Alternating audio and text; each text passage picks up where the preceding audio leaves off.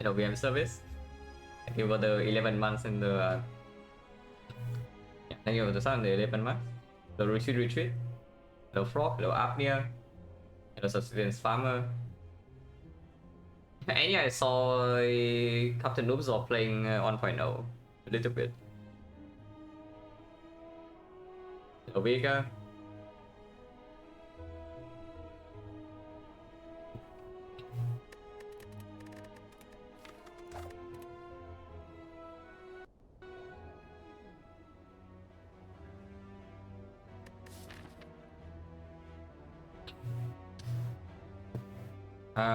Yeah, early elite is avoidable. We are facing hexagons at the end, so it's possible to like go here and then take 2 super late elites. Or you can try to take floor 6 elite into floor 8 elite into fire less shot to solve hexagons and then the third elite here. If you want to go here, probably need this. Maybe sometimes we can take this. If you take boss swap or damage for red colorless, you are avoiding the early elite. You most likely want to go here or here. If you're avoiding the early elite, you probably don't want to go to the shop though. So it's something like this, yeah.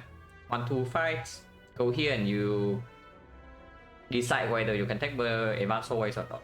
If you cannot, then yeah, 3 fights only into fire, and then you see whether this burning elite is takeable. Probably not.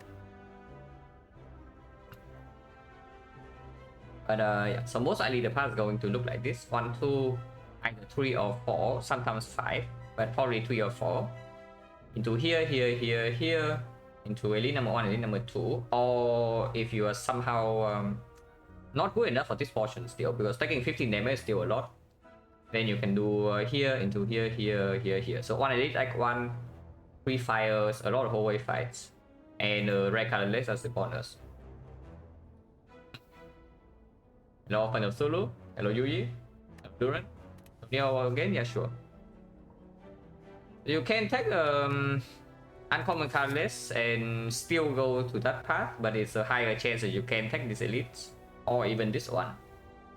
And you can get more hallway fights, yeah, because this is slightly stronger in hallway fights. Or you can take 3 potions and try to brute force this elite. And this floor 8 elite is not forced.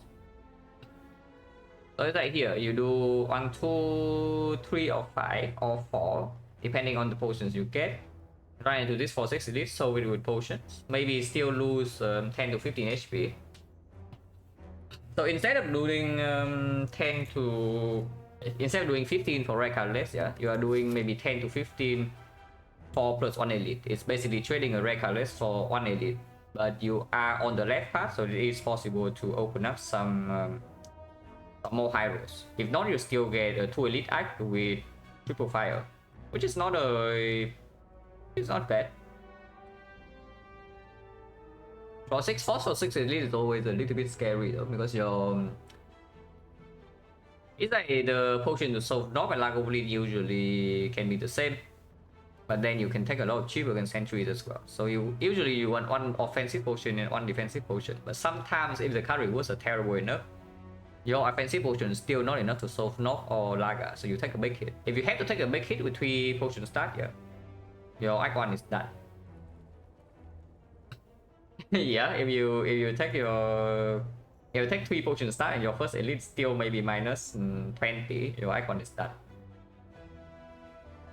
What happened when potions are all bricks? Don't like it. No, potions not being if you say potions are all bricks, then no option is good.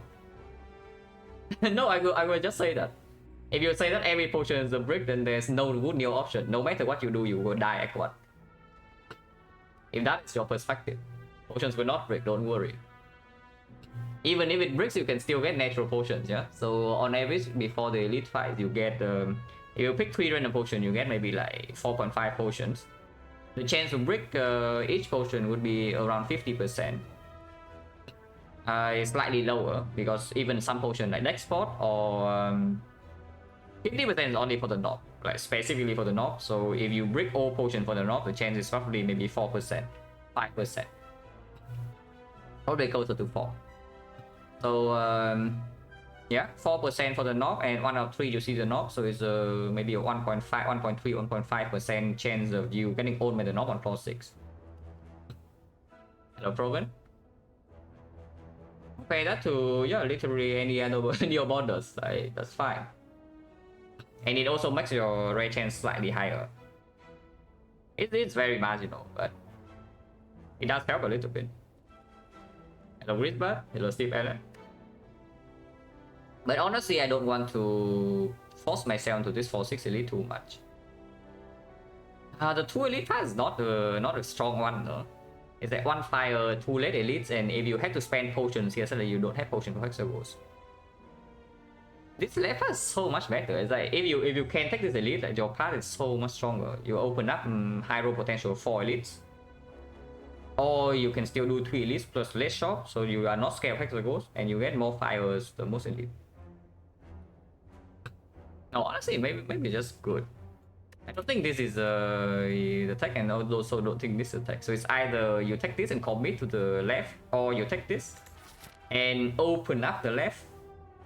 But you have the option to pivot to the right. But I do not want to go to the right. I know, really, I just do not. Unless you tell me uncommon colors somehow strong enough for us to go fire into this burning elite here before the chest. Yeah, pretty doubtful.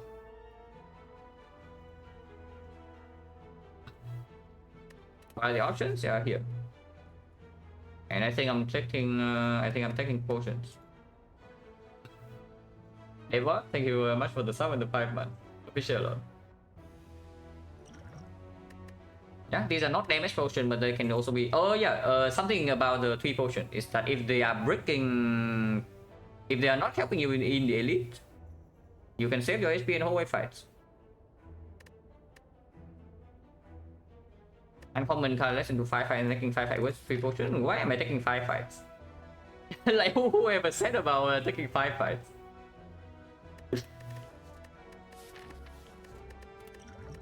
That boy, yeah, not too interested. Yeah. So we start here, take 2 fights and then see. I do not commit on this 4-6 elite yet. If there's no way to do this, you can still go this way.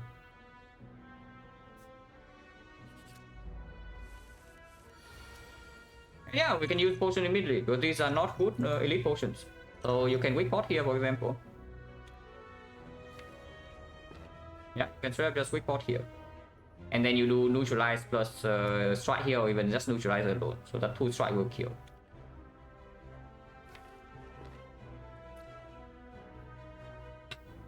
A 15 for rare bet, that is not a rare, that's a rare colorless. And we are fighting Hexagons, so the bomb is also complete trash. So the bomb is trash, panache is garbage. And what are you hoping for with this rare colorless? There's an apotheosis, yeah, cool. The sadistic nature a little bit against Hexagons, okay, fine. Everything else is bad, and you're taking 15 damage, you're shutting down every single good path you can go into. So that's basically it. It's like you don't hit apotheosis, you are set. You hit the hand of grid, is hand of grid even so good into Hexagons? Not really. So you also need this shot to perform. And how do you go to this shot? Yeah, you need to go here. After taking 15 damage. So yeah, no. There's no real hits unless you say you get exactly apotheosis.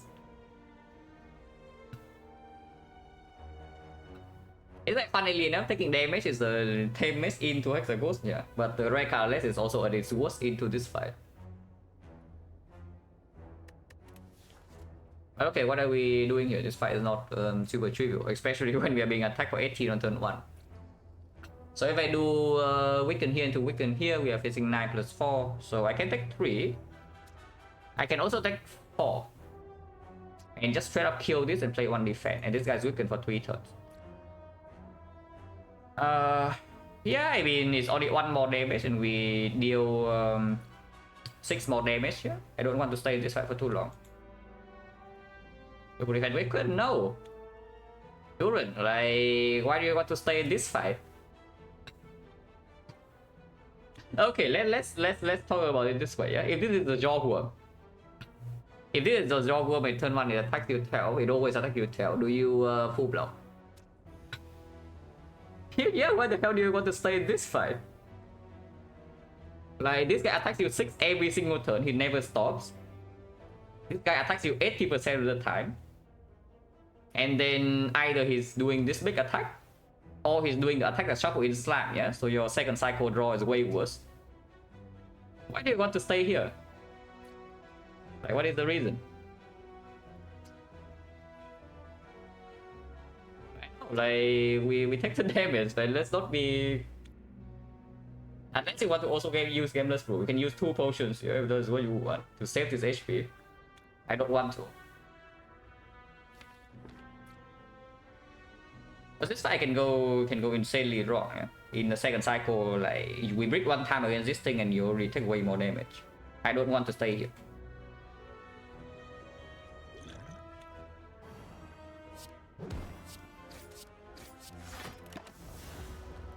Of course, with good draws, you take 0. I will say that if you greet the HP on turn 1, if you draw extremely well and this thing cooperates, you will take 0. I don't care.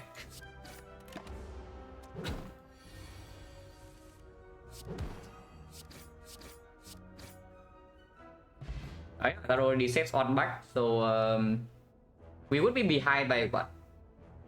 2 strikes.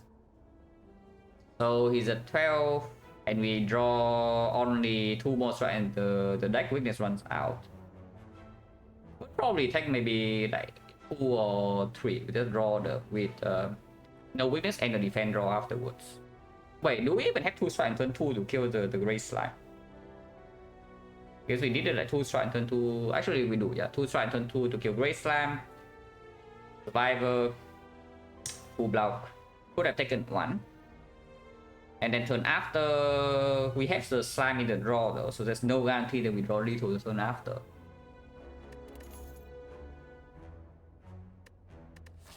What a garbage. Oh no.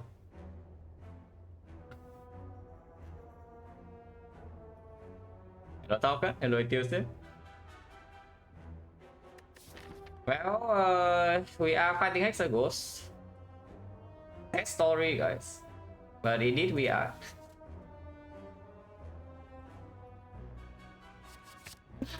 Oh.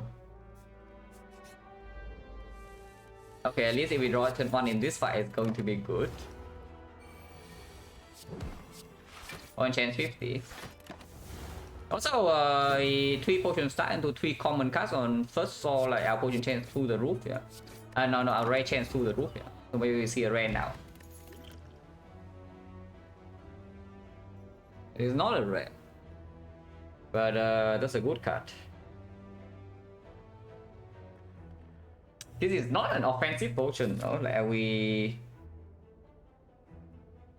we go here anyway. It's like we can try to take 5 fights because these after getting all defensive potions, yeah. I might even using something like that. Export here, even Gameless Brew here. This way, if we get stronger things to prepare for this, I will take this. If not, then yeah, sure, we still take like maximum hallway fight instead of going to some cringe notes. And if I take maximum hallway fights and then I have to take 1 elite, then so be it. It's not that bad. OT is considerable? No, only 2. Yeah, only 2. Because if you think about advanced hallway, like this also outperforms this. So when is this ever good? Like centuries. Yeah, is this that suddenly worse than Dagger Spray in centuries or not? And yeah, we go left.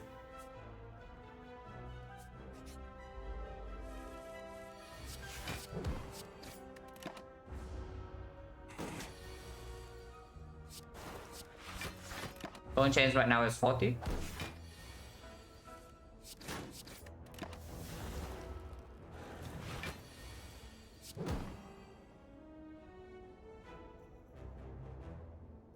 Yeah, 1 damage off. Next slot is advanced hallway. Like next spot for 2 is a little bit weird. But if this side draws the potion, I will throw away the next spot.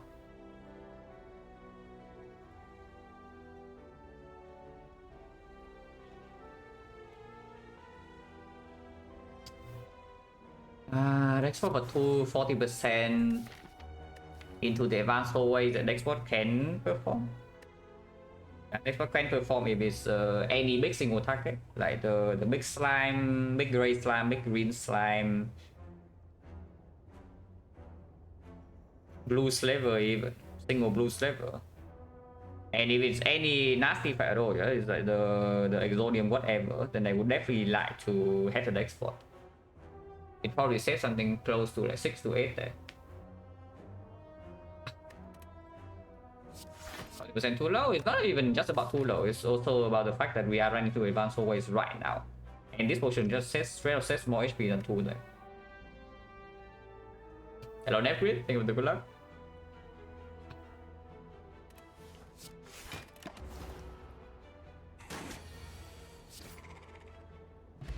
50%. Now these are certainly not telling me to go left, I will tell you that much. It's not like they are bad cards, but they are certainly not telling me to go left.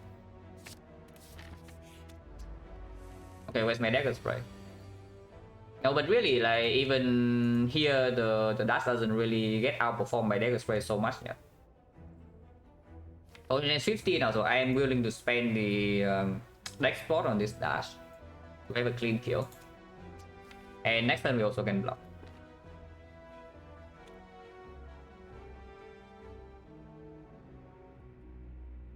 Yeah.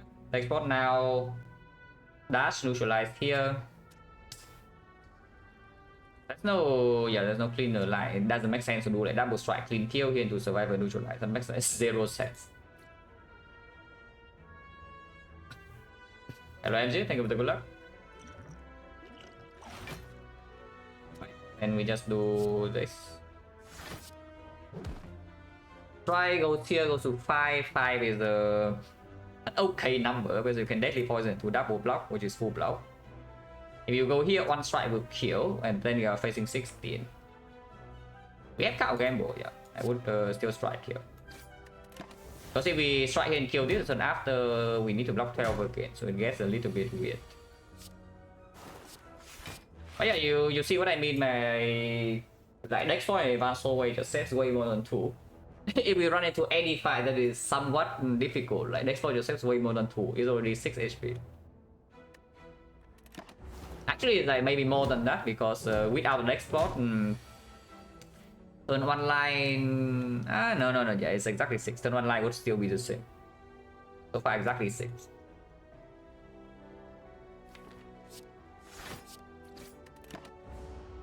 Yeah, 6 is a bigger number than 2 last time I checked.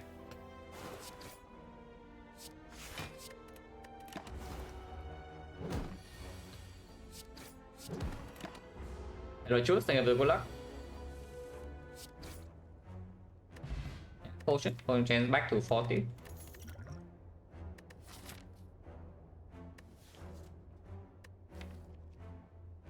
Okay, this is when we need to really decide where are we going.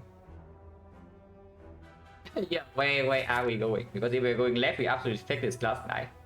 If we are going right, we can take the left plans. But yeah, I need to decide right now. How's our knock damage? On chance 40, so we probably don't get more potions. With the Gambler's Brew and the Energy Pot, we actually can play everything. On 25, 30, 30, 46, 46, 49, 49, 59, 59 plus maybe 11, 17. We are taking a big hit from the knock still. We're using 1 potion. If we're using 2 potions. Deadly poison on turn 1 plus another 4, 74 plus 16. Need to redraw Glass Knife basically. Plus burning into Burning Elite is possible. It's possible because I still want to pivot back to this side if I can. And sometimes we also get a very good thing here, and we can still take this. Yeah, taking Violet Plains right now is just freaking weird.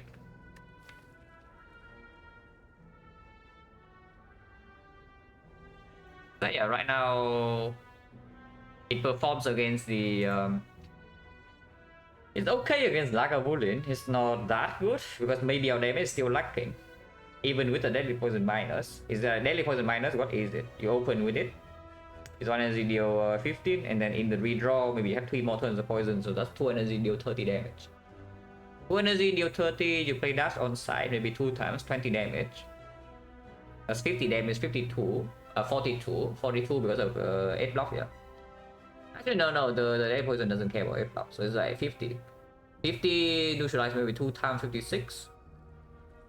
Yeah, 56, cool. Plus 4 energy with double dash, 5 energy with deadly poison. You have 12 energy in total, so 7 energy on strikes. So yeah, 56 plus 35, that is 91. Lagavulin still at 20 plus HP. Oh, that's assuming you play every single energy on strike that is not dash or deadly poison. So yeah, that's a little bit fishy.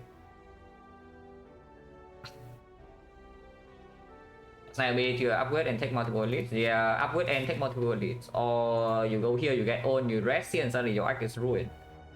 Or you go here and you die to this fight. But yeah, it's just that Violet Plains right now doesn't actually perform against any elite. So if we take the Violet Plains and you want to play absolutely safe, you cannot even fight this. So maybe you have to go here. And I don't know, because the second Violet Plains I would not pick. Later on I will miss it for sure. But we currently have 2 potions. Probably just take Glass Knife and hopefully we can force this somehow. Again later, no, yeah, if you think about it like that, no such thing. You can get anything later. It's like, yeah, okay, Red Form Plus, you can get that later. You see Alchemite, oh yeah, you can also get that later. You see, yeah, but later, oh yeah, okay, shows up next act. No problem, guys.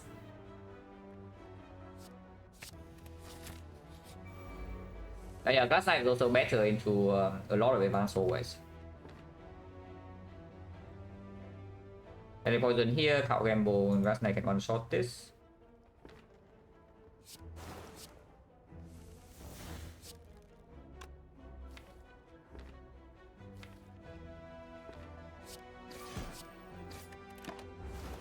Own change is 40.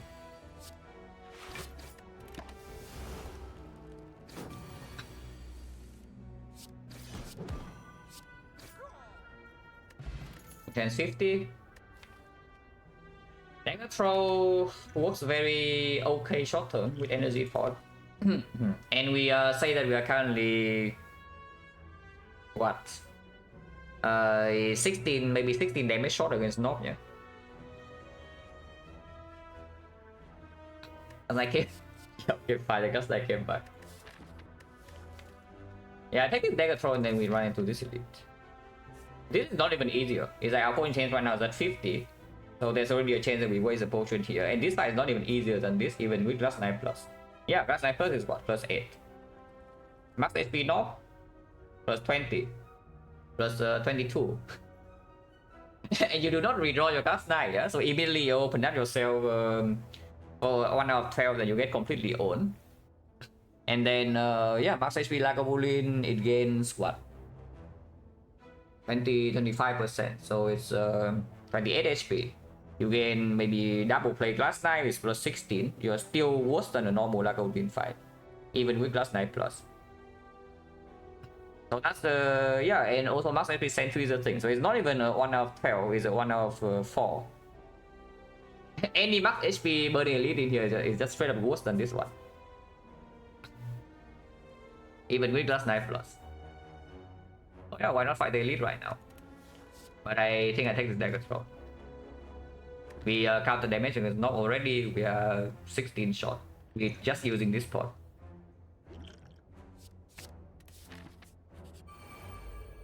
Entries. Getting the daily poison, amazing job. They are all roll 43 though, so at least I don't need to think about which one I hit first, yeah. Whether I hit this one or this one, they have exactly the same. But yeah, as usual, I always say, you want to play 1 block card on the first 2 turns, 1 energy on the first 2 turns, and you better just play Survivor. But it's a little bit different now because we do have the dash. So if there's any lethal chance with something like Dash Strike next turn or maybe Dash Dagger Throw, then I can set it up slightly differently. 22, 22, 21, yeah, bad number. But if we do, I guess we can use Energy Pot for like 10 right now.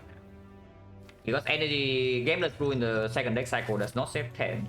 Energy Pot in the second deck cycle in this fight also doesn't really perform.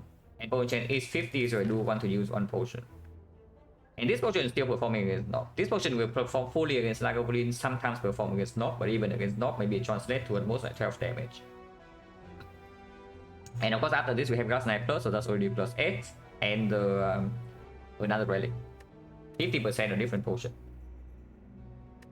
So I do think Gas Knife Strike here, 20, it's like 28 damage. Going to 15 is a very clean number, because 15 Dagger Throw plus Strike is killing perfectly. Dash plus Strike is also killing perfectly. We can Energy Pot for just 10 block.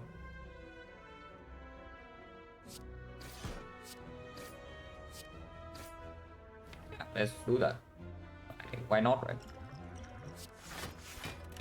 Block pot.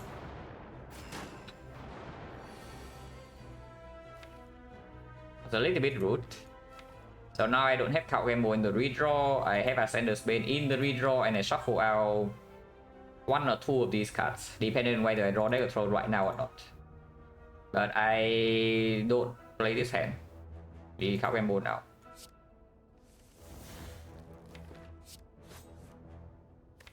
That's really good. It's fine, we shuffle out we exactly bottom deck and shuffle our dash. So that's our best card in this fight, yeah. This can strip artifact for the deadly poison. So what about that? Next turn we have 10 damage. Maybe we expect something like 15, 16. So right here 19, 22, 24 over 2 turns. That's 9 redraw is going to be 12. Maybe, yeah. The problem with neutralize here, of course, is that next turn neutralize draw will be wasted anyway. 2 turns from now neutralize draw can actually block 3 if we hit this guy. So you strip artifact here, because they have exactly 43, so it doesn't, honestly it doesn't matter that much which one you hit now. This draw they can always screw you over. But neutralizing here open up the neutralize redraw to actually work against this guy, because next time we know we have full block. Vega, don't spam. Like enough is enough. I mean there's a reason I ignore you, yeah. So enough is enough. Don't spam.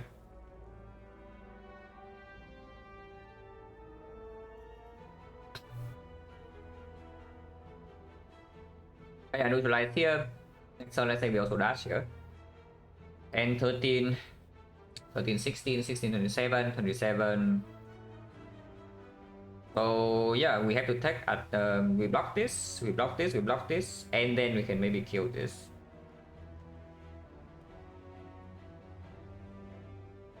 So we need to block 3 attacks. Yeah, so most likely we are having to block 1 more attack here. Because 24 over 2 turns we can probably do, especially when the deadly poison also works. And this is a 12 damage redraw. But yeah, 3 block redraw potential is like definitely a thing. And I guess if we neutralize here right now, it also opens up the thing that if we redraw neutralize immediately, at least we can strip artifact. And the artifact strip is not going to be wasted, because deadly poison is in the redraw. Let's neutralize it.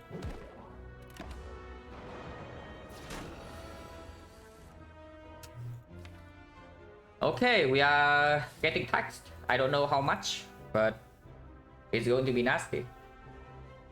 yeah, I have no idea how much tax we are going to face, but it's not going to be very nice, because now we are not dealing any damage, and our block, we are also shuffling out like 3 block cards. We are wasting 10 block here.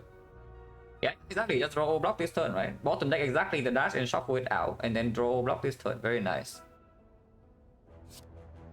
I should hope that we are not taxed by maybe even 25 HP here, because it's very possible. If I lose 25 here, we probably cannot fight this elite if I choose to upgrade. But if I choose to rest and we don't get a knock potion, we still cannot fight this.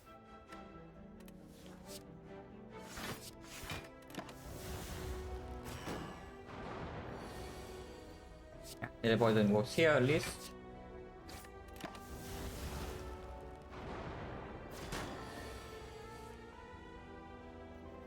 Yeah, that's expected really. Hopefully we can draw into a block. Oh, that's minus 10. Minus 15 so far.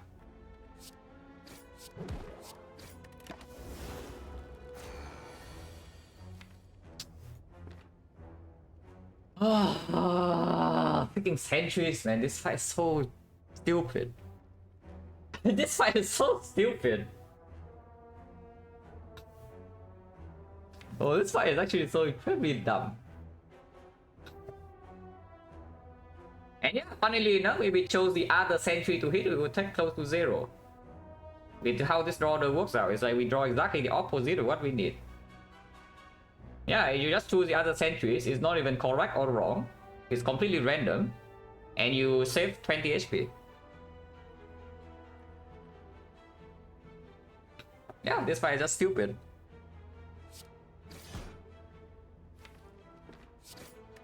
And no, I don't use Gambler's Brew here because like, what does it even do? There's 5 or what? And yeah, we actually did get tax for 25. We actually got tax for 25. No potion, yeah, okay, cool. Right, this is impossible. If that is impossible, we take Acro. I know really, if this fight is impossible, we take the Acro right now. Instead of taking Agony and try to rush to this floor. So it's still with Grass Knight, yeah? Because Ivan's always coming up.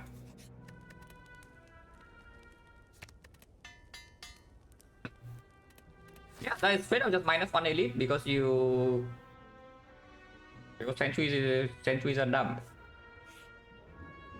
Okay, at least we get a full heal. If we want a full heal, I want a full heal.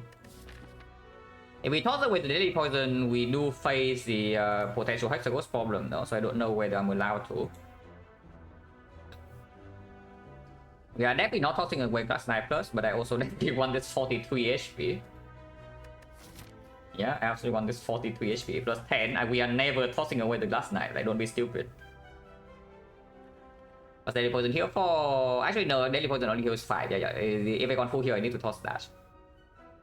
And yes, I want a full heal. And we just fought the sentries. Into the Hexaghost is not that good.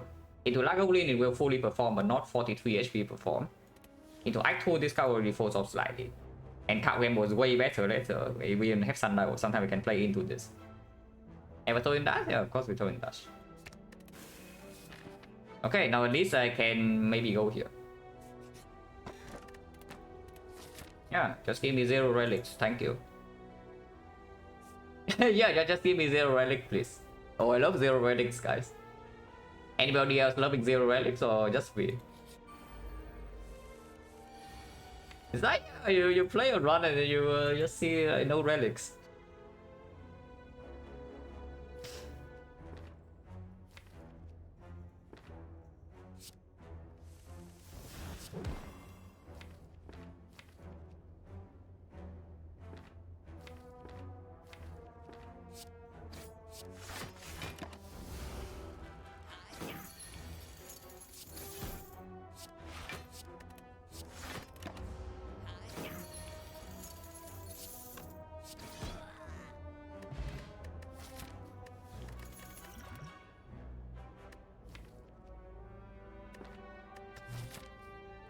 Well, time to make another choice.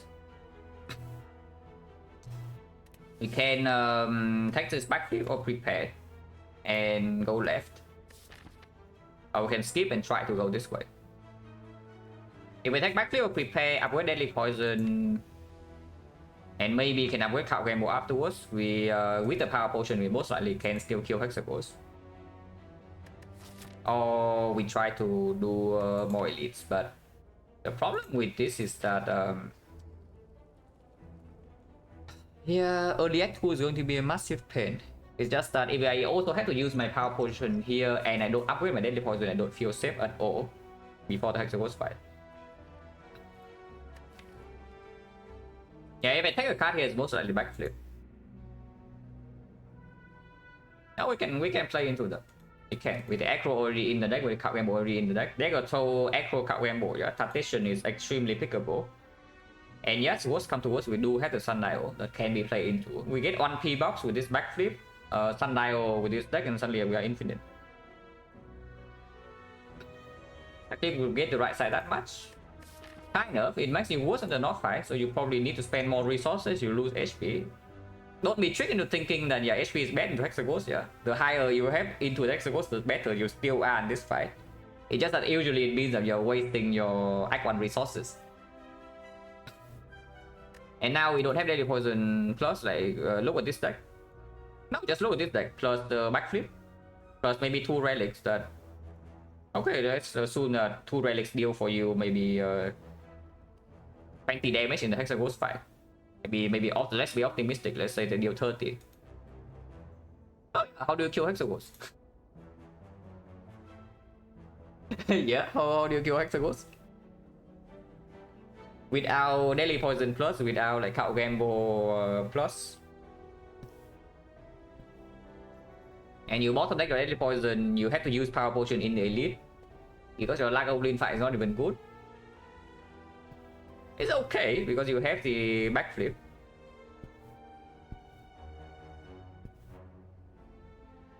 I'm playing this right now where 4 HP is good. Yeah, exactly. Which is why I'm a little bit torn here.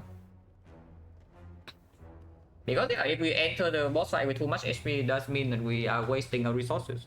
So we're trading what? The shop is not even amazing, yeah, because shop on 221 means that we're buying something short term. If I already go left, I don't want to buy something short term. I want to buy something that's actually strong later.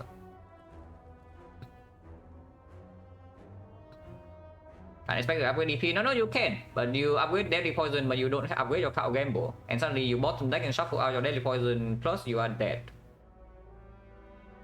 Yeah, it's just that. You bottom deck and shuffle out your Deadly Poison, what's your plan? Let's look at the Sentries fight. We bottom deck and shuffle our dash, and then the fight goes to crap. The Hexaghost is even nastier than that, yeah. Question mark elite, question mark shop? It's possible. If you are dying to the Hexaghost, you can go to shop.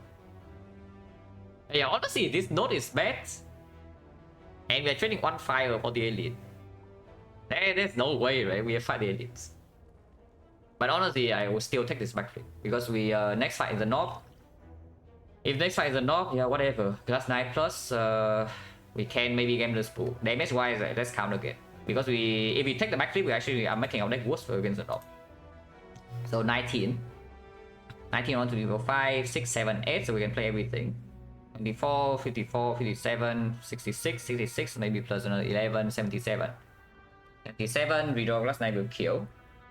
But only shuffle only is possible if you play Cow Gamble or on the early turns, or you use your Gambler's Pool. Both are not amazing. You can take 1 hit to the knock, is not terrible. I would prefer not to. But yeah, whatever. I take this backflip. If we run to Lagavulin, we're happy. If we leave this Act 1 alive, we are happy with our relics and the cards in our deck. But yeah, we go here. This is a fight, by the way. Usually, it can 20% shop. Yeah, 20% is a shop, and then okay, whatever. Yeah. Okay, fine. Okay, at least we have a toolbox. At least we have a toolbox. If I hit the 20% shop, at least give me something good. Yeah, there's a Happy Flower as well, which is quite nice with these relics, but toolbox is just stronger. And right now we do have a small knock problem, so yeah, this card is this relic is just good. Into Hexaghost, sometimes I can bail us out if the draw is terrible. Just ask, I don't want this. Like, what do you mean just ask? Yeah, what do you mean just ask?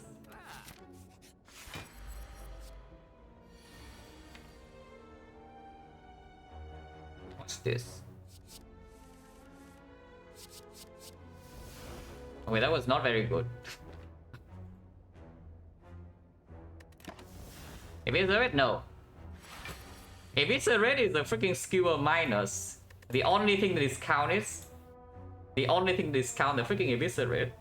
is your prepared and maybe the cow gamble, but cow gamble eviscerate is not a real combo because you need to draw into the exact one order. You cannot even draw them on the same hand. So yeah, just think you play your acro and then you play your eviscerate. What are you doing? 3 energy deal 21. Okay, cool. That's a skill minus. You are still spending 3 energy, yeah, because you spend 1 energy to discount it by 1. So and you cannot play your deadly poison because yeah, you need to spend all energy on eviscerate. So what does it do? Medicine mayhem is okay. It's not the terrible mayhem. It's not the best, not the worst. I was thinking that if we already miss a deadly poison, I want a little bit more damage, you know, and there's that. But that was a pretty underwhelming. Yeah, that was a pretty underwhelming metamorphosis. Okay, I can open next one.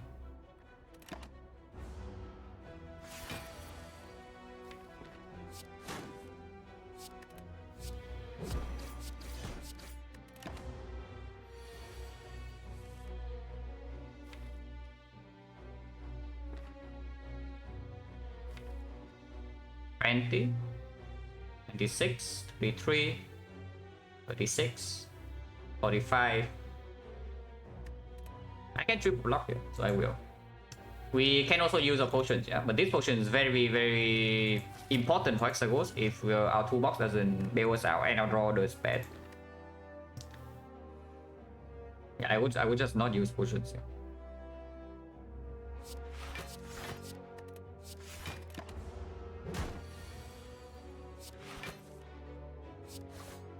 A chat from Meta the spy spitting my face. Yeah, like look at that. Wait, what? Where's the freshest header? Wait, I just saw 8 damage for free, you know. So what's wrong with freshest? But yeah, where's my weakness? It's true. Where is my weakness? This is better than Deadly Poison, so I play it. But do I still play the Deadly Poison or not? Because if I defend here, we take 10, 41. Next turn, my off turn, I'm dealing what? Probably something similar to this. 18, maybe 27. Goes to 14. We draw Sundial. Yeah, because we have Sundial Acro Backflip, I think I would defend here. Because we do have 2 weakness as well, yeah. So the next time it attacks us is going to be weakened 5. So we only are facing 15, and there's the Sundial Energy, which doesn't do anything. But I mean, it's doing something. But yeah, here we are taking 6. The last time we take 5 more. And even if we play the we play Dead Poison, we would kill. So this is saving this is still saving a little bit of HP. Or you can believe. You can discard the strike here and then play the cow gamble. And you believe in the silent. I believe in the silent. So just end up taking what, 1 more. Yeah, -1. That's not that bad. Okay, now that is going a little bit too far.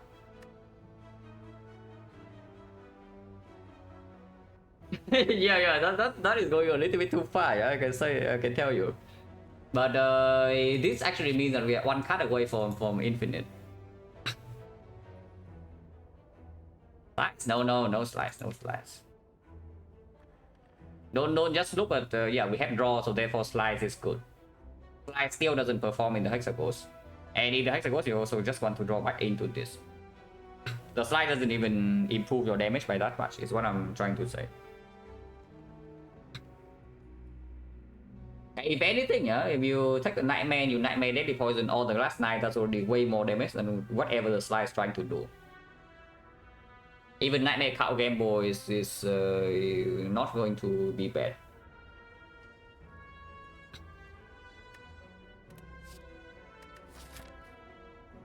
We do have Eternal Feather. Attack Potion. Oh yeah, Nightmare Power Potion as well. Attack Potion against the North, but this potion also is good against the North. Considering here, Nightmare Cow Gamble, we have many Nightmare targets. Later on, yes, of course, Nightmare Cow Gamble opens up Nightmare Red Form immediately after this eye. But in the Hexaghost fight, you can Nightmare Glass Knight, you can Nightmare Deadly Poison, you can Nightmare Cow Gamble, you can even Nightmare Neutralize sometimes. You can Nightmare whatever you get from this. Oh, I take this. Yeah, just take this. Attack Potion, Eternal Feather right now 20 cards, so that's already plus 12. We have 60. 48, so as long as we don't die to a knock, we have enough for the Hexaghost fight anyway. This is still more important to Hexaghost, and this is comparable to Attack Potion in the knock fight. I would just keep these potions. No. I mean, you can click this and then go to the shop. I don't know, after spending all our gold here, we are fighting the elite. And I need to be prepared to take 2 big hits against the knock. So that's 8 plus 24 plus 24 sometimes, yeah. With this deck, it's definitely possible for something like that to happen. So getting to the threshold where I only take 1 big hit on the knock. Like if we are prepared to take 1 big hit on the knock, maybe we prepare for something like 8 plus 28, so 36, which means I can click 2 times. But if I have to take 3 hits, then I cannot click a single time here. If I lose more HP clicking this or fighting elite? No, of course we fight elite. What do you mean? Since when is this 1 elite worth 1 relic? Yeah, what happened to the rare card? What happened to the gold? Since when is 1 elite worth 1 random relic? Also, yeah, if we do not click Strapos at all, we can lose a lot of HP here. For example, Sentries, you can maybe take Hand of Greed and lose the 30 HP here. I'm fine with that, because Eternal Feather heals me back and then we are fighting Hexaghost. Honestly, I probably just actually take the Hand of Greed, because Glass Knight Hand of Greed is a clean kill. Even if not, then it also opens up a Glass Knight kill next turn. Yeah, no potion use here, yeah, because we are healing 12 into Hexaghost, so we are having 60. 23 goes to 19 or 17. Both are bad numbers. Last night 24 is 1 shot. Deadly Poison, so 5, 6, 6, 17. Yeah, that's exactly 1 case. I guess 1 case is good enough for me.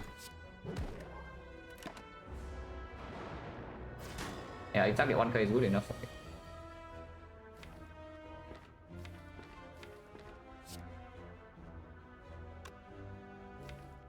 You can take 20 here, Nightmare Glass Knight, and then the fight is done. So we go to what? 26 you are to 38, so we want to take 3 more. But this Sentry probably got our back in taking 3 more.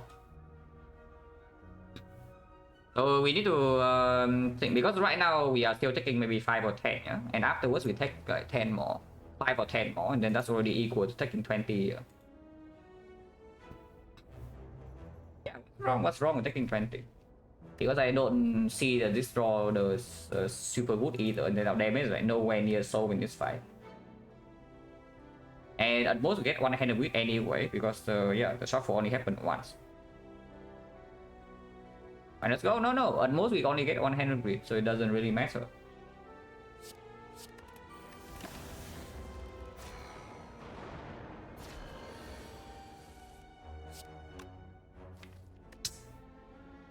Of course. Next on no guarantee block when I'm facing another 10.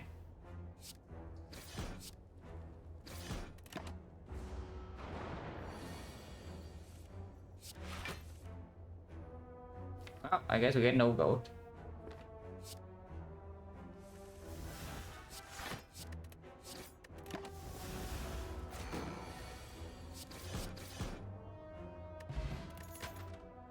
That's a lot of healing. Okay, now this is officially going too far. This one we absolutely cannot take. Yeah, this one we absolutely cannot take. Second acro really weird, right? I mean, it would not be weird if we are fighting the Guardian, yeah? If we are fighting Guardian, I could take the second acro right now immediately. But if our Nightmare does not line up, we actually are still dying to Hexaghost. Funnily enough. I have to, I don't have to do anything. I do not say that. I do not like these I have to things, yeah, especially when the run is still in a dangerous state. Yeah, if the run is completely chilling, sure, I can jog around. But in this day, I do not appreciate those. Had alchemized already clear? No, no way in hell. If I have alchemized already, I skip even harder because it kills me short term. If it kills me short term, then what's the point, right? Don't we already have a heavy sustain when I may alchemize? Why do we need infinite potions? 4 potions per fight, isn't that already enough?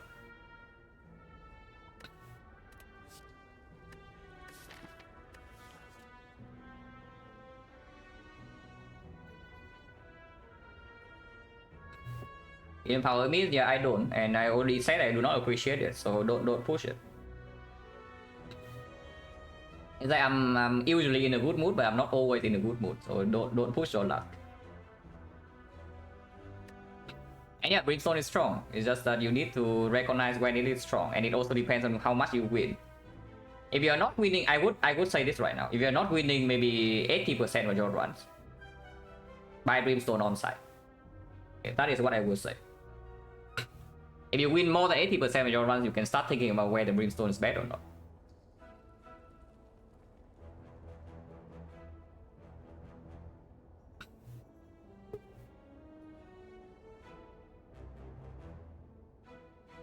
But yeah, I don't want to skip, but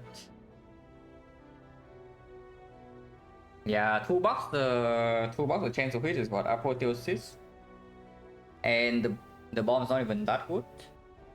Discovery is a little bit, magnetism a little bit, but not anything guaranteed. Oh, by the way, I forgot to take 3 damage, but that's fine.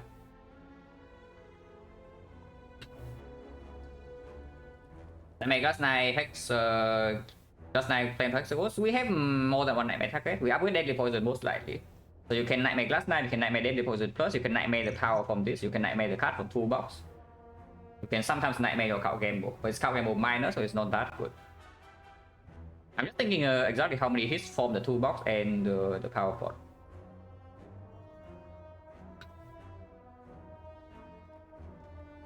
Echo set it up, upgrade Nightmare, Echo Nightmare Optimistic. The problem with upgrading Nightmare is that suddenly Nightmare Deadly Poison doesn't solve the fight if you get it too late. Yeah?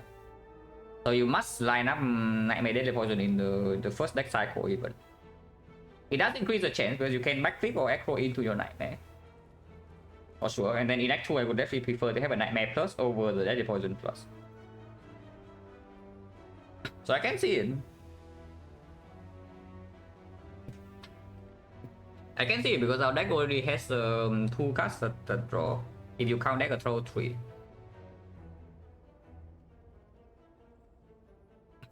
Couldn't either took 5 or 2. Yeah. Taking 5 still better than. Taking 5 still better than not though.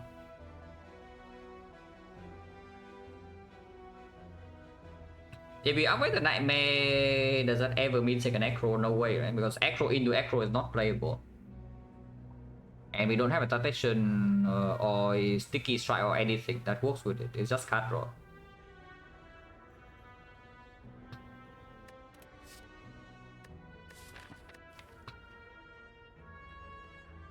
Okay, what if we miss the thing? Do I need this Bane or not? Yeah, do I need this Bane or not?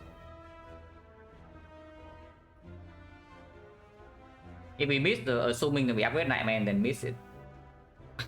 Our one next cycle is what? 1, 2, 3, 4, 5, 6, 7, 8. Maybe we play this, maybe we play this. 4 turns, yeah, 4 turns sounds about right.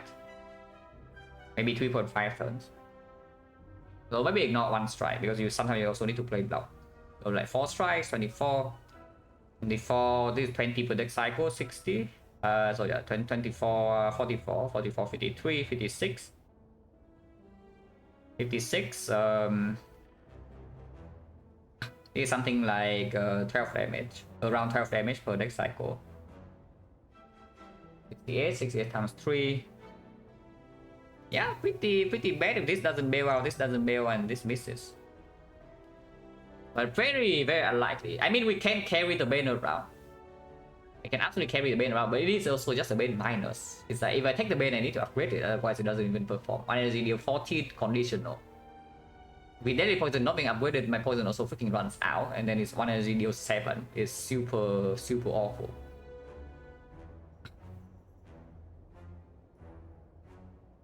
Finally is better than Skip? Picking something? No, like why is Finally better than Skip?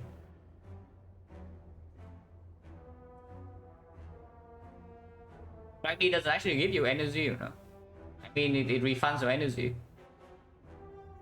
If you have a welded plan, then sure, Finally is maybe positive because it makes your Nightmare stronger. But Finally is already not a good card in the Hexagons because you draw into more burns, yeah, than you draw into more death cards than usual. So once again, yeah, that's just optimism. It's like, yeah, okay, I draw my flying need first, and then I draw my expensive card second, not the other way around. Otherwise, you have a 1 energy deal 8. With Skip.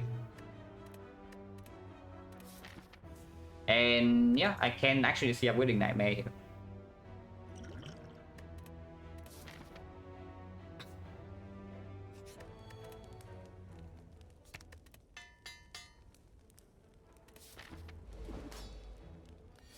Well, toolbox is not performing. I mean, you can take this, depress Sundial a little bit. Take all trades, one random roll. If it gives us some garbage, we cannot get rid of. For example, like Forethought. We are actually in trouble. I would take this. It does play a little bit with Sundial.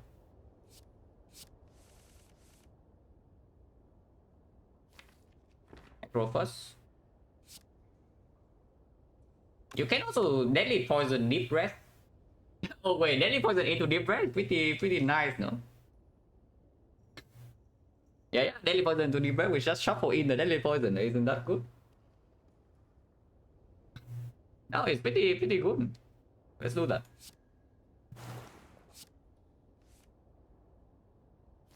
Six damage. If I echo into the yeah, if I echo into the Deadly Poison immediately, then it's weird because suddenly I don't play my Glass Knife.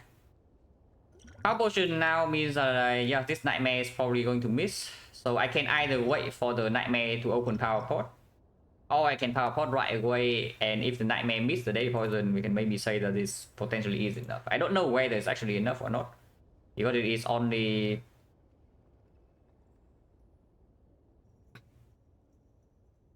A Nightmare DP if Echo draws it through, it's not even stronger than this, you know. Because right now we can still Nightmare the Deadly Poison. In fact, I might even just cut a game with this hand, instead of playing Glass Knife. We draw into the Deadly Poison faster. This is the biggest gamble hand we are going to have in a while. And Thunder was on 2, so we also advance. We also like can get it faster. Get the energy faster.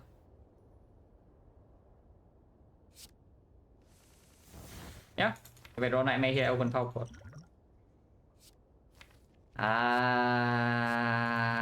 That's brick. Oh, what? Oh, like, don't even try to start about Nightmare Red Form. That will kill you. Yeah, that will kill you. So we either take Red Form and leave it there, or we take the 1000 cuts, but then we Nightmare maybe neutralize. Nightmare Ring neutralize is possible because it guarantees weakness next turn, and next turn we are being hit for 4 times 6. Yeah, so it blocks immediately blocks 6, and it drops with 1000 cuts a little bit more. We have a lot of card draw. It guarantees weakness for the Inferno. I was ouch, okay, yeah. It's wrong 1000 cuts. Yeah, nothing wrong with it. It just doesn't deal enough damage. But nothing's wrong with it.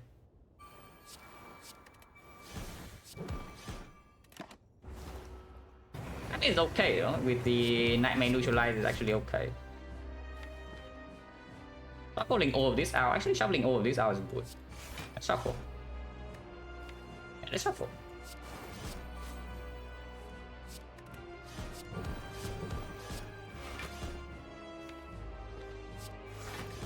Seems fine. Seems fine. We take only 3 damage here, and it's going to be weakened for the Inferno. Like, not a massive problem. And we never draw these burns. We actually never draw these burns, funnily enough. And You don't want to deep breath here. You don't want to deep breath here because you say we have decent block. Next turn we are facing 4 times 2. DP or DP, Deadly Poison, Deep Breath actually go completely ham in this fight. So that's good.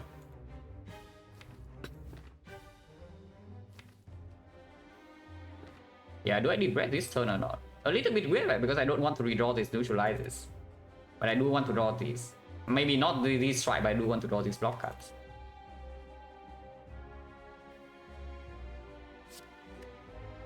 It is 1 damage, no, I would say it is 1 damage.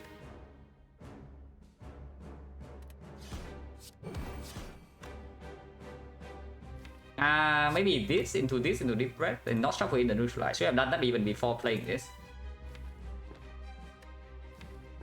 Yeah, actually let's just secure the fight. Just secure the fight like this.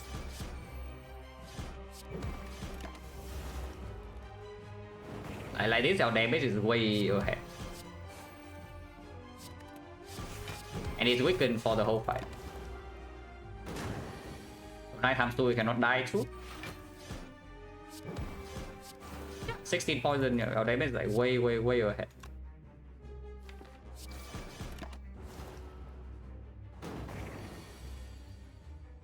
Playing 3 defense out when you're facing 9 times 2 next turn is a little bit weird, but not doing anything is also a little bit weird. I mean, I shouldn't say way ahead, it's like 15, 14, 13, 12, so it's only 54 damage from poison. We still need to do something like 30. But with 1000 cards this turn, we are getting 3 damage, it's probably fine.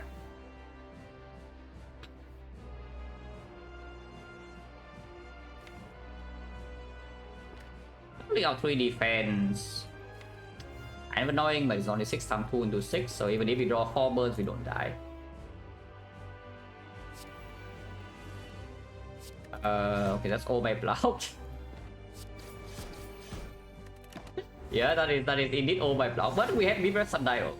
So if we draw into this right now, we do get we do shuffle in some stuff. Sundial immediately, so we waste it.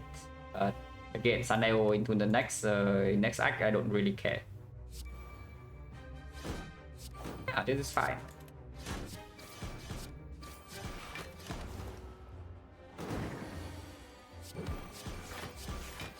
I mean, yeah, okay, this Deep Breath actually completely carried the fight, so I cannot trust talk it.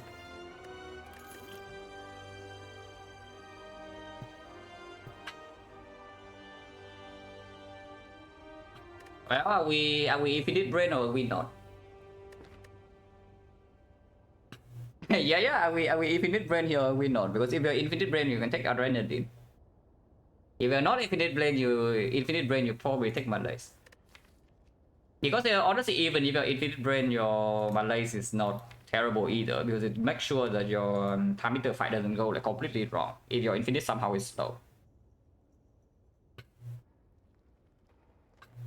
Bullet time is surprisingly decent, and it makes the Snecko suddenly pickable. Yeah, Snecko Thunder is already a small combo. Snecko Toolbox is another small combo. Snecko Question Card is the combo, and Snecko already works with like Acro Backflip, Nightmare.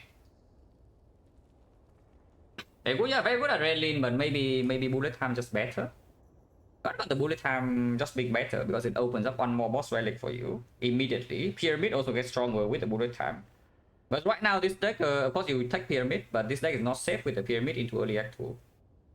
Even if you get something like T-Box, basically whenever you brick energy, your Bullet Time is going to perform. Whenever you don't brick energy, your Bullet Time still performs because you have Acro Backflip into it. When you have when you have Snecko, the Bullet Time is completely massive.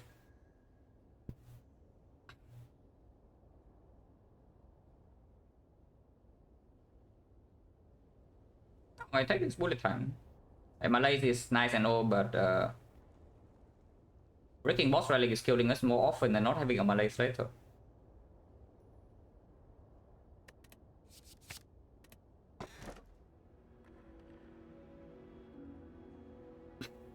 Is there a story behind how I got my kitty? Not really. I basically had a cat my entire life.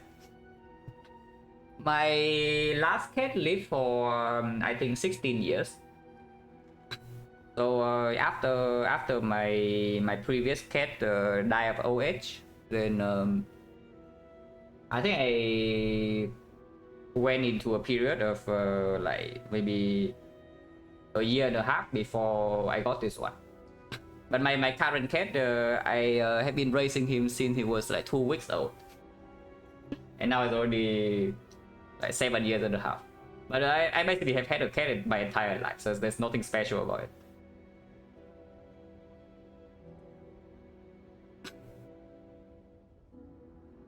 Was my last cat's name also Cat? Yes. Every single one of my cat's name is the same. I just call them the same word.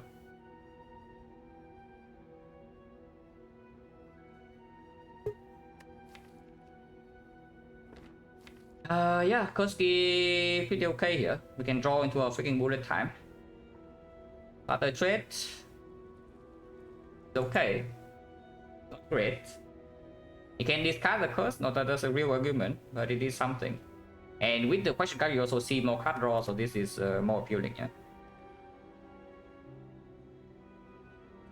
Is it cat or Viet for cat? Yeah, the Vietnamese word for cat is mèo.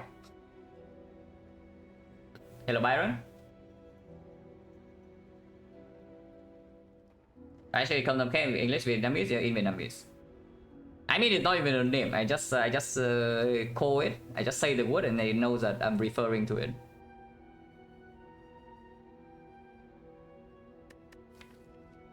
Yeah, just take the key.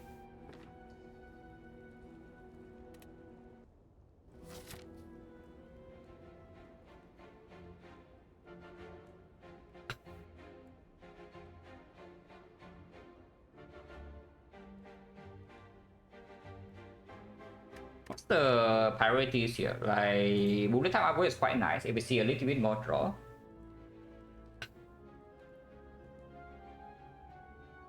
Is it true the Vietnamese has an unpronounced game shows where people try to figure out the correct one to use?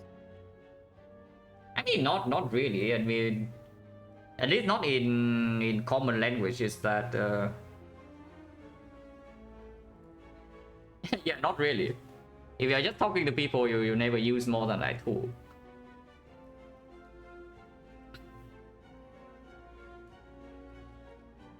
On Defect saving post like 4, can I have focus for Gameless Brew? Discard one of those for very decent amount of focus in the deck. I mean, yeah, for Gameless Brew, Fairy is okay.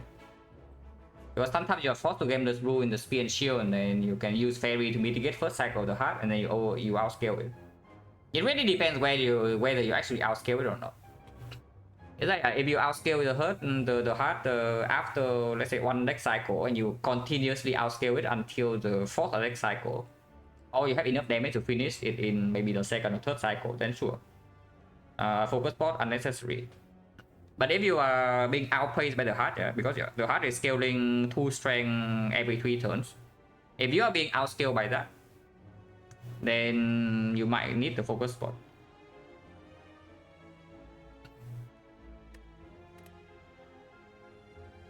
Yeah, bullet time upgrade is quite nice if we actually see more draw. Early shop is possible, late shop is also possible. So for example, we can do like this, 1 to 3 fights, 2 question marks. No early shop because we don't have that much gold. We go here, chest, burning elite. A little bit dangerous if we want to open the chest, because suddenly burning elite is 1 floor after.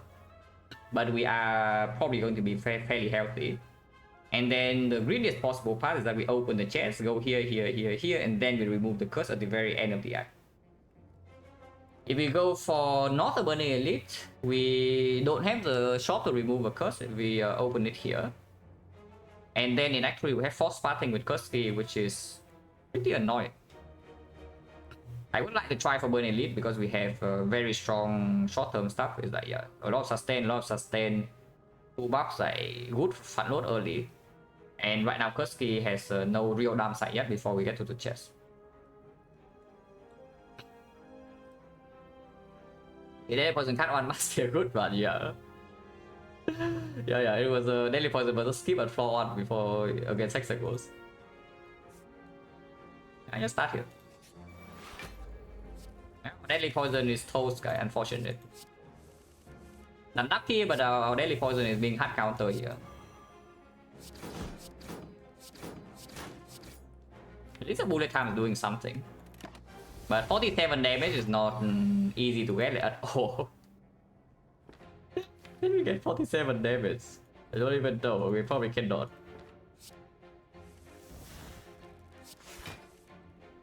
We can weaken it though. We can actually weaken it.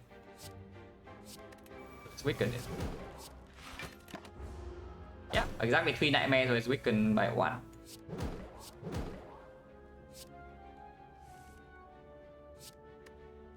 Is this killing or not? I mean, even if it kills, like, we don't need this. 18, yeah, not really.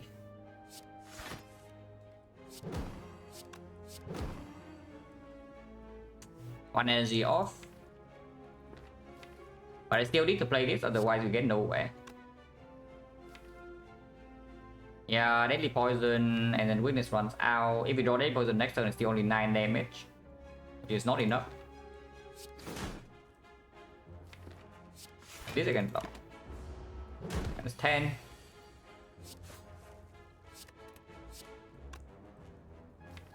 Set up sundial. This is full block.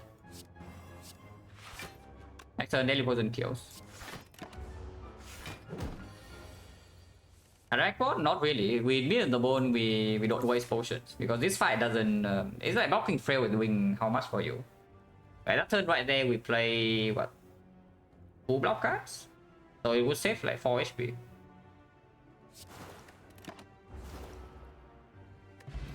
Okay, fine. Plus -4. Yeah, whatever. -4, guys. Move on.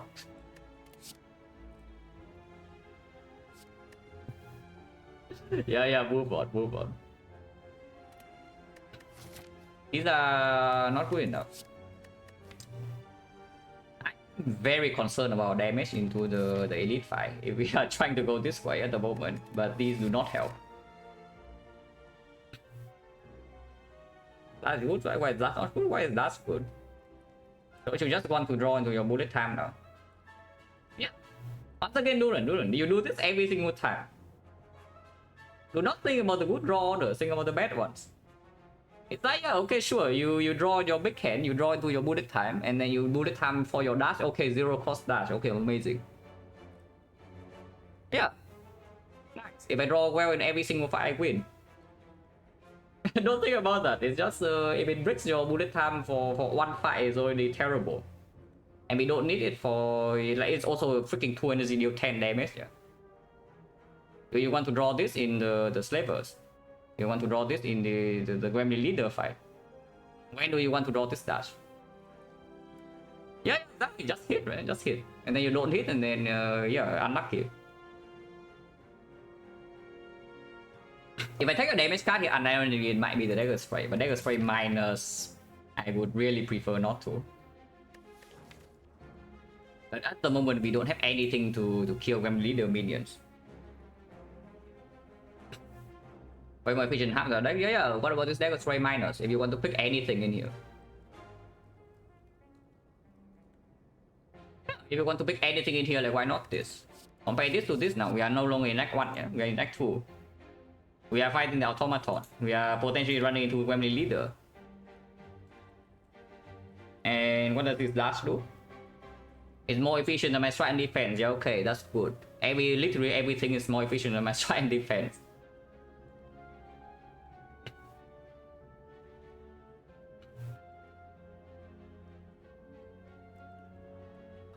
If we play playing defensive with me in the bone is like so wrong, no?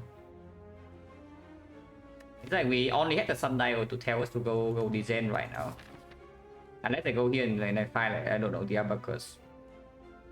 I don't want to go here.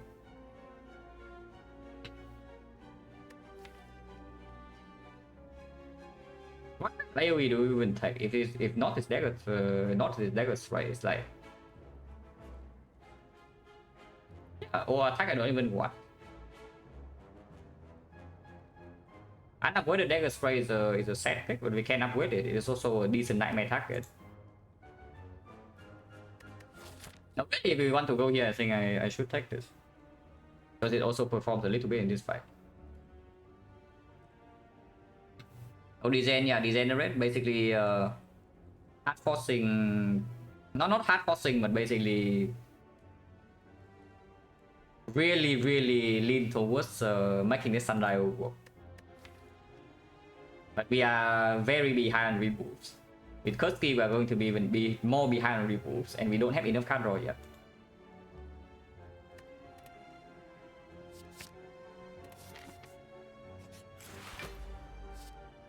That should be good here. Nash, Magnet. Magnet doesn't lead to anything good. And that leads to a little bit of good things, but not that much. I can actually just take the Magnet because it can also give me block. Right now, this deck doesn't really block, it also doesn't deal damage. 25, no, it's not 25 gold, but it can actually block for me. Sometimes. Oh yeah, not with this hand. Yeah, definitely not with this hand. I mean, I may take 5 to play it though, still.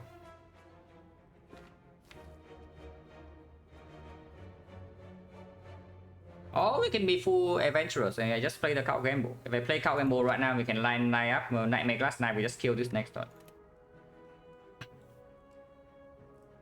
Because we have drawn through all our block, yeah. Every single block in our deck is almost every single block in our deck is gone. 8 Gamble.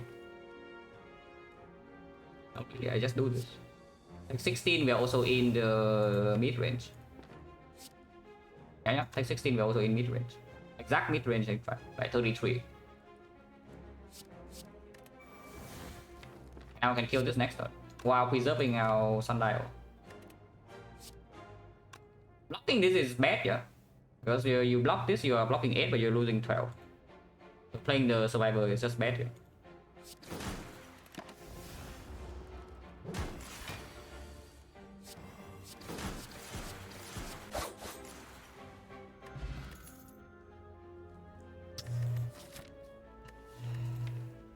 No.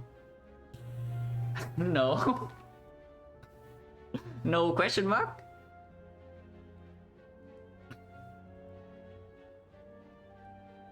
So anyway, what do you mean lethal anyway? Without the Nightmare Glass Knife? Yeah, it's not even close. What do you mean?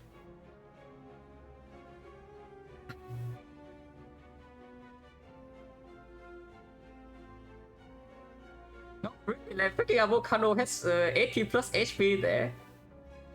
And you're asking whether it would be lethal without 72 damage with a deck with base cards. We are playing what? 1 Glass Knife, 2 4 Strike, 1 Dagger Spray minus, and you're asking whether we have lethal on avocado from 4 HP. Yeah, interesting.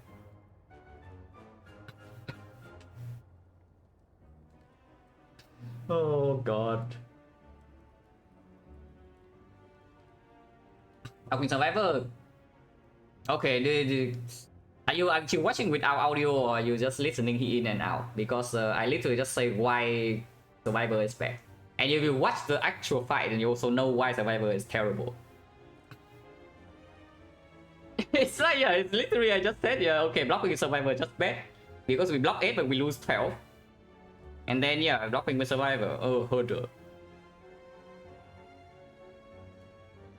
Man, it's like, I want to be nice, you know, but this is a little bit, if it comes constantly, my patience gets reaching its limits. It's like, no, really, it's like, if it comes like every single time, then it gets a little bit too much, you know.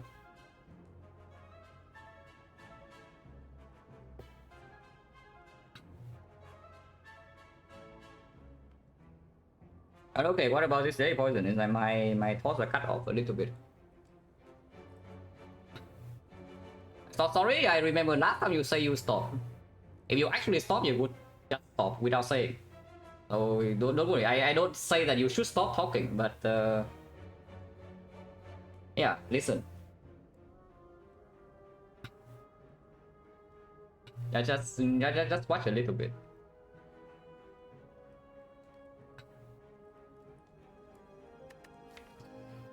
When do we need this? Because automaton is not even good. We call it under moment we cannot block. Wall stabbing it might be necessary, which is unfortunate, but it's true. Unless we can nightmare our glass knight first, like we might actually need this.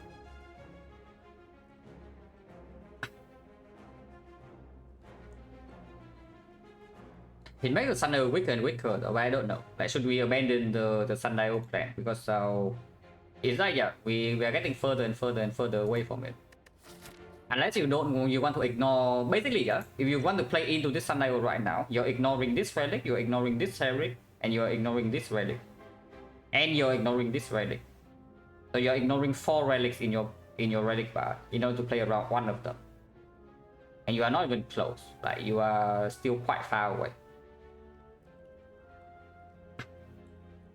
So seems like a pretty bad idea. Deadly poison and we run into burning slavers and we die. Yeah, okay, nice. Yeah, nice. Is there anything skipping way more? Now we pick card draw. I mean, we already pick card draw, but it doesn't make this thing necessarily worse. But yeah, if we actually want to fight at least, we might need this. But slavers are still a big problem. It is going to perform a little bit against leader though. It's like, yeah, we take what? This is a good card, this is a good card, this is good, this is good, this is good, this is good. We take a lot of good cards here. And yeah, black is terrible. Funny, right? It's like, yeah, we take a lot of good cards, our deck somehow is awful.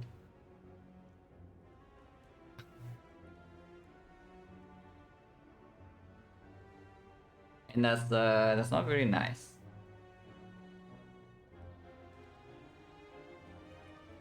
I would say though, taking the second Deadly Poison does open up some Nightmare Catalyst potential. Because right now we are, it's like what? We have a little bit of draw, we have a little bit of energy, but our damage is in... Yeah, our damage is non-existent. Besides a good Nightmare turn. And our block is also non-existent. We are basically walking around with our toolbox near the bone, hoping that they hard carry us. Eventually the toolbox breaks and the minute the bone doesn't heal enough and we die. That's really bad. So yeah, skipping this Deadly Poison plus probably is just complete nonsense, because taking the Deadly Poison actually allow us to, if we get some heavy block solution, for example maybe some Nightmare Footwork into several backflips, yeah, so then we can spend all energy on block and we're still okay, because Deadly Poison can deal damage. Eventually we have a big bullet time turn. It also opens up one pretty big damage out, which is Nightmare Catalyst. And for the elite fight we're running into elite, we need this. It's pretty unfortunate, but here we are. Unless you tell me the fuse is better somehow. The fuse is only better we can block. Yeah. We at the moment cannot block.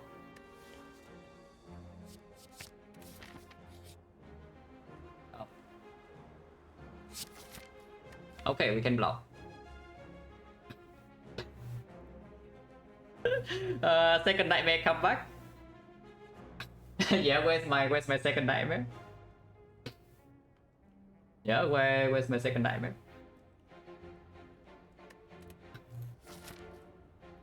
I don't know, where's my second nightmare? Still go this way or what? Yeah, where's my wallet plans? Okay, sure. Glass Knight has been carrying the crap out of his mind, but now I would like a wallet plans. Yeah. Where's my opportunities? Nah, opportunity is right here. We have it bottle. Don't worry. Does that change anything? Probably not, right? We still try to go right side, because yeah, force fighting with Kursky is completely terrifying. And mirror here is not even good, because yeah, mirror apparition minus, I don't want it.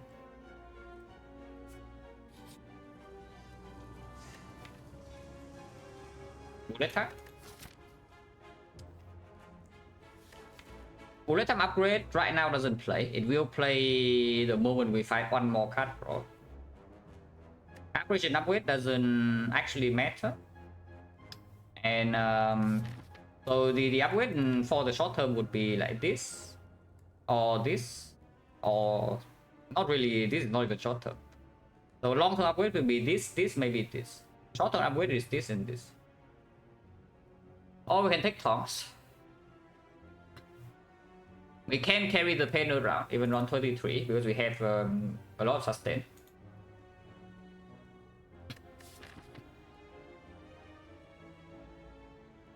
But I don't think so, yeah.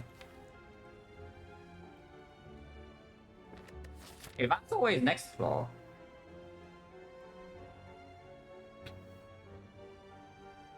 Dagger Strike upgrade? No, we actually upgrade Dagger Strike before we run into the Burning Elite. That is true. But I'm just wondering about the order, because we do have more than one upgrade here. But it is possible that we run into this Elite right away. And if we do this immediately, I would assume that the Dagger Strike upgrade is performing the best. Yeah, probably true actually. We run into this Elite. Also performs in automaton also is makes the nightmare target even stronger.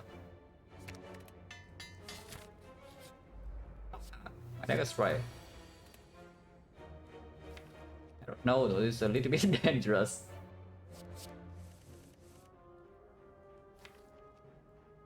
No operations draw turn 1 is at least something okay. No card draw, no nightmare, no bullet time. We can play this. That's underwhelming. After that, now I play card gamble, so I really weird, so I probably don't play the card gamble. This fight is sometimes dangerous. Maybe I could have ignored the Chrysalis as well, but I don't mind this.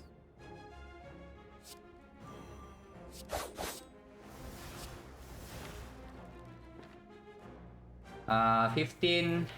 We have one more term intangible. 15. 24. Plus another 6 or 5. You can also nightmare the last one or nightmare the last knife. 17 here. 3 strike the kill. Strike deadly poison is a kill, but with one more turn intangible, I want to deadly poison something that is healthier. Maybe just this, like strike needle and then dagger throw here. To 23 is a clean glass knife kill. If not, still high enough HP that my deadly poison is doing something. Taking cheap damage, no problem, yeah, because we have the thing. So nightmare apparition, play a strike.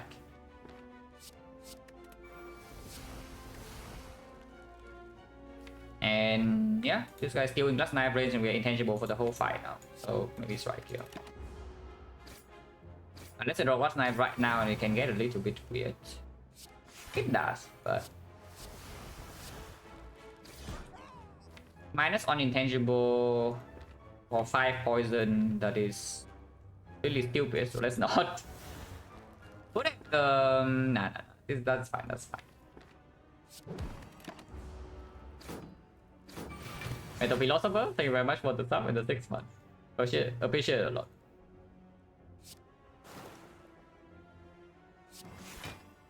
CC Talk will be good here.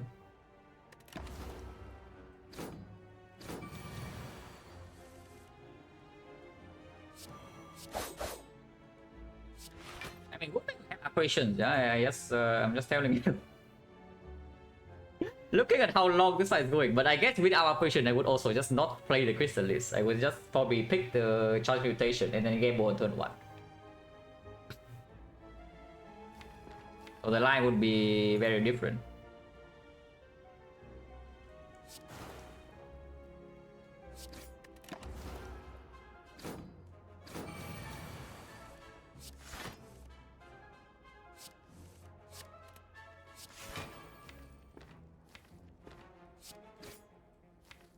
It does not guarantee lethal, but maybe... Nah, we can never block next turn.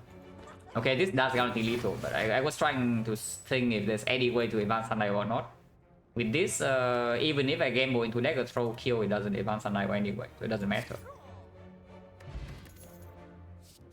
Acro cut. Now I just pick one bullet time to be green. If we go this way, we can make one upgrade bullet time here, and then fight this, and go here. If we go here, we upgrade bullet time, and then can upgrade what? Like, how gamble doesn't matter, apparition doesn't actually matter that much. We fight the elite. We fight the elite. Dramatic entrance. Fine, you can also secret weapon for the dagger spray, but entrance is also maybe can be nightmare. Can also force her to attack. I don't think is a very good idea.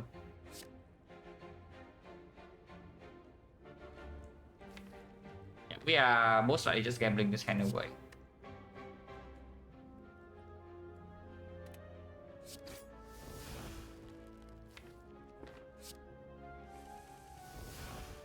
Okay, that's fine.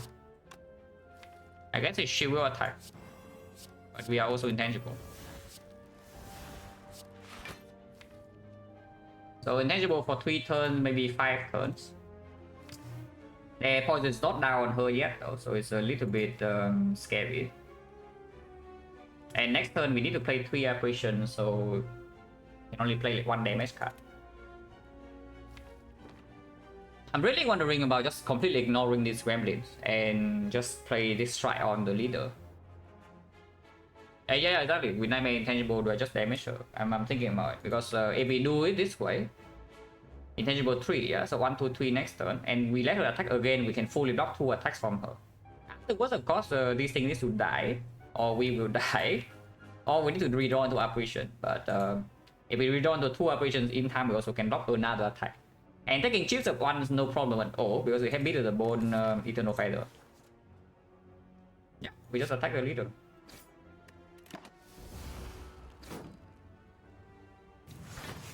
I take 5 this turn, because if I draw into Deadly Poison, I'm forced to play it. Like 4. And yes, I will play the Deadly Poison plus.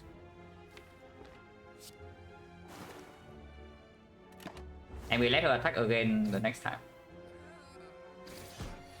Yeah, no Fat Gremlin, no Shield Gremlins, we can actually allow this to happen.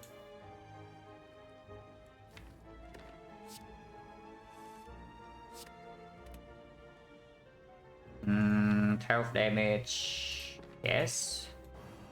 Cannot miss this operation. So now we just let her attack another time. You can block this, you can also take the damage. Mid range is what, 16, so 2 more times. 5 is perfect, 16, so we heal to 28. So we can heal to 2 here, we're trying to block.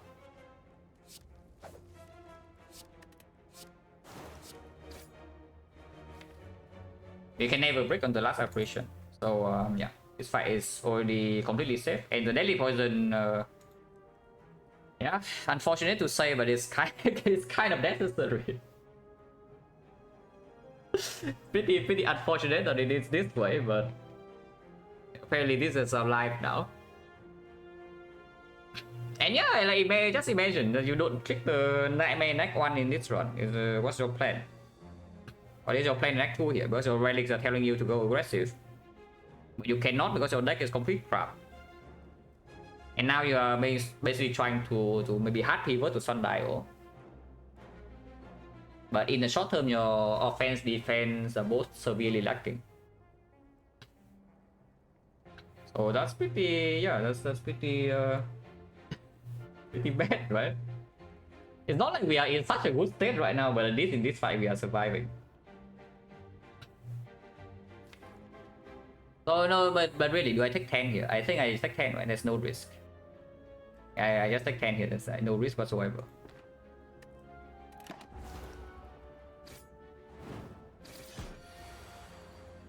Next time we play Apparition again, take another 5. Do not play the Dagger Spray. Dagger Spray is complete trash because it means that she might not attack next turn and then we have a problem.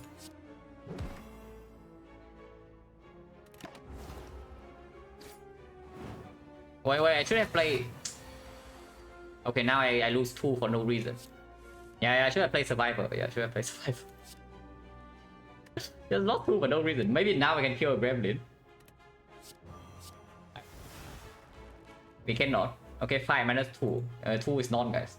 2 is not. Move on. So we started at 26. I was saying that this line saves 2 HP, but we go to 28. But apparently we go to 26 anyway. What can you do? Yeah, what can you do?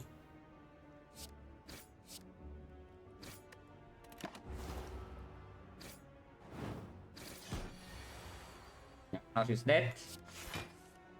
Could have tried to poison here, but then it's not a guarantee lethal, and the wizard is still going in for 45 damage. So that's a little bit weird.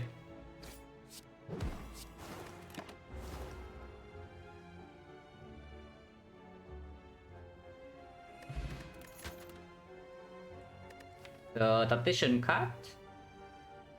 Double Echo, Cow Gamble, Dagger Throw, yeah, most likely good enough. So we know the Burning Elite will be either Slavers or the Bull Stabbing.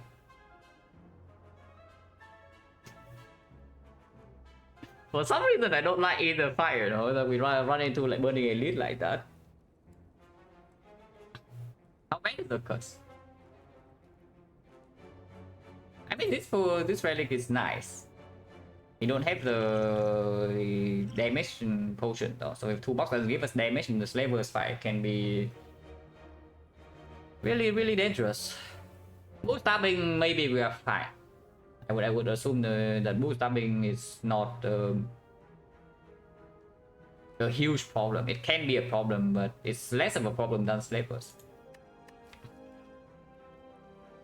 It's like against Slavers we must Nightmare either Apparition or the Dagger Spray, or we have a big Nightmare turn with Bullet Time. But now we can upgrade Bullet Time. Like we can upgrade Bullet Time right here.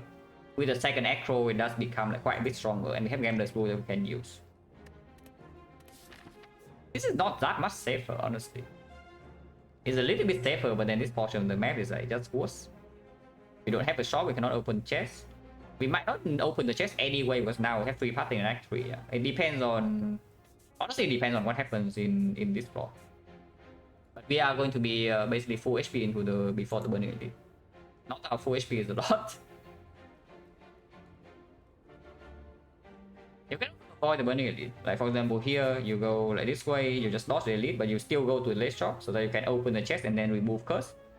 Act 3, you have force pathing, but yeah, not a huge problem because because you already opened the chest. So the force pathing is just, yeah, maybe your path is a little bit worse, but you are not forced into a curse in the whole boss gauntlet.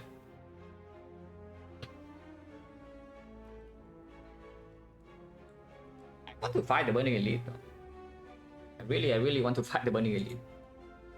When we spend Gambler's Rule, yes. Because it's not like these fights are completely safe, they are still advanced always.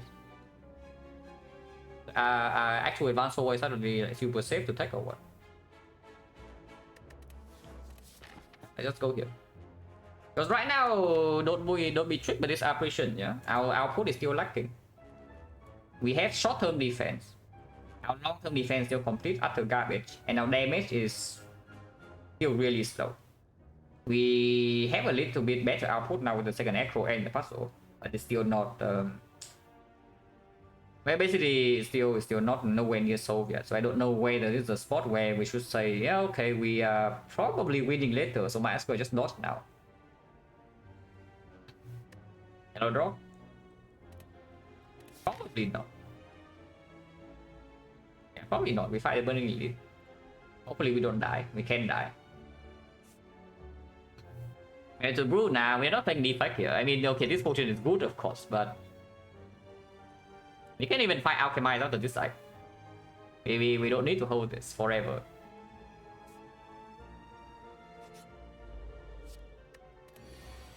Okay, 3 damage on turn 1. Yeah, okay, cool. Draw 1 card.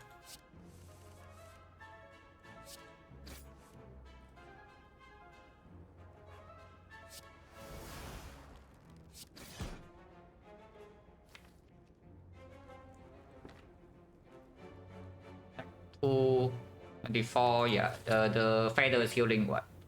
15? Yeah, 15. We will have full HP into the elite no matter what, because either we are missing only 15 or we are missing 16, 17 and the middle the bone procs, and then feather with full heal. Okay, if we go below 6 then we don't have a full heal. I hope not.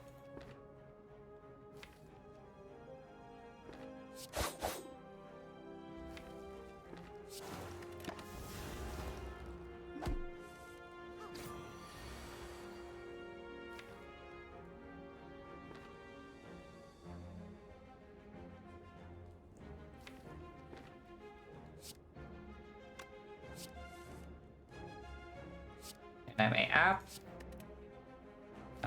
Don't think it's doing anything useful though. That's missing completely next turn.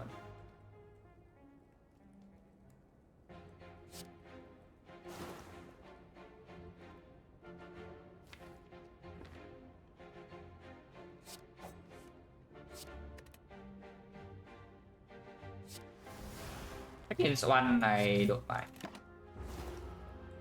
Advance it. Yeah, nice bullet time.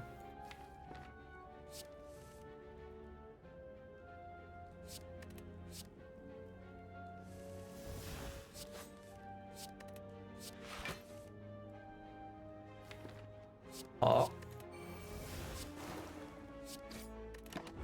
Poison build.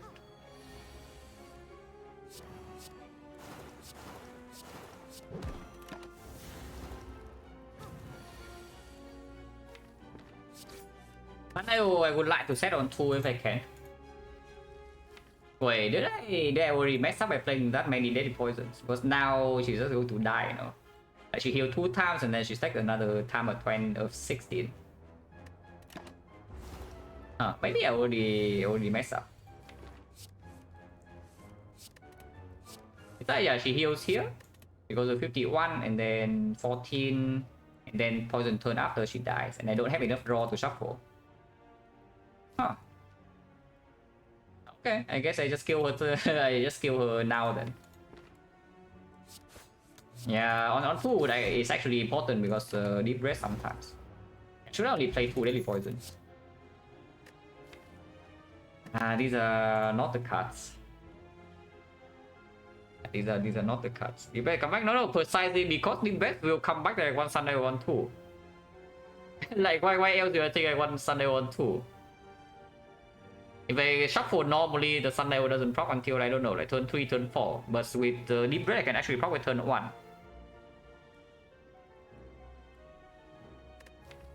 Yeah, without dexterity, cannot lose blood, there's no card draw, there's no actual damage, so we skip. I think the force is pretty good though. I think I take the blessing of the force over the artifact. We will not be able to block weakness or entangle or vulnerable. But it can actually give us a lot of damage. It can upgrade the bullet time, which is a big thing. And yeah, can also upgrade the card from toolbox.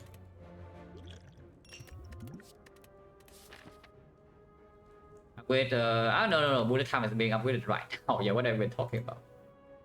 Yeah, we upgrade bullet time right now. Burning elite time, guys. Nothing can possibly go wrong here. More chests.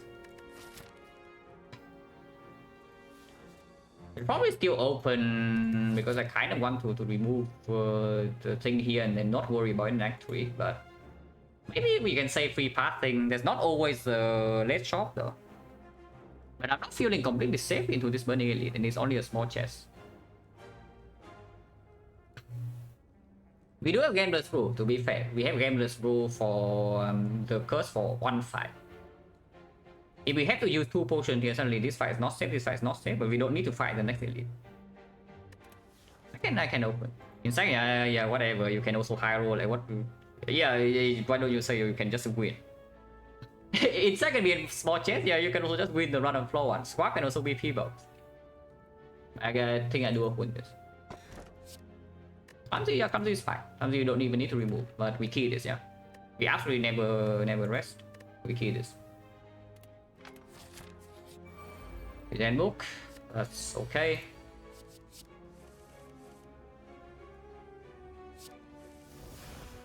We can nightmare up right here.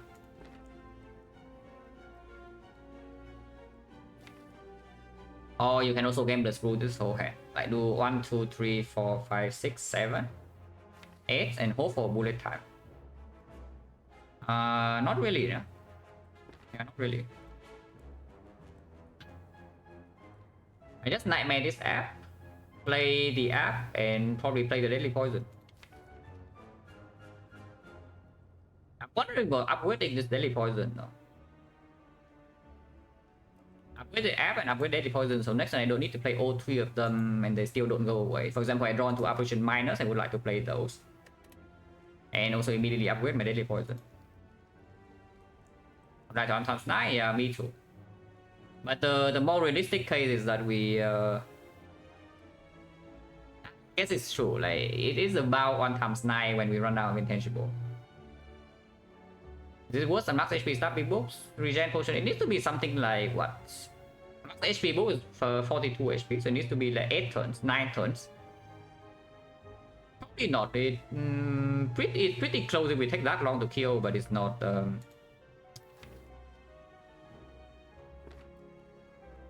I mean, you can also say that you believe in the bullet time next turn and you nightmare your deadly poison instead.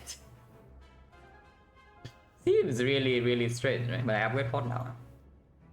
Also, upgrading all the defense might mean that we can yeah, maybe block a big hit with our operation.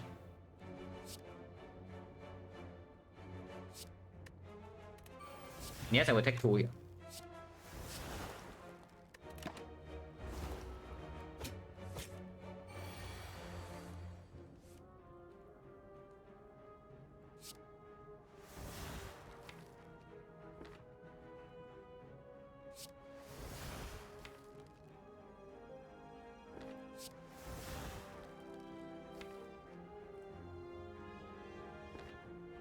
Five wounds, but we have the gambler's rule. If I just survive here over playing last night to block this wound, we are dealing no damage, yeah. But we block, yeah, we still block 3 turns, so the next time the intangible runs out is when big hit happens. Let's roll this 3 wounds. This fight is spooky. Yeah, this fight is spooky.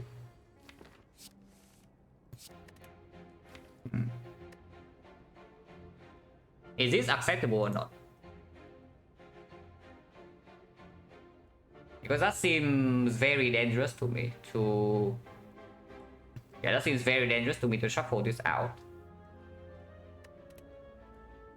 So we can gamble for 4 here. Or you can gamble for 3. But if you gamble for 3 and this is exactly bottom, you also need to play your card gamble. So you exhaust your card gamble and you shuffle this out. Also, in chance they're irrelevant. yeah, the answer is irrelevant. If we die here, of course we use potion. Is it clumsy? I don't know what is going on with clumsy. Like, we don't need to discard the clumsy.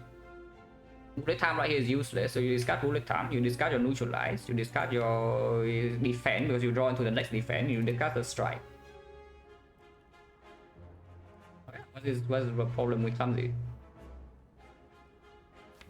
No, really, I am really scared. I am really scared. We discard 4, yeah? So 1, 2, 3, 4 like this. And we still can spend our 4 energy. Look at this.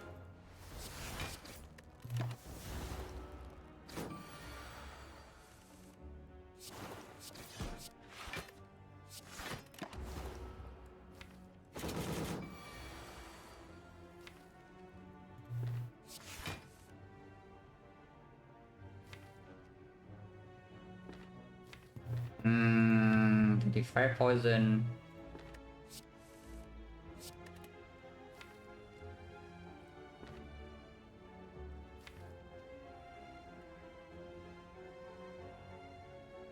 But no guarantee intangible, but it's only hitting me for 24.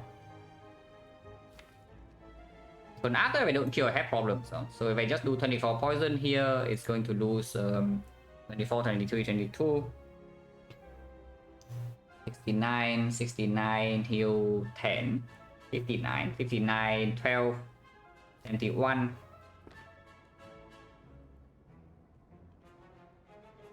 71, 84, 95, 98. 98 plus 21, so we have barely enough damage.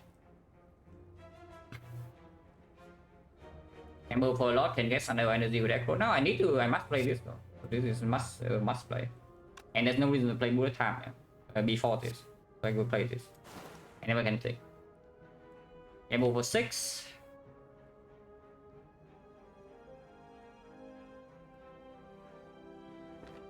One, two, three. Oh yeah, we are counting 3 turns.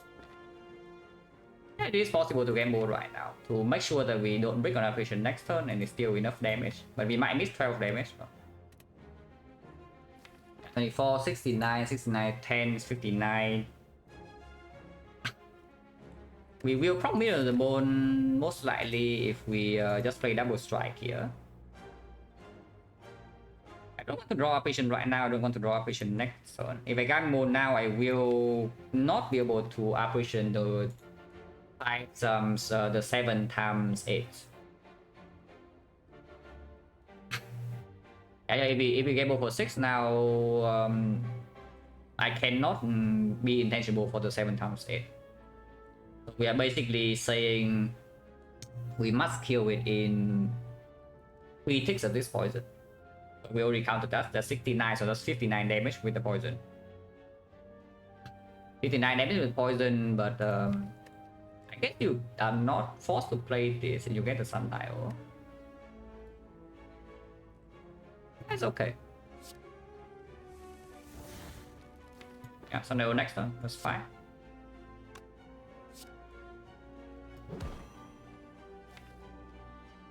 Yeah, Apparition Dagger Spray, yeah.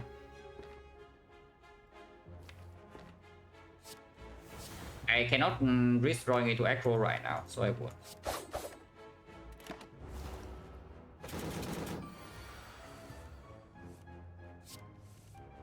Okay, that's a good turn. Yeah, so that's a good turn. We're fine. Yeah, just do this, but it leaves 0 damage. Okay, sure, we take... we use 2 potions. But it is basically a 0 damage by 2 damage. I know we use 2 very strong potions, but you see, like, we are barely overkilling. So the Deadly Poison being late by 1 turn and shock for hour would have been really dangerous. Really.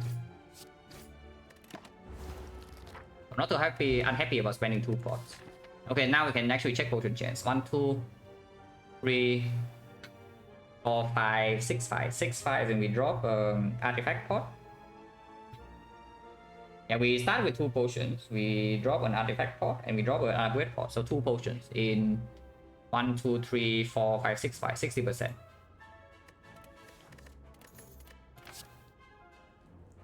Deadly Poison deck. Right one, yeah, 2 potions. Like we have Force pot and an artifact pot. We have artifact pot and we have 2 potions after Act 1. First fight we did not use artifact pot and we drop another artifact pot. So yeah, and then we drop the best in the fort, so that's 2 potions. And Venom. Yeah, I think it's Venom. I just take the Venom.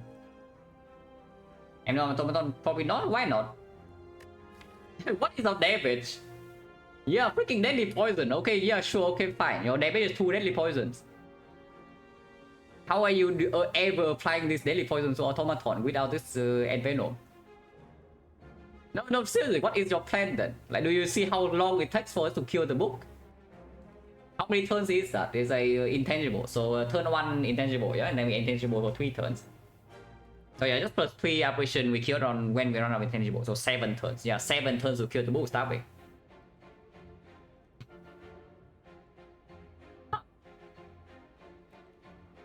Automaton has double the HP and it has 3 artifacts. So what is your plan? No, seriously, what's your plan? Only I don't see one. I mean, to be fair, this Venom is not very good. But I don't know, like is adding Envenom to this deck really so much worse than adding another deadly poison? Because right now we are not killing automaton.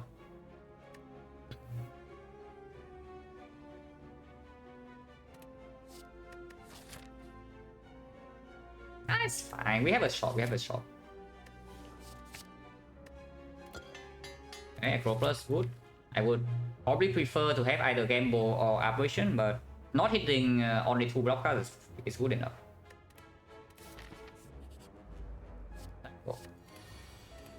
Okay.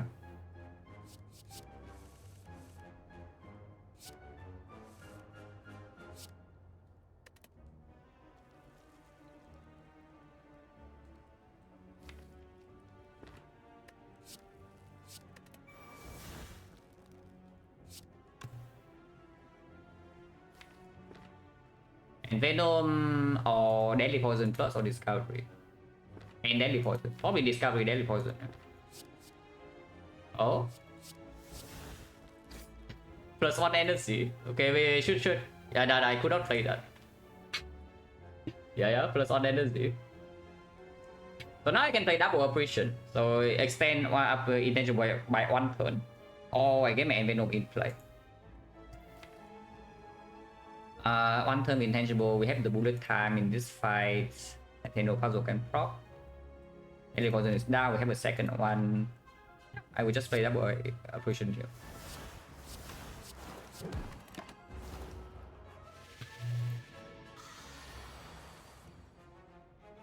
Slightly root, I guess. Slightly root, but I guess.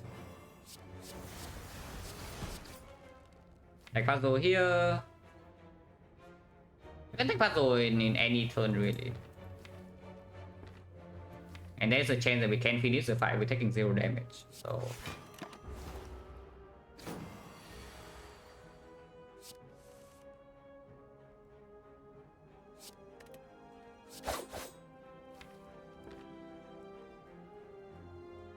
free 10 poison, so 27 damage. We need another 27. This is 15 damage, so it's 15 damage for 1 turn.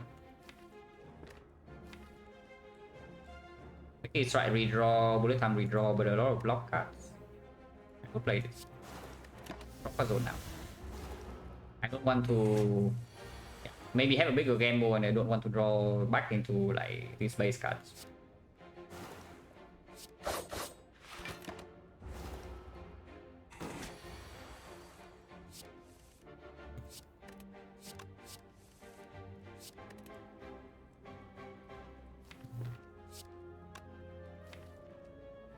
Actually, yeah, this is better. Thunder also 2. And it's guaranteed lethal.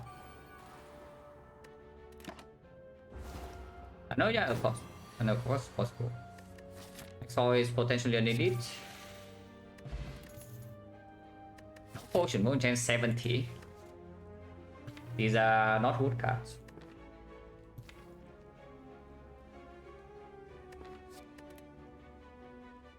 Oh, now I'm a little bit worried. Do we really want to run into slavers here with no potion? We still have the beat, yeah. And the toolbox. And the puzzle.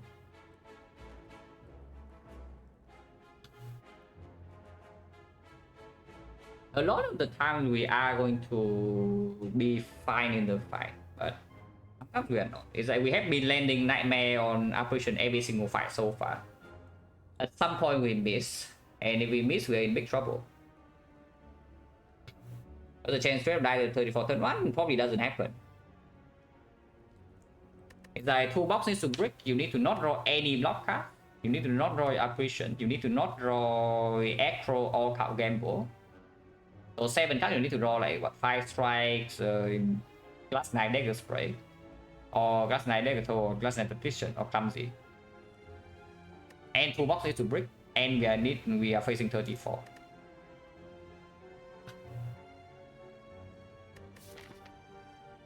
Yeah. Again, this is not even completely safe. But honestly, I'm not that scared of slavers. I'm more scared of Rebel Leader if we miss the Nightmare out. I'm actually way more scared of leader if you miss a nightmare. Because if you do not nightmare apparition, you can only block 2 attacks on her. And it's down damage fast enough to kill her in 2 attacks. In like 3, maybe 5 turns.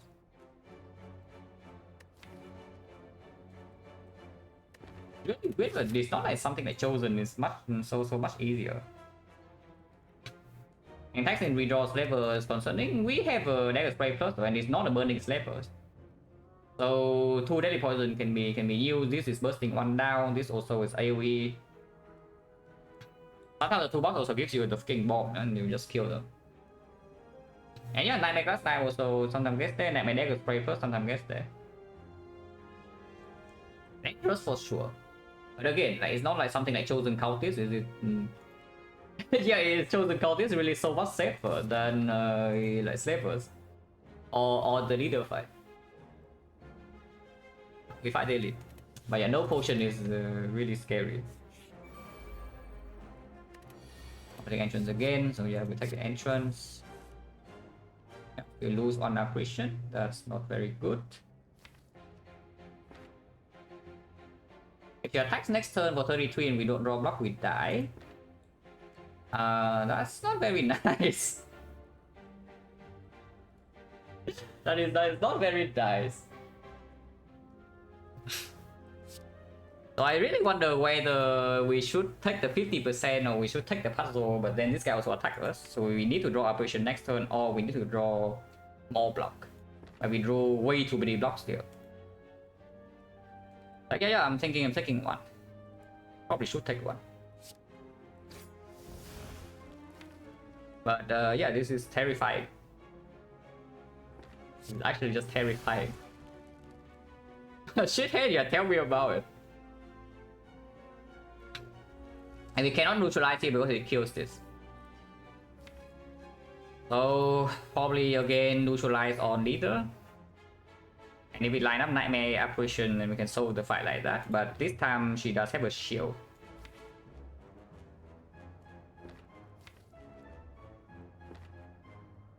If we don't have Apparition next time, we also need to kill this while having 1 block.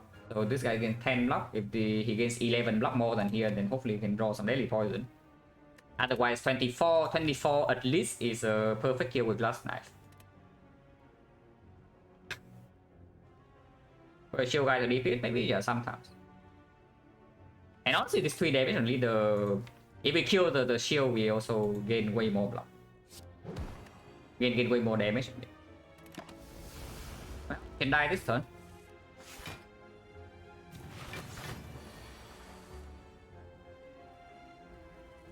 Monka.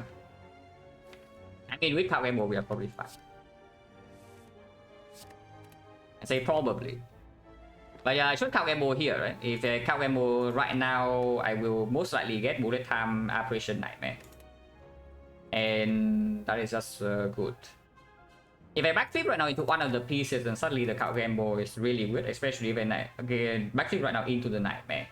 It's extremely strange. So if I gamble right now for 8, can I break? Bottom deck 4 cards. 1, 2, 3, 4. 1, 2, 3, 4. Then I can steal Deadly Poison here into double defense. So yes, I will never die by gamble now. I will gamble now. Could be better, could be worse. But this is okay. Yeah, actually would have drawn into like the bullet time, which are not very good. Do I even nightmare apparition? Is the next question. Because I can also nightmare glass knife right now. And deadly poison to kill like maybe even here. Next turn I have sundial, yeah. So this glass knife can be fully played. 72 damage.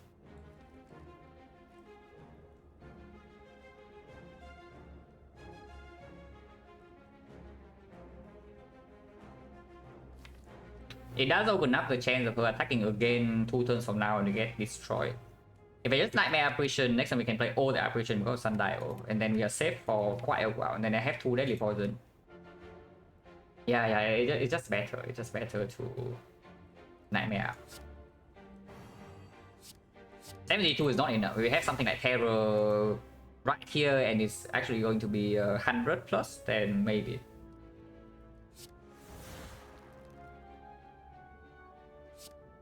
No reason to take this damage, so I won't. But this is difficult. Remaining 60 damage, Nightmare Glass Knife in the deck even. Sure, we have double daily poison, still have I guess this operation here never matters, yeah, it's true.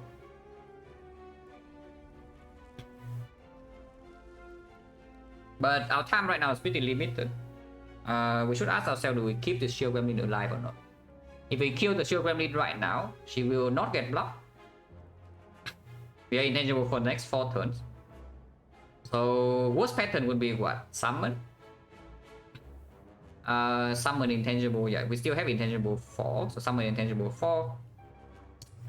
Buff intangible 3, attack intangible 2, buff intangible 1, attack intangible 0. So yes, we do face the risk of that pattern. It's like summon into, yeah, summon into buff, and then we are 1 intangible short. If we leave this Shield Gremlin alive, she can gain, she basically gains like, if we say we low roll 50% every single turn, she's getting 11 block per turn. That is a lot. It's a lot of block, but it does give us fully, because we can always poison this at some point to kill it, yeah? So the pattern is guaranteed. We have 4 intangible, next turn she will buff. Yeah, and then she attacks 3 intangible.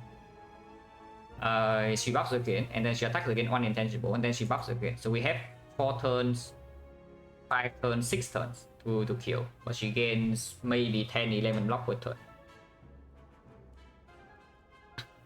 We do deploy 5 poison on her immediately now, and also another 19 damage. But that's not a lot, and we also cannot play this deck as straight if we want to force that line. But I mean, yeah, if she resummons with a Shield Gremlin in a position, it's just the worst thing possible. Like, we do discuss knife here. And she doesn't even have to summon into buff. You can also buff into summon, and it's like almost equally bad. Yeah, we just ignore the Shield Gremlin and go all in on the leader.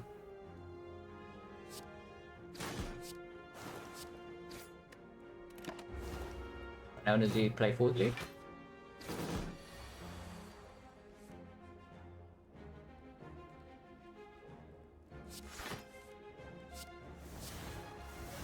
I try to aggro into bullet time, but I don't want to.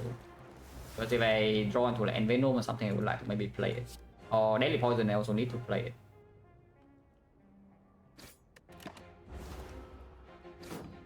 Can be fine, but at least the Shield Gremlin is cooperating for now. And drawing double Daily Poison in here is good. We actually do not block this. Yeah, we just take this fall. I mean, this is never played. Play for sure, this is play for sure. And right now I think 12 damage because we are doing this another time. So 3 more turns, currently 4 more turns, so 12 into 12 on the leader. It's actually 5 more turns. Yeah, 1 2 3 4 5, so it's 15 14 13 12 11, so 65 damage, 65 35. Yeah, if she starts getting shielded now, then it's really weird. I will say this.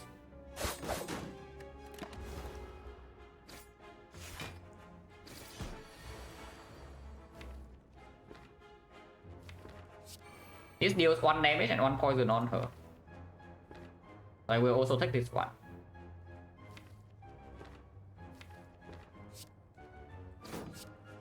Because if we fail to kill her when our time runs out, we will die. It will actually just straight up die. Actually, Rust Knife not the best, but it looks fine. It looks fine. It's fine.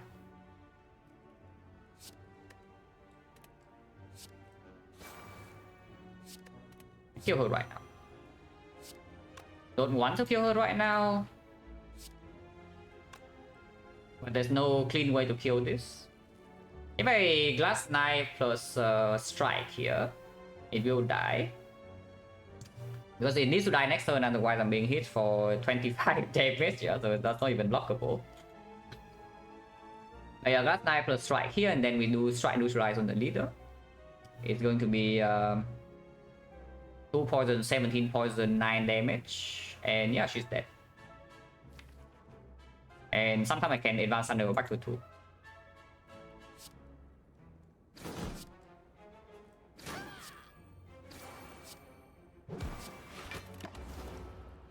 You never attack this turn? Yeah, my Thunder was on 2 now. I kill this. No, I have to, but I can't. Thank you for your service. 26 times 3. And we are fine. The boot, no potion. So potion chance right now is what? Holy crap. 1, 2, 3, 4, 5, 6, 7, 8. Wait. 8 5 2 potions, actually 80%. I mean, another acro, we take that. But unless you tell me Flechette is stronger. And yeah, I am listening. Already have the boot, so it's half upgraded, and we have the Enveno.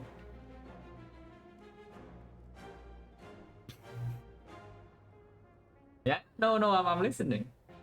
Really listening. But honestly, with Bullet Time Plus, it's just the Acro. Yeah? Tactician Bullet Time Plus, like, the Acro is just too good. We don't have enough draw to support the Flechette yet, even. It's probably pick over skip, but not over this. On chance 80%. Dying to this guy on turn 1 would be pretty tragic, so hopefully that does not happen. Yeah, dying to this guy on turn 1 would be a very sad story. We are fine.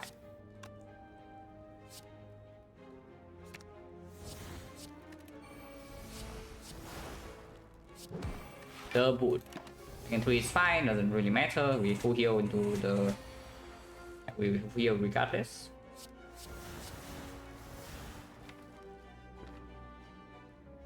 Three, 4, so I have 5 intangible. This covers full attack cycle. With 5 intangible, 1, 2, 3, 4. So I do not block the second attack, but the first honor will still block. So this intangible actually matters. 24 damage also kind of matters though, but whatever.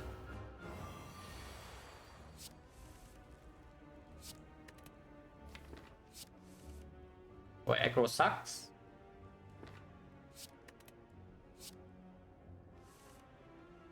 Or doesn't suck.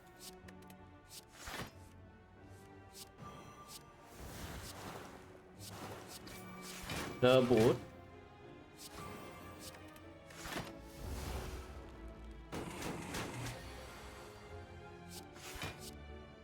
It's dead next turn. I guess Sunday on 1. I guess Sunday on 1. If we can draw into some macros. If we don't draw into some macros, then Sunday is not. Maybe gamble. Any gamble draw.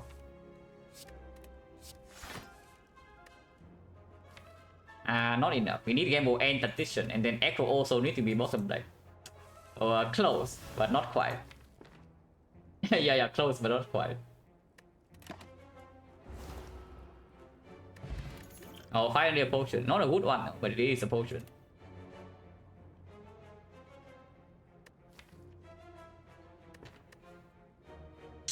Well, another big decision, guys.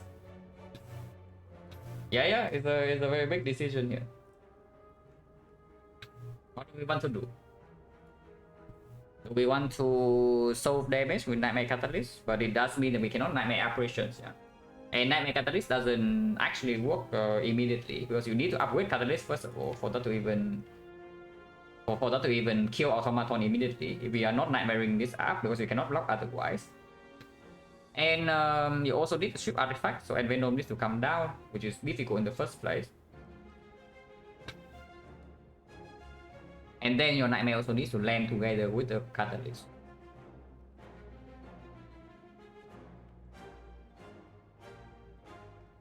I would like to take this Outmaneuver Plus. Yeah, I would like to take this Outmaneuver Plus. Taking leg sweep is possible too, because otherwise I cannot block without operations. But maybe we don't need to. And we also have a big shot coming up. I take this.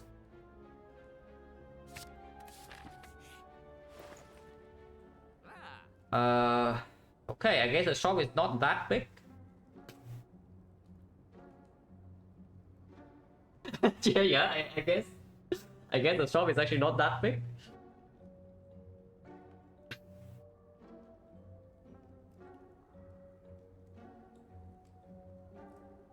This letter burner is very strong though, I would say that. It is strong enough for me to spend 271. It's going to be, I expect it to be maybe 15-20 damage in normal fights. In boss fights, way more. Already this letter burner is insanely powerful, damage wise. So the option in this shop would be what? Draw potion, remove leaf, cauldron, remove leaf, letter burner, remove leaf. Yeah, I take my freaking letter opener. I have free passing next act. And I don't need to remove the curse with curse key. I take my letter opener here. Fumes, fuse miners, they are not interested. We already have fuse miners. Okay, I know that we haven't played this yet, but maybe now it's easier to play. What is the upgrade even? Operations, just to maybe prepare an operation plus for automaton. If we just nightmare the thing in the first place, then yes, we will be intangible in the during the hyper beam turn.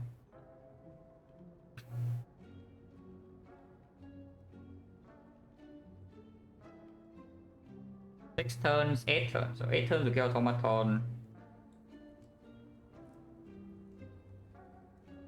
Yeah, we don't need to upgrade operation. If we see fusion hammer after this, I would probably yes prefer Card Gamble upgrade. Like Card Gamble upgrade, especially with Letter Opener with this deck is quite strong. Afterwards, you can upgrade Apparition or Tactician or maybe Enveno. But I will actually just take this. Strike. And upgrade Card Gamble. Nightmare Card Gamble to Infinite, you need Reflex for that. Otherwise, you are losing draw. I think you can maybe do some exponential with like maneuver plus, but Tactician not green, no reflex, it's not quite there. Bomb. I guess if it gives me a way to kill the minions, I will take the way to kill minions.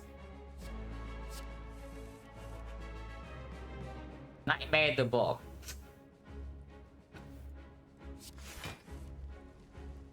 Wait, Nightmare the bomb?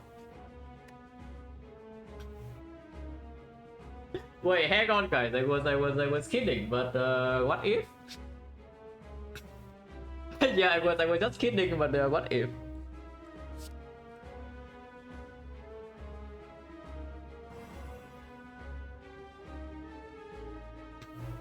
It does give me 7 energy, so I can play triple bomb plus even one more card. And even if I'm being attacked by everything next turn, yeah, I'm only facing 32, so I will not die. Only 32 damage. And right now Nightmare doesn't happen on intent on the apparition, so we do need to kill this fairly fast. So the other option is just Nightmare, like I don't know, Card Gamble or Nightmare Dagger Spray, but I don't know, do you want to redraw Dagger Spray or not? Maybe I don't. No, it's time guys. It's you think that our damage is deadly poison, but maybe our damage comes from somewhere else. Yeah, you might think our damage comes from deadly poison, but maybe our damage actually comes from somewhere else. The boot.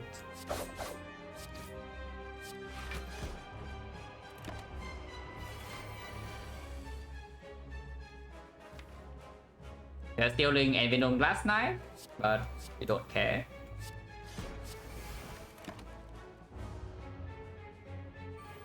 Bomb deployed.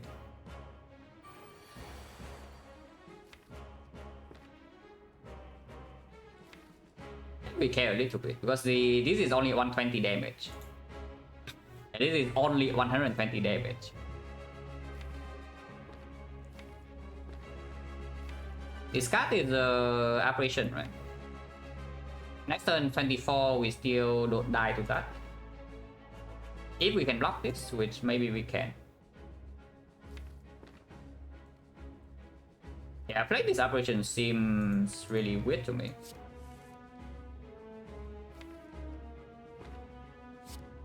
I think 11, no 11. Actually, no, we don't take 11, we take 8. I can also open attack potion, which maybe I should. I should. I probably should. Cringe. This is 4 though, this is 4. You can also eviscerate. Eviscerate is not a terrible redraw. Pressure is okay. Especially with Nightmare the Bomb, you have like way more skills.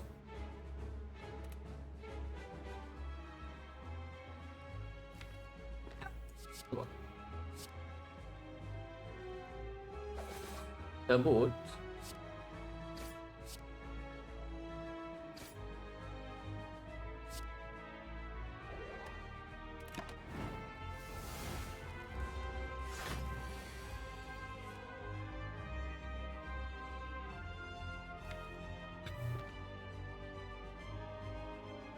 It's only 120 and this will go off before the Hyper Beam. But the next bombs we are drawing into will not prop. So if we are not intangible during the Hyper Beam turn and if it doesn't die, we will die. Which, well, not very nice, huh? that will not be very nice. Because Hyper Beam at the moment there's no way you can block. So I really wonder about this Echo. You can still play Echo, Apparition, the Bomb, or Envenom. I would assume that Envenom is better because you can also neutralize it sometimes during Hyper Beam and it's only attacking 43. But we don't have a lot of block in here, there's only one Apparition.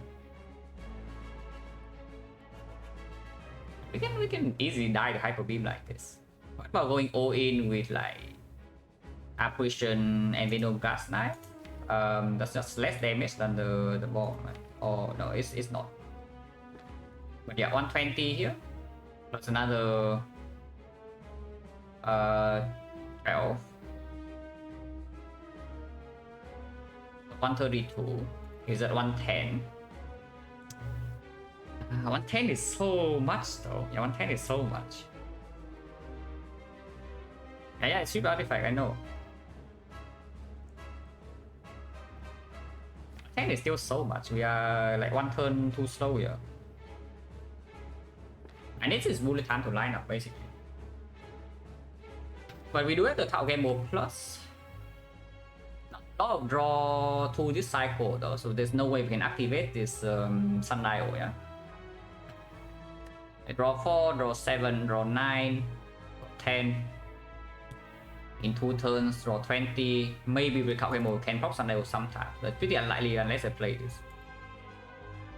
If I play the Acro, again this bomb is only 28 damage because the Hyper Beam is it blocks 12 again. I cannot play double bomb, but the time right now is okay. More bomb is not very good.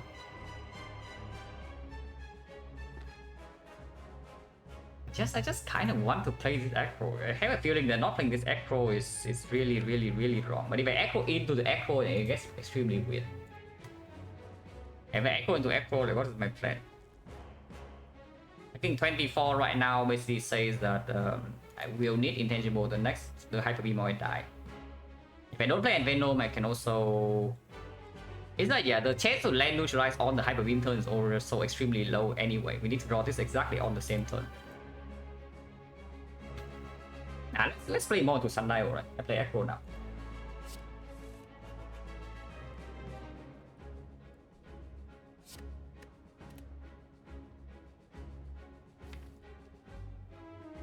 Miss 2 draw if I don't play this back flip.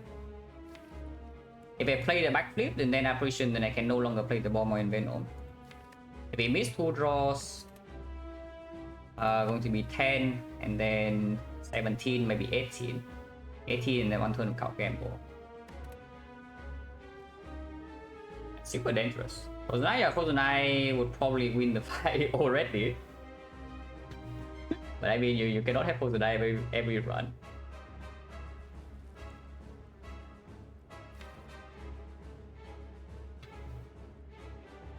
It's like without having like bullet time and more bombs this turn, I have a feeling that trying to kill it before hyper beam is never happening. So we need to block the hyper beam. If we backflip right now into the apparition, we can still maybe repair ourselves with the line we take next turn.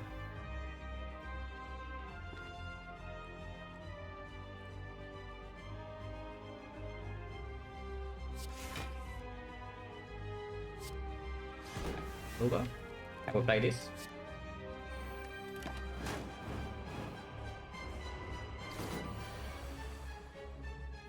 There's no turn here, so hopefully we draw apparition next turn or we die.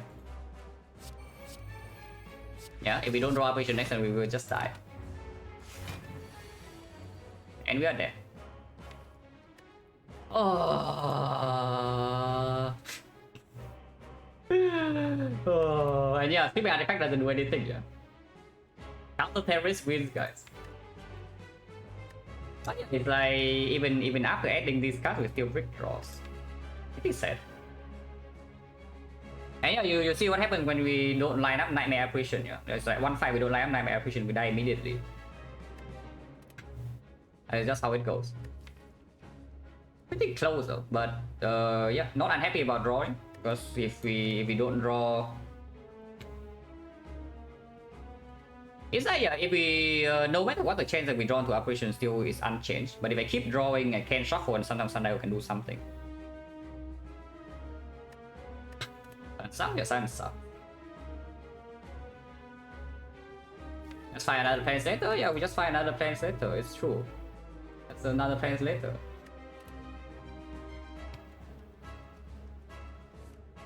Okay, that wouldn't have done anything. So we actually bottom deck all the draw in this cycle and apparition, which is that. And with that, I thought on pretty recently. If you don't have damage in this fight, you cannot block, you will die. Against the collector, sometimes you can cheese our win because the collector is vulnerable to. You can like terror and maybe kill her. Maybe CE can also end her, and sometimes the pattern is tame enough. The champ you can have several flaws to prepare. But this fight, as I never performed when the plans were being right super high side. That early in the run, not really, because the plans doesn't even. It's like we were almost even dying to Hexables.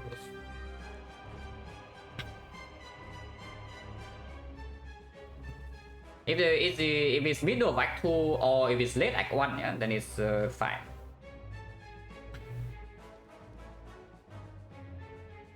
Even took the most aggressive path too, yeah. If I not the elite and then this happens, then maybe we can reset. Draw potion over let opener, but that's only because the toolbox give is a bomb. Otherwise, they also cannot deal damage to this like ever.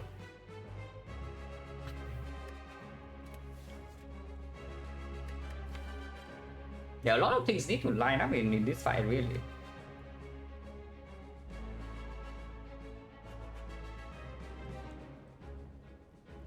Also, by the way, Catalyst would be 0 damage as expected.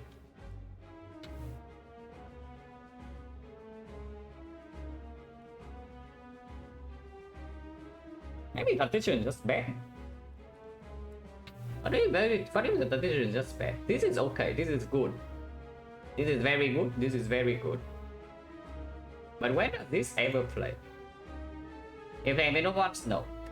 But if you don't draw it early, if you draw it on the very awkward turns without the bullet time, then it's not playable. Nightmare game with them, Nightmare have got probably can, maybe. I was thinking that we because we cannot block hyper beam anyway, yeah, without our intangible lining up. I was thinking that we try to kill before hyper beam, but the draw did not line up in the second cycle especially. But maybe.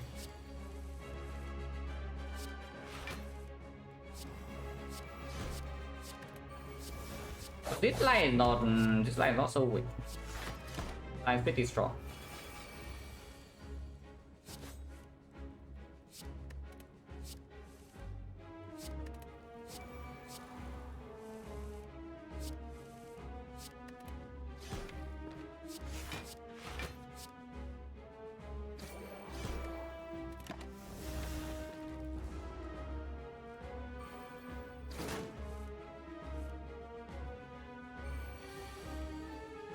Because we can always save our operation almost.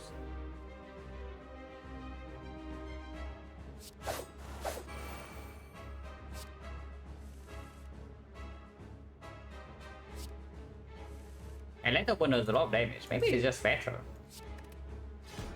Because our damage is not even so much slower, and now our draw cannot really break. Yeah, maybe it is probably just way better. Like, yeah, just throw the fight. It's probably just insanely stronger. And on one side, yeah, 123 damage, but then you break your draw one turn, you die. So that's not maybe, yeah, that's probably just bad. Probably.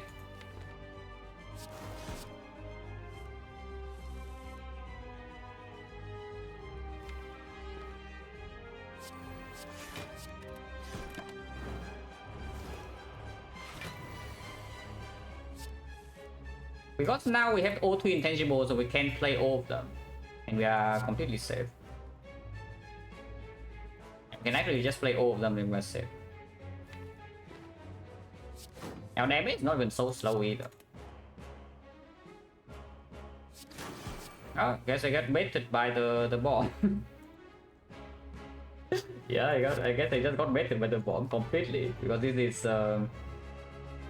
pretty chilling. I mean, it's not completely chilling because there's no guarantee intangible yet, but we don't even need to play bullet time here. We can just gamble this hand.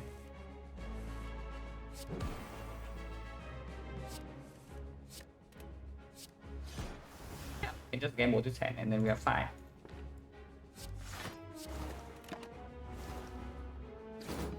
One bomb, yeah, of course. One bomb we need, but maybe should have, yeah, definitely should have believed in the freaking letter opener. Like, there's a reason I bought this. It's already dealt 18 damage. Because the Nightmare Gamble thing.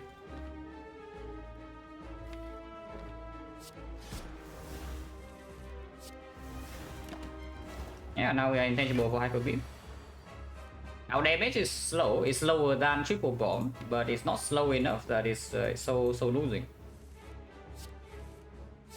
Definitely not slow enough to lose the fight.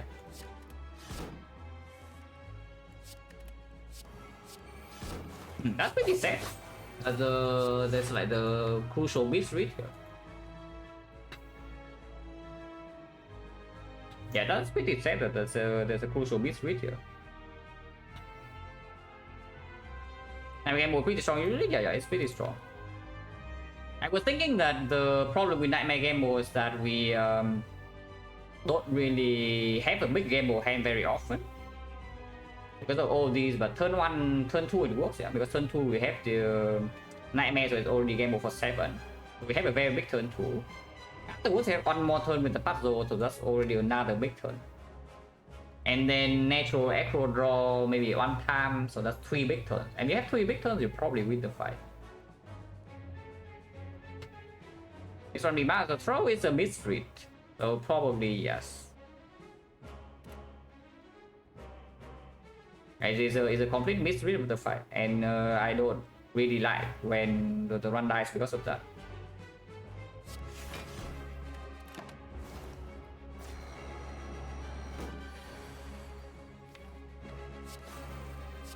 It's like, yeah, we are barely getting there damage wise, but barely getting there is better than dying.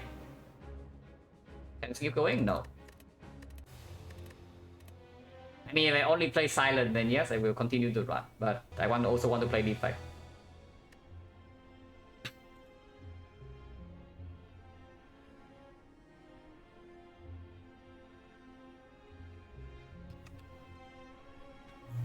Probably need to think a little bit more. It's like I noticed recently that I'm relying a little bit too much on my how do I say it?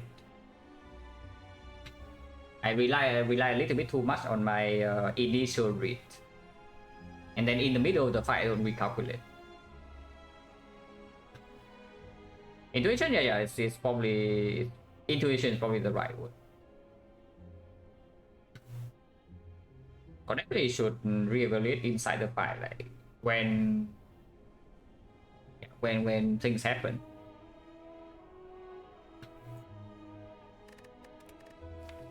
Because this is like 100% my fault. Just look at how easy the fight is with Nightmare Gamble. It could have been easy with Nightmare the Bomber Spell, to be fair. Of course, with Brick Draws, but the chance that with Brick Draw goes way up if we do not Nightmare Gamble. So it's like, yeah, needed to low roll to fail, but the fact that I can't even low roll in the first place is because I misread the things. Was this the loss? Because it's the replay. We only died the first fight.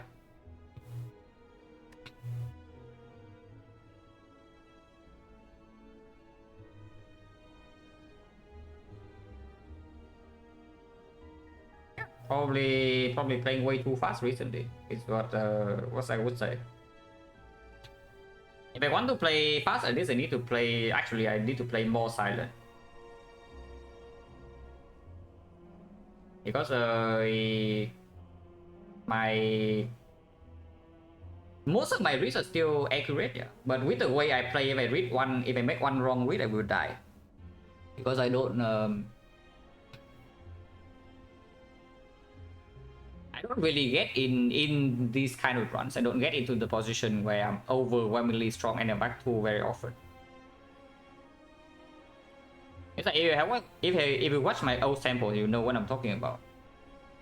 Is that we are barely surviving bosses on like single digit HP, and then we have exactly enough to win. So if I try to play like this and I misread the fight, I will just die. You see how easy it happens. It's like we misread one fight, we die immediately.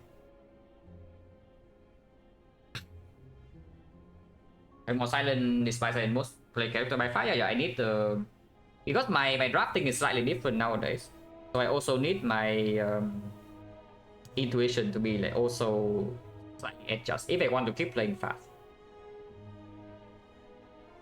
Or we can go back to the start and do 6-hour runs, like when I first started. Yeah, if you were around during the initial days, you know what I'm talking about. 6-hour runs, and we think about every small thing. How's my Silent gameplay changed recently? I picked different cards.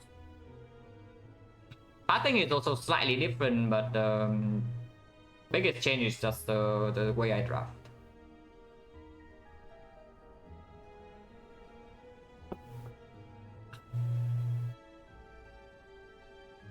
I would say that right now my intuition is not sharp enough to play with this kind of drafting. Happens so often, you see. The runs I lose is just like this. The last time also, yeah, I remember the Retomancer fight that we just don't. Yeah, we misread the Retomancer fight, go into there, lose 40 HP, and then the run was over. It's the same as this. We enter the automaton time with full HP, we misread the fight, and we die.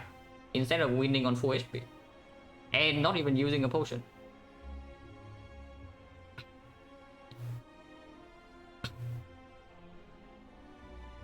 The impact how fast can do single hit? Now, if I stick with my... If I play what I know, I'm here.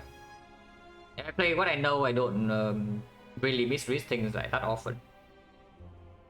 But if I stick with what I know, I don't really advance. I still want to go a little bit further.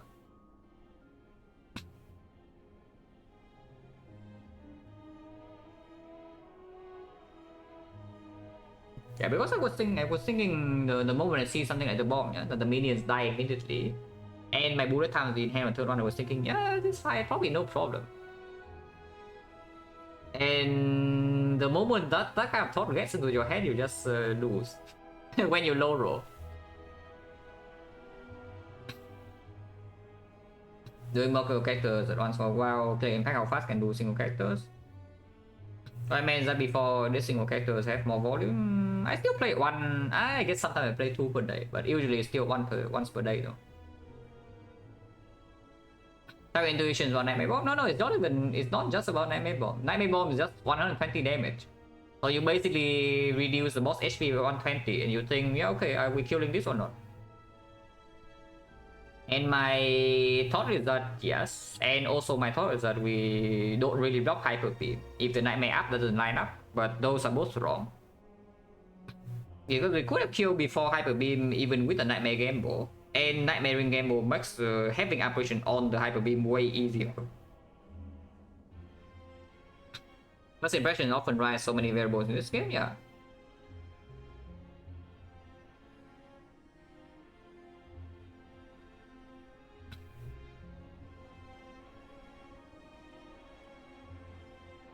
It was a little bit sad though, because I think before this point, like, we are pretty spot on. No, this icon was really good, right? Like, we pick only good cards. We have even a Nightmare. And then Act 2, after the apparition, suddenly we take, yeah, Burning Elite maximum, Kursky, now no downside. We don't even have the real curse, we have the clumsy. Actually, completely free passing, we are rich. Okay, we are not so rich after this, but we have a lot of damage now. Suddenly our damage is so. And our block is not too bad with Nightmare App, if our damage is good enough. And we already have a Count Gamble plus 3 Acros and the Petition, and the Sundial and the Outmaneuver. So decent boss relics, and we are cruising in this run.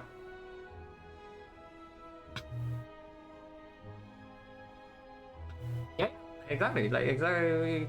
Very nice one until like one miss switch and it just dies immediately. And this cannot keep happening.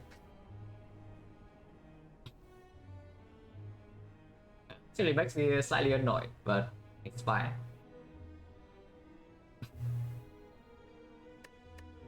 Yeah, it's fine.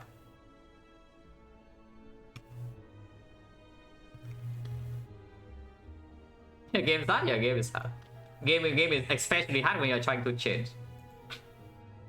If you do not want to change at all, then the game is not that hard. Because yeah, you just keep dying the same way. You win the runs you win, you lose the run you lose.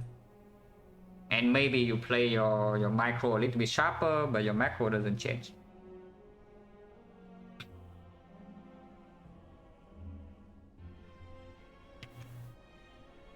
But yeah, basically the copium thing right now on this is that, yeah, I die now so I can win more later.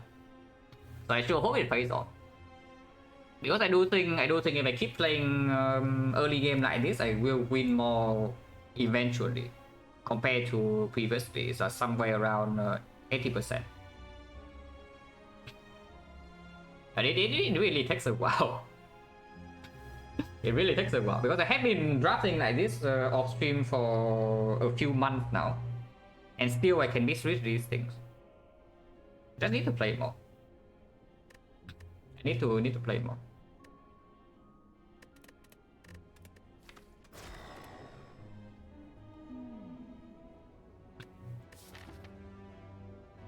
Wait, title is changed or not? Yes.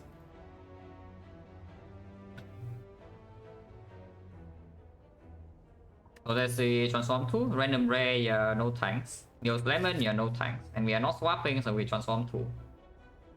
Transform 2, yeah, just on 1. And we see where we go afterwards. We can go to early shop. So sample size? Nah, this is not even low sample size. This is actually just me throwing away. Right now already how many runs? I think it's already like 4 runs we die the same way. We make good decisions, and then we misread one fight and then we die. It's like what, 4 runs now.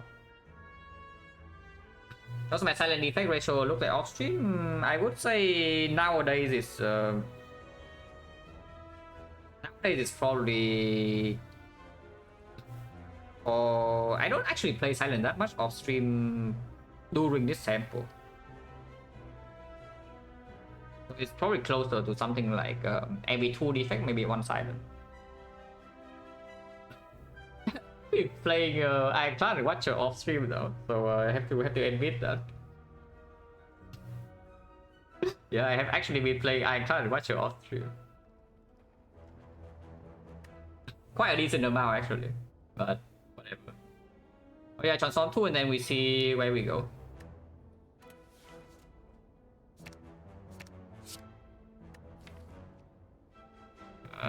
Ew. At least slab boss is probably dealt with. Yeah, this slab boss is probably dealt with, but I do not like these cards in hallway fights. Yeah, I really do not like these cards in hallway fights.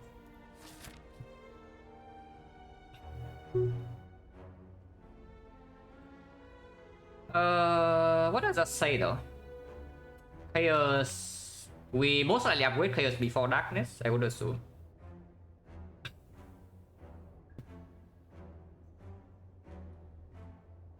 Yeah, we most likely need to upgrade Chaos. We want to upgrade Chaos before Darkness. The North fight is extremely weird. The Lagavulin fight maybe is okay if Chaos performs. The Sentry's fight also depends a lot on Chaos. So right now we are not strong enough to commit to this, but we don't have to. Most likely, yeah, I just want to go here. I don't think we are good in advanced hallways either though, so I don't want to force 4 fights. So let's do 1, 2, 3 here. If we see go into the shop, good. If we are too weak into advanced hallways, we can go to this shop to maybe buy some cards. And then, yeah, if we are strong, we can go here.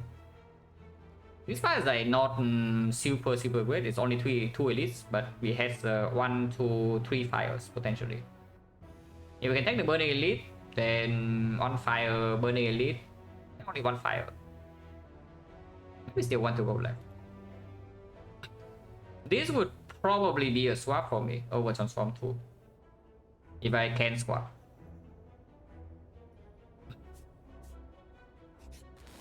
Because the map is relatively low value. And the elites are not forced.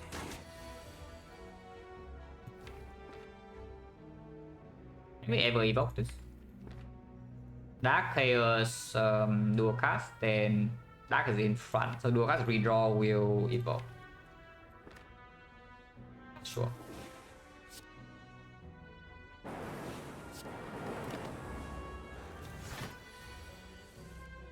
If not, we have more than 1 off card, so we can even evoke this manually.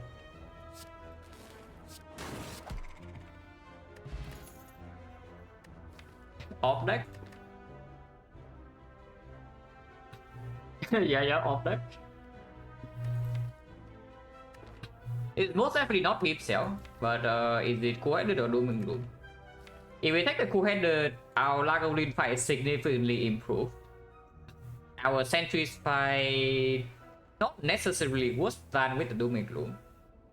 And it's also the first guaranteed frost, so something like Defect is way more appealing even in early game. The Doom and Gloom with the Darkness, if at some point we upgrade the Darkness, then it becomes a bit stronger, but I don't think this ever gets the upgrade before the Chaos or the dual cast.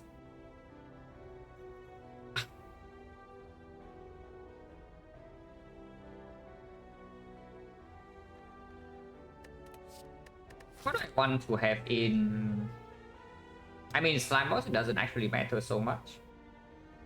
So into advanced hallways...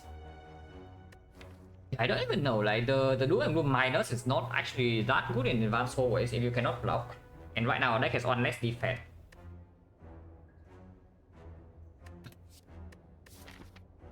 I would not pick a second Doom and Gloom, I might pick a second cool-headed. Into the north, the Doom and Gloom outperform, but it doesn't guarantee that we have a good fight. No, I think the cool-headed. The price of my hit Darkness, don't pick it often, upwards feel fairly strong. MJ, like you were here when I first played Defect on stream. So you maybe you can remember that I was a Darkness monkey. It's like my early Defect runs is just, yeah, okay, Darkness icon is to upgrade Darkness, it deals so much damage, right? How can it be bad? And then yeah, and then I stopped being a Darkness Monkey because I realized this card is terrible. It's like, okay, it deals a lot of damage, but how many turns does it take for you to even evoke? So like whole wave fights, you draw Darkness Sun 1 and yeah, how many turns does it take until it actually is doing anything? Turn 3, maybe turn 4. Okay, that's terrible. In elite fights, does it do anything against the elites? Against the norm, yeah, sometimes you never get to evoke. You draw it not on turn 1, you cannot even play it. So it's bad there. Into the set Lagavulin, yeah, okay, it's good, but it is defect against Lagavulin.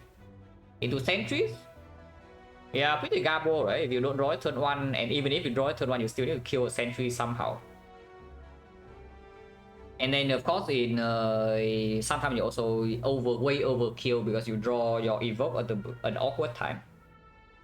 And then yeah, advanced forward, we already talked about that. And then act 2.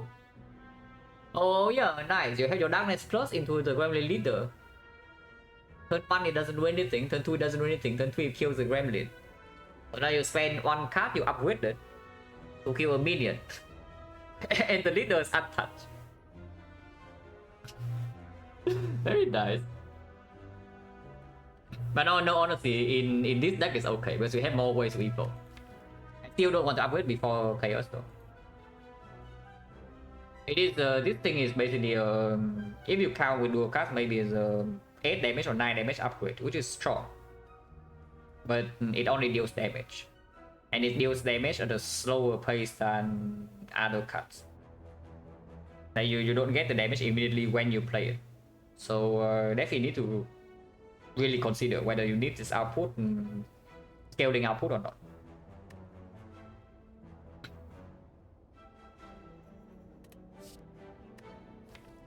But now here honestly I want the Cool-Headed. It might be really stupid, but I want this Cool-Headed over the Doom and Gloom. I will take it.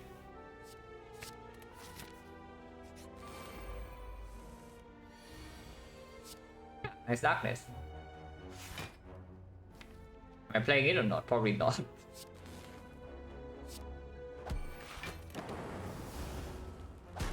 Ow.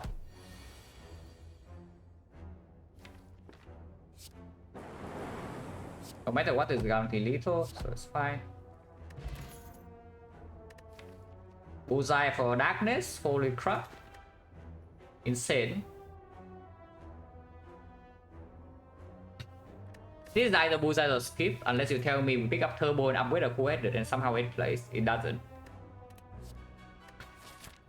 If we want to run into any leader, or maybe this Bullseye is needed because yeah, the knob right now it's not a very happy fight. Yeah, if we run into the knob with this deck, no matter what we upgrade, it's not going to be a happy fight. Probably okay. Also strip artifact if we end up with something that I don't know, over the eyes later, maybe we can do something.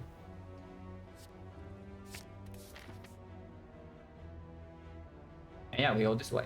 We are definitely not forcing ourselves to do this. Oh.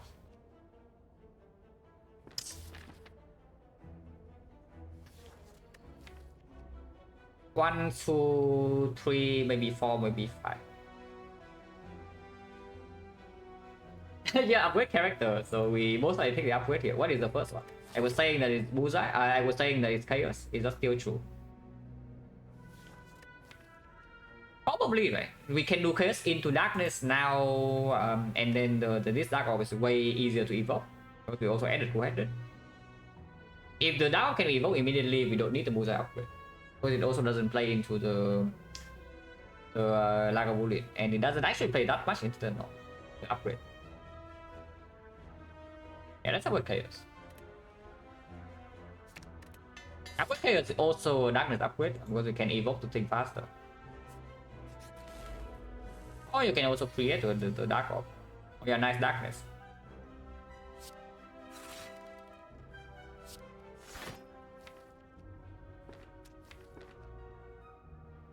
Maybe I do play it here though. Because Chaos Plus is putting this in front and then I can evoke to kill here.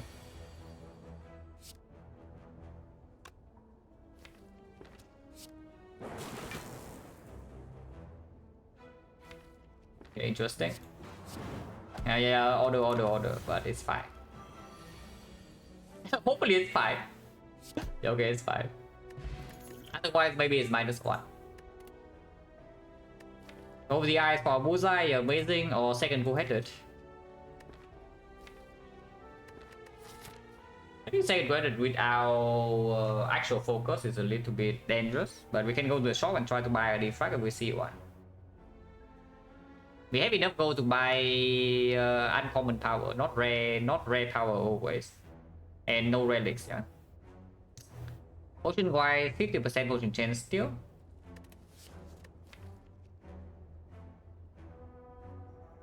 Second quadrant without focus is still good against Lagavulin.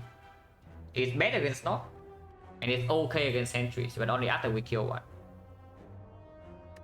Into advanced always, I would assume that over the eyes outperforms for now, and we already have artifact strip. Because I don't actually want to go to this shop, you know. If we are not going to this shop, then why not take the go for the eyes and just go here? And then from here, hopefully can take this. This is not so bad for the short term. Oh god. 30 damage on turn 1, yeah. I see 30 damage coming my way on turn 1, so that's cool.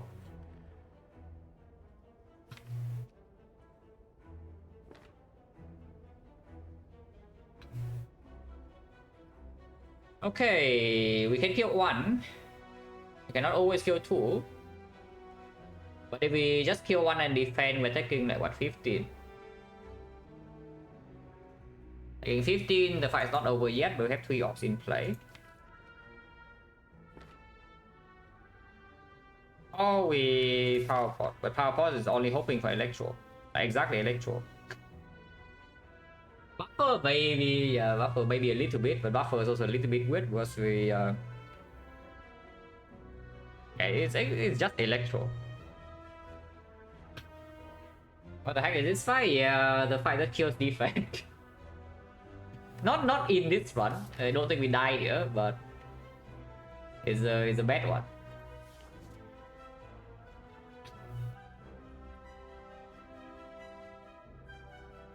I just exactly electro, right? Bias Cock maybe a little bit, so you can maybe count, yeah, Bias Cock electro. How much is that? 2 powers, 14, so probably like 40%. Yeah, 40%. Doom and Gloom, now Doom and Gloom is not even drawn in this hand. And even the Doom and Gloom doesn't, it's okay. Doom and Gloom will mean that we take 17. But that already says that you are taking 2 more than the other line, yeah. Yeah, 40% of the time this power potion bails me out. And then, yeah, I lose out on the... If I fight the sentries, for example, this electro hour is still the same. Yeah, I fight the knob or the Lagavulin, suddenly there's like Echo Form, there's like Halo Word, there's the... even against Lagavulin creative AI sometimes. So into the elite it's pretty valuable, it's just... 50 on turn 1 and 5 is not even over yet, it's a bit too much, you know. And our potion is 50. Not that relevant, we have one empty slot. It's just about how much HP this potion saves in this turn. If the potion breaks and we still get on, we are avoiding elite or what, suddenly we go here. Yeah, then our Act 1 is ruined. We go here, suddenly, yeah, several question marks, we don't even fight elite. Our Act 1 is done.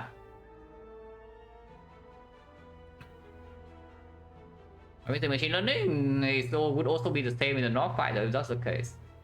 It's like you need to compare between the HP save in this fight to the HP save in this fight. If this potion saves more HP in this fight, then compare to in this fight, then you just use it here. It doesn't matter if it breaks. Completely irrelevant. We do not do result-based analysis here.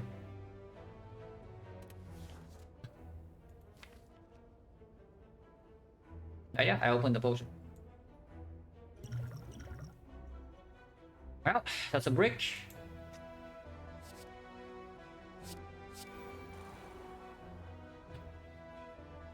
So, Chaos.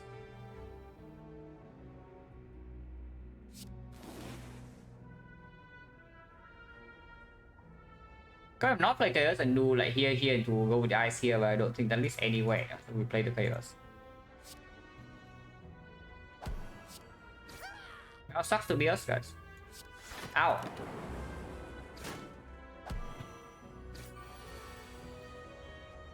I mean, I literally have dual cast on this Dark Orb. Claw, yeah, okay, that's exactly what I ordered. We get killed here and here, so it's not that bad. So 15 and then we get out. Good power pot, by the way, save 0.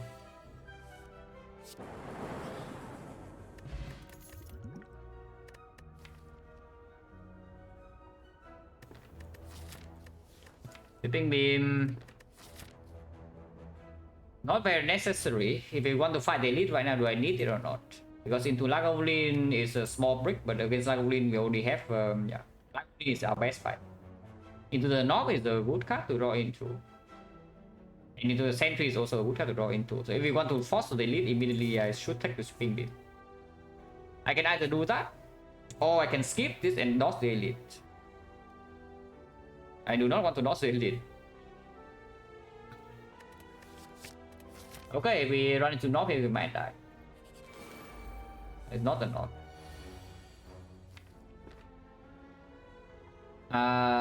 Darkness first. Or Darkness first. Darkness full-headed. And we see. Sweeping Beam.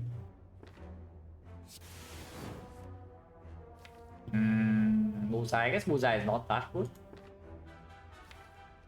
Could I play the Zap because now it's like really weird. We can never dual cast this with the Chaos Plus. I guess it's fine. We can also dual cast the Frost instead.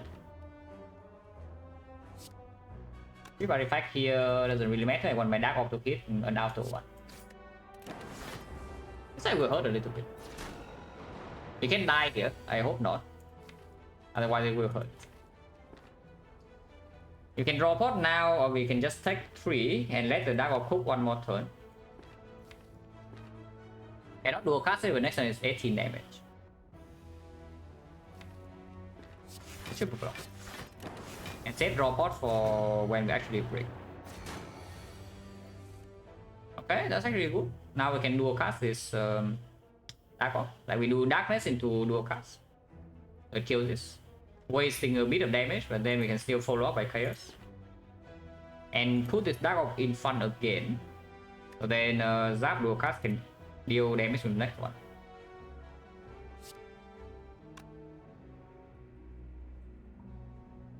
Yeah, Darkness dual cast Chaos. Yeah, even if the lightning hits me, though, we still kill this with the dual cast. That's fine. Top 5. Okay. I guess we have some Dark Orbs. Yeah, I guess we do have some Dark Orbs. I mean, it's no problem though. It's actually good for us. Just look at this.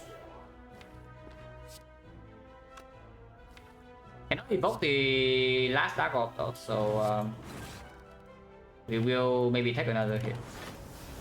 And we cannot evoke this. Hopefully draw some block. Okay. It's not so bad. That's not so bad. Honestly, it could be way worse. We lost what, 19 HP? And no potion use. Total change right now is 1, 2, 3, 4, 5, 2 potions, so 50%. It's a chill card, and I take the chill card. We just fought the Sentry though, so the value of this goes down. But the Heatherwood only performs against Lagavulin anyway. Lagavulin is a better fight. Against the North, these are almost equally bad. We don't need this into Slime Boss. So now we have to choose another thing, yeah? We can... Most likely I'm resting here. Because if we run into advanced hallway here, for example, 20%, we are in big trouble. From 11 HP. If I rest, can we take the North fight or not? 29. 30. 30 with a draw pot. Sometimes go there, slide up, sometimes force orb. We can draw a pot on turn 1. Can take 2 hits. Yeah, we can take 2 hits. And 50% of the time it's like a bullet. I find it. Because afterwards there's a rest immediately. Like a bullet. Now Dark Oak's cooking. Wait, Dark Knight's so good? Who said Dark Knight's bad? Wait, no, really, who said Dark Knight is bad here? And next we have Chill Bullseye dual cast open. That's perfect. Can play this.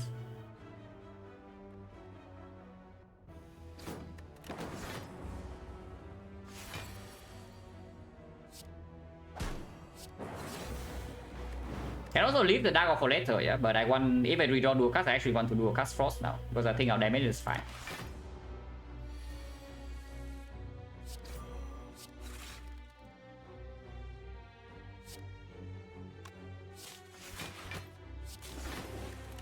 Or Dark Oak might not be the best thing to draw.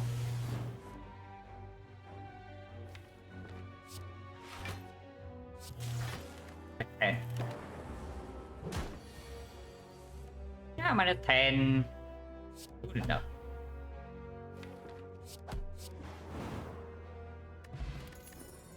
Dreamcatcher.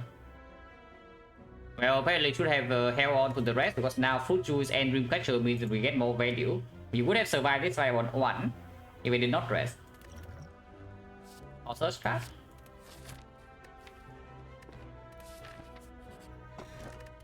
Rated this relic.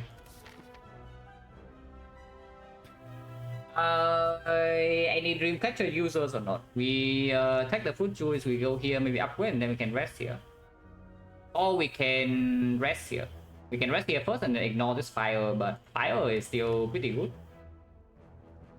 The coordinate upgrade still performs. The dual cast upgrade right now is pretty good. The darkness upgrade actually is okay with the bullseye, and we can evoke this pretty quickly.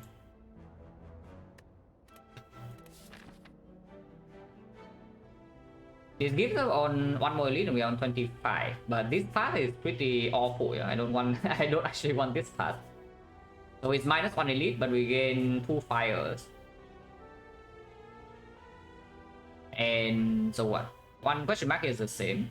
We trade 1 question mark for 1 fire and 1 elite for the second fire. So we're basically trading 1 elite plus 1 question mark for 2 fires. And safety.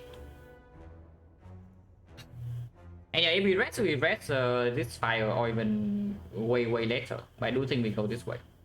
Instead of going into this heavy question mark path, any light loss event you cannot take. Living World we already saw. First upgrade, how really are we here? Because I am really looking at this cool-headed upgrade. And I think we are allowed to do it if we don't fight the elite now. 25 HP, 1 potion, chill in the deck, Gremlin game already fought.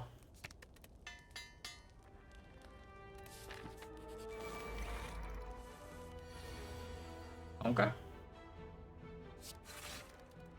Wait, okay.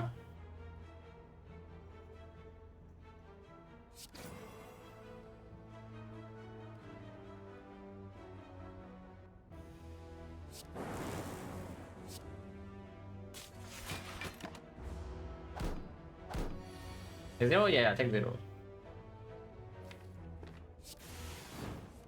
Okay, still take 0. And then fight's over.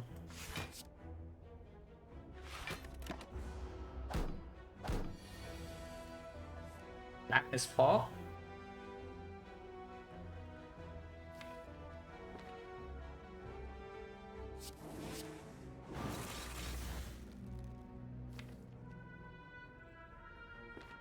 Fail.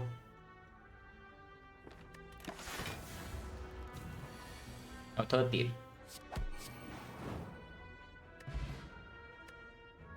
I learned Bullseye upgrade recently, currently pretty low priority.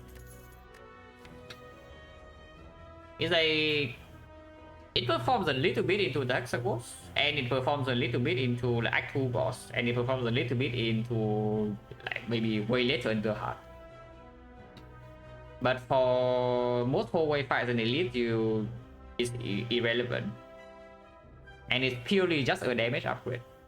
If something is just a damage upgrade on Defect and it's not a damage upgrade that always plays, yeah, It's not very good because you yeah, like let's say here +1 draw is so much more important for later. +1 energy can also be so much more important. And compare the damage upgrade between this and this, isn't this just stronger? The overclock theory. I don't know about the overclock theory in this spot because we don't have anything to basically yeah, our defensive scaling. It's okay though, it's okay. I kind of like it. I don't like the white noise so much compared to the overclock in this spot. Because with the Corsair in the deck right now, with something like Corsair Shield, yeah, even something that we want to draw early with this darkness, value overclock goes way up. Into Slime Boss, you want to draw darkness as soon as possible. Later on in Act 4, you want to draw Corsair turn 1. And in Act 2, you also want to draw Chill ASAP because otherwise you cannot block. Like we have like yeah, Data Disc, our defense minus, we don't have any block cards besides some Frost Orbs. So better draw this. We take this. If I attack this, I can go here and upgrade it immediately. Which honestly not so bad. The overclock to overclock upgrade theory.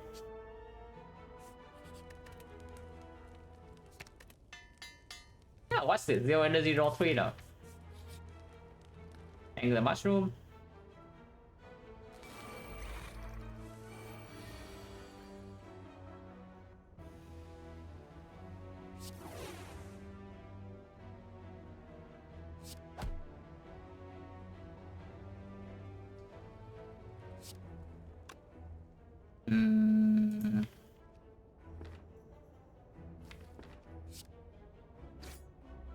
Like this.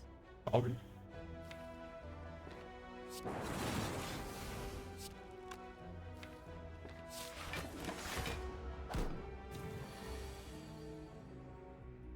Okay. Well, so if I just do this, we have 1823, so we're taking 2, but no more frost. This guy never attack next turn, so it's only this guy. And now dark is in front. Is the mushroom really even that good? Yes. I mean, at least on this character, yes. He blocks like how much for you? 15 in the heart for the multi-hit, and big hit goes from 67 to I think what? 0.25, so 55, 54. Blocks for you 27, 28 damage in the hard fight alone. I don't even care if it's completely useless for the rest of the run, yeah? Something that blocks 20 plus damage in the hard fight is automatically very good. yeah, that's basically it. I don't even care what the hell it's doing for the rest of the run. It can be a curse for all I care.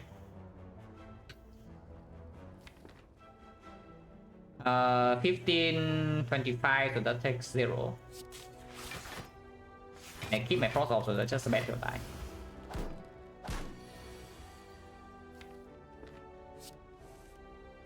I need to do Corsair first. If I do Corsair, that's the killing blow. I do not block this vulnerable, so I need to do Corsair first.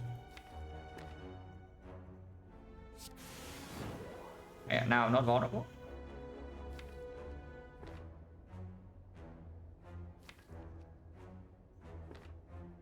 Doesn't kill though. I have like what, 9 damage, 10 damage. Oh no, I do it. I have a data disc, so zap is 6. And this advance the enable the most. Boss player skills immediately. The cell repair card. There's also the compound driver card, but yeah, the cell repair card.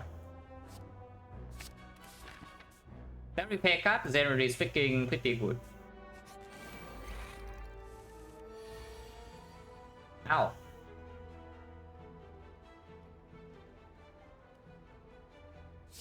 No kill here. Yeah, no kill here because Penny is not set up as a top. I don't mind resting for Dreamcatcher if we have to, but prefer not to. Right now we are still at 25, but with the Dark Orb and no skill on turn 3, we need to face tank the Slime Boss for one attack most likely.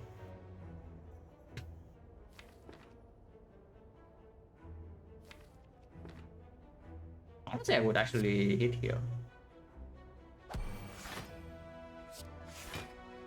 And yeah, probably Dark Orb Lightning.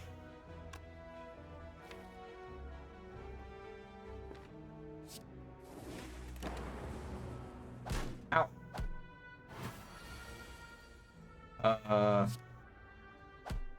That sucks. Anyone else thinking Defect sucks or just me? It's fine, we're resting, guys. It's just Dreamcatcher value. It's just Dreamcatcher value. But yeah, Zap here maybe would have been better. I was a little bit more optimistic because we have a way to evoke this and it kills 2. But Zap was probably just better because if we draw better, Zap can have a chance to bail us out.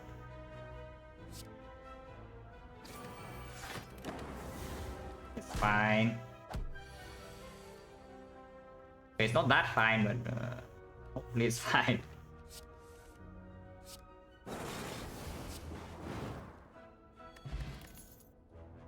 Team Cell sucks. Turbo, however, we have Overclock Plus and the Coheted, so we are playing. Yeah, first cycle we are having some strong stuff. We draw 2, draw 3 into the Turbo, have a big turn. And then second cycle we draw Void and Burn. Nice. yeah, exactly. Second cycle we just draw a Void and Burn two curses, and then third cycle yeah, again 3 curses.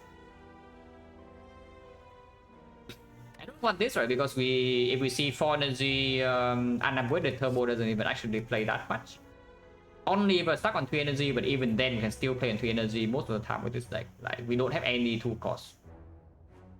Everything is relatively cheap. Rebound on dual cast with like Darkness is definitely a thing. It's an attack to advance Penny a little bit. Of course, the damage is bond base. The damage is like 9, so it's not very high. Probably want to skip. Yeah, probably want to skip. Not before seeing what the boss relic is. I don't think we need this rebound like super urgently. And yes, I'm resting. You catch your value? Or yeah, you can take the Steam Barrier, you can skip. Steam Barrier plays okay early act 2.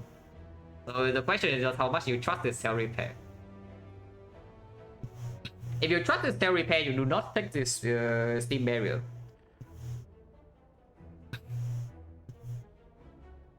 It does play decently because yeah, you draw onto it with this, you draw onto it with this, you draw onto it with this, and it's just +6 for early act 2 fights.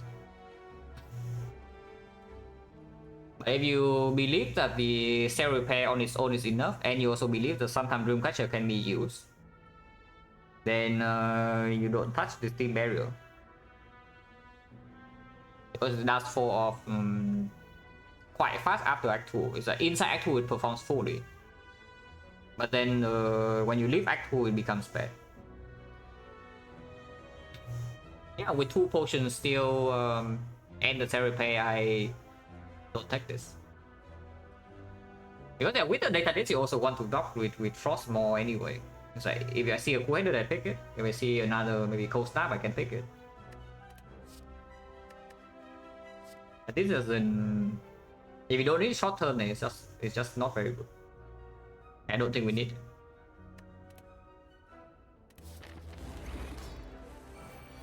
Okay, Dark on turn 1, so we are probably okay. Probably one Dark in the back, so we do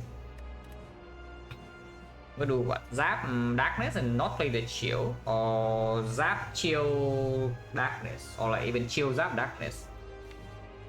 Maybe Chill Zap Darkness because we want to block turn 3. Yeah, Chill Zap Darkness of order would be Frost Lightning Dark. So we can do a cast of Frost, for example, or just order to block with it on turn 3. And then we wait for the Dark Orb to evolve. And you can also play Chaos on turn 3 without touching the Dark Orb. Yeah, let's do that. Chaos Zap Darkness. No, not curse, but Chills Up Darkness. Care of damage, it re-advance a penny, probably yes. I think playing 0 attack in this fight is not going to happen. Okay, over the Ice Misses.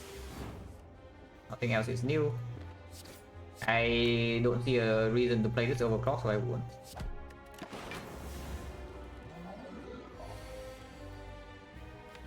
Yeah, dual-cast is Frost into Chaos, or we can actually go in right now. We can do Chaos into dual-cast this. Without Bullseye in hand is not super good though.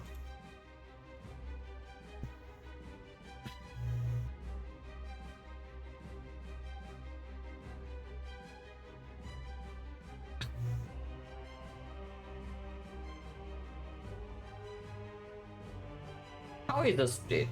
Chaos is 9. Dual-cast is 49, 60, so split on 46. But we don't need to take this damage. How much is this damage? 15. Block tail 26. Next row is not very good. But there's no guarantee that we can dual-cast this after, yeah? So Bullseye debuff goes 2 turns. Tanking big hit and killing slime balls with daggers plus defect strat? Yeah, it is. Not for his tanking big hit and then killing slime balls is also a defect strat though. What about that? Yeah, what about that? Instead of taking 26, you can, you know, not take 26.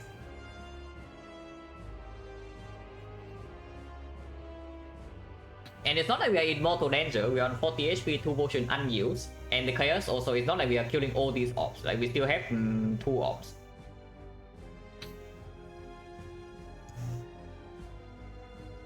But yeah, yeah, let's go now.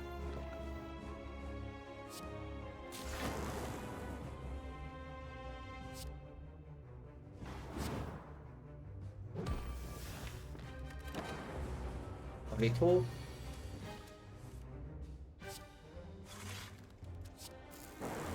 Okay, should have played Bullseye before that, but it's fine.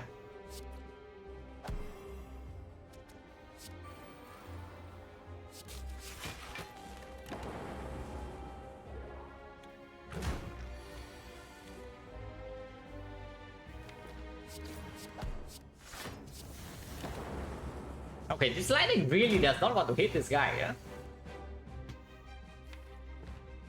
That is a small problem. that is a small problem, but for now we are still okay. Don't need to potion yet.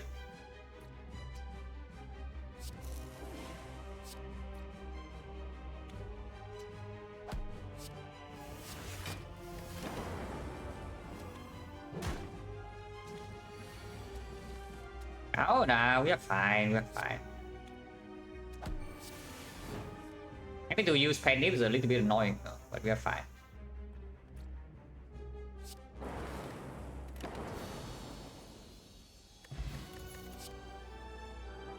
The Echo Form card with our Cell Repair card and the Overclock card to set up. It's also Electro. Yeah, no. Yeah, no. Forward potion is good. Has to be better than this, and I think this can be. If we never see a better potion, we can even keep this. Yeah, okay. Open Sozu, open Sozu. We take the focus pot in here, and we have draw pot, focus pot, and that's our Sozu potion belt fight for.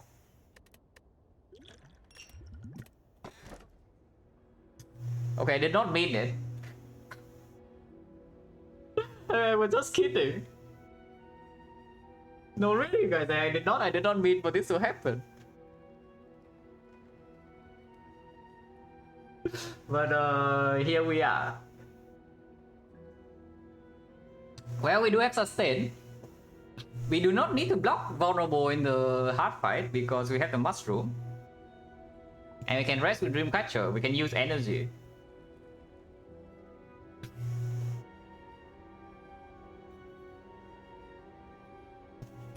And yeah, I am very not interested in this Philo Stone. Because I would absolutely just take Sozu over Philo. So it's just whether we need the energy or not, or can we get away with like the bell.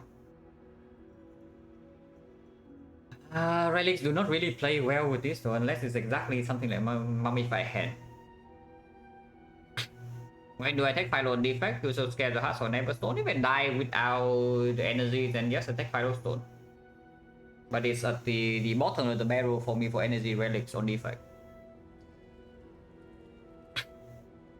And yes, we do have 2 good potions for Act 4.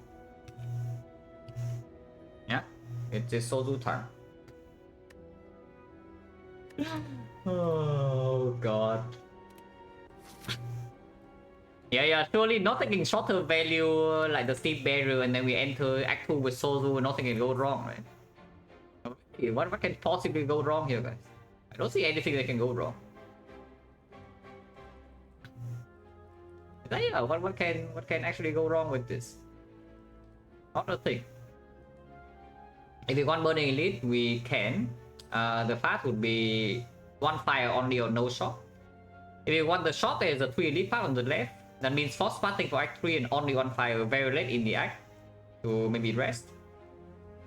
But we do get to spend our gold fairly early on.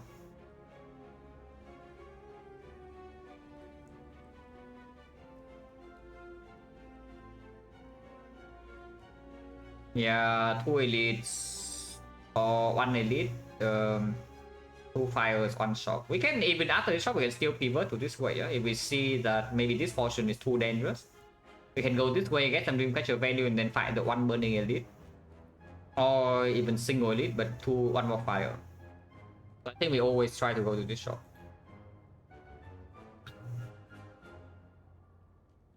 Uh, 4 fires, they're not too interested. Let's do 3 fires. Question mark.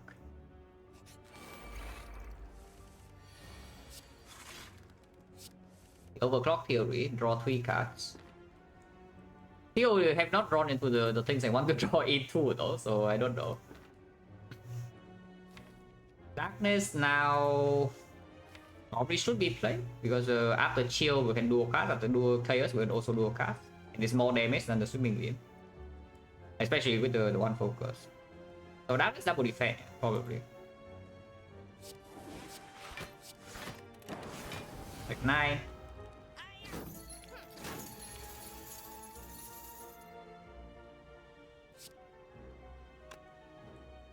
Do cast the Frost instead. For example, you do Zap into dual cast Frost, and then Chaos will evoke this steel.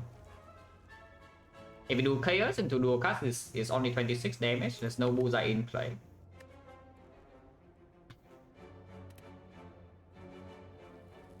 So 26 is not even enough to kill anything really. Are we losing go or what? I'm pretty good on any character who pick Stone right no strength now. I picked Sozu and Silent over Philo Stone like a few days ago. The run won. Yeah, I picked Sozu over Philo Stone Silent in Act 1 the other day. And yes, normally Philo Stone is pretty free on Silent, but not always. Sometimes you don't have well in Malays and whatever, and suddenly, and you don't have a real burst solution, suddenly the Act 2 can destroy you. And you see that your late game potential is high enough that you don't need potions in Act 4. So you just play with Sozu. Sometimes. Doesn't happen very often. Dual cast is Frost, and then still play the Chaos, so we block 17, so we take 2. But then we probably lose gold because this Dark Orb is not going to be able to perform. That's a no card draw. But yeah, I would preserve my HP. I think in Bell and Clap plenty of energy cards. Oh no, that's a tag I have never read before. That Iron Clap has plenty of energy cards. Yeah, no, that's an interesting tag. Yeah, that is a really interesting tag.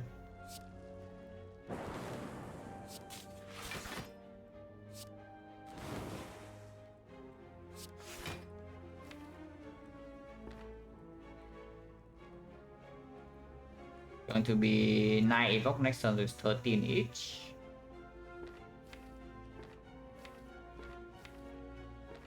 bullseye this, and then chill. So how much damage is that? Yes, only 9 with no bullseye. But costless can be played for exactly 20. Let's play here.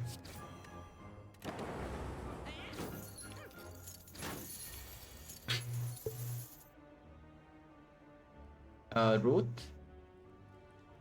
Yeah, that's pretty good.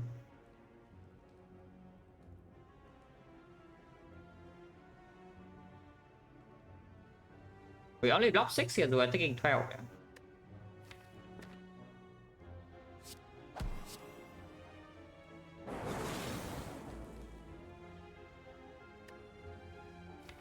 We don't perform, we have like 1 turn to do it, so I don't think it's going to happen. Ow.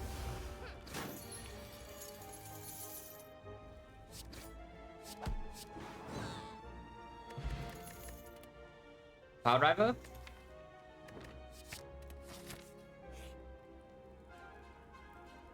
Okay, Dreamcatcher will have to work overtime, guys. Yeah, Dreamcatcher has to work overtime, guys. If this is our first question mark. Yeah, if this is actually our first question mark, we I may force to take decay here. Because losing 19 in this possibly we go to 26. 26. If I want to preserve my potion, we have to go to 2 advanced hallways before we get to safety fire.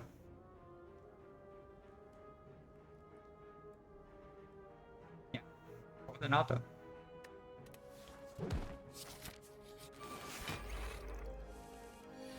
Sometimes you get garbage by the auto, so can you do? Move on, guys. Sometimes you just have to move on. It doesn't hurt me here.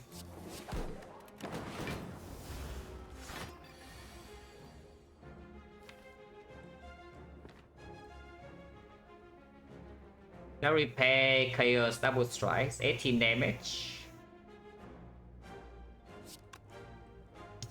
Next one is a 20, so if I do a cast it's 40. 40, 18, 58, 58, 67, 67, 7 damage off, but yeah, compound rival core search can happen.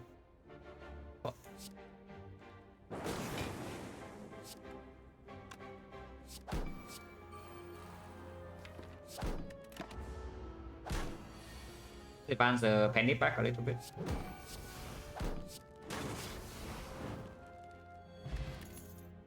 Snap or recursion.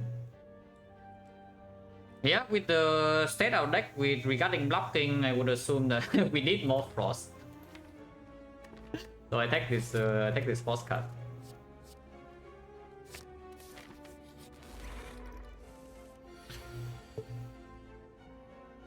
And the move on, yeah, people probably a lot of new viewers who don't know where the move on came from.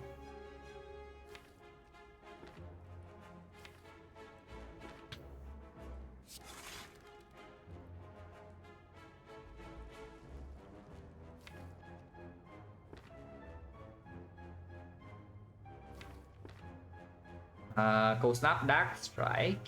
That deals 21 damage, so that's exactly enough to force a heal.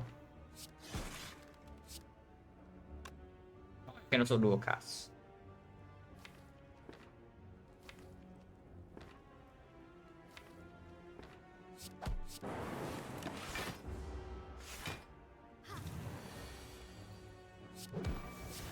Oh, next turn they attack though, and I don't like that.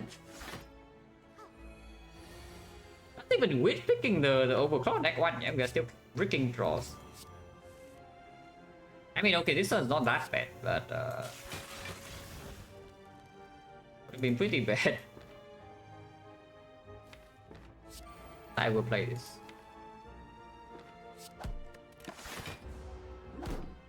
Ow. Monka. Is it skill or not? 16, 28. 28, 40. Okay, it kills. die. Now we can double cell repair. Wait.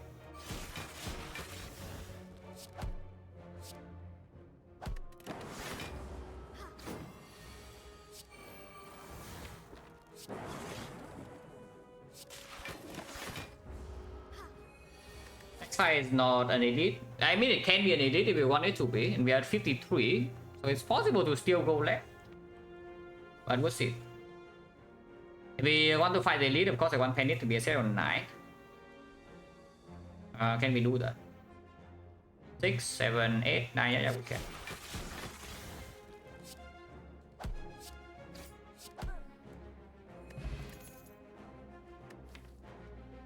And we get... Yeah, I should probably pick it up. We don't have enough draw to support it yet, but decent amount. Like draw 3 here, maybe draw 2 here. In longer fight, it's slightly better than 2. And this also is draw 2. Scheme, of course, we pick. Provided is pretty good. But we take the aggregate. That is basically the only energy cut we want. If we want energy generation. Auto echo form. That is very expensive. Yeah, that is very expensive, but it is a auto echo form. Or you can toolbox. Like Glacier on sale, we most likely buy, so I will just click this. So now the choice is between remove decay, bottle echo form, or bottle echo form loop, keep the decay, or toolbox loop, remove.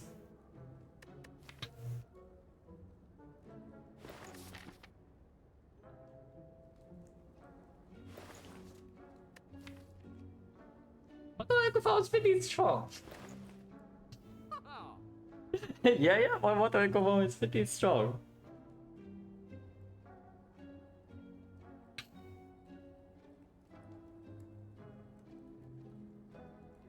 Yeah, bottle echo form just it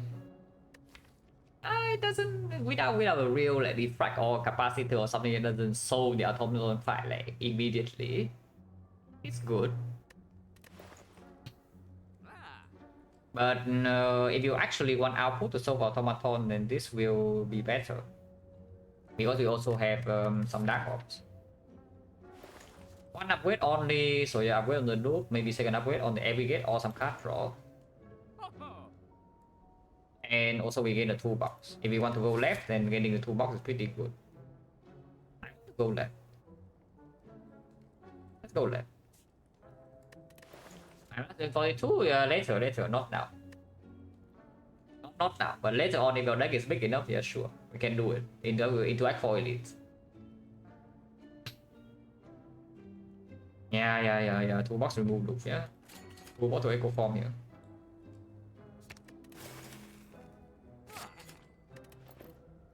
Yeah, let's go left. Nothing can possibly go wrong, guys. What can go wrong if we go left on this board? Nothing.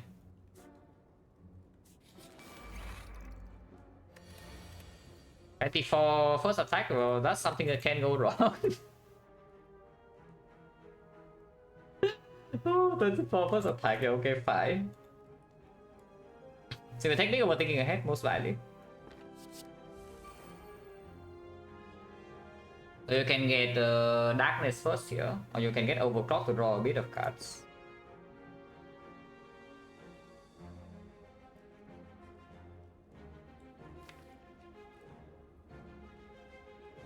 I would probably take the darkness. And I want to keep the dark off for sure, yeah? I don't want it to be in front. So if we keep the darkness, we do something like Glaze here, Cold Snap, darkness. You can also take Abigail and play this hand, but it doesn't convert into anything super good. Get the darkness now.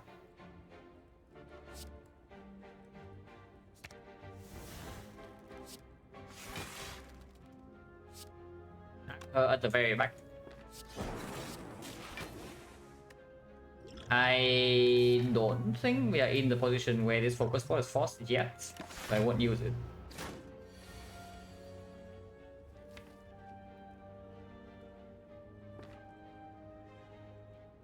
Player sucks. I kind of want to play Quided, but then the Chaos will kill my Dark Orb. I can also play a Chaos Loop, Strike and not play the Cold Snap and then keep this Dark Orb in front. That seems pretty stupid, so let's not.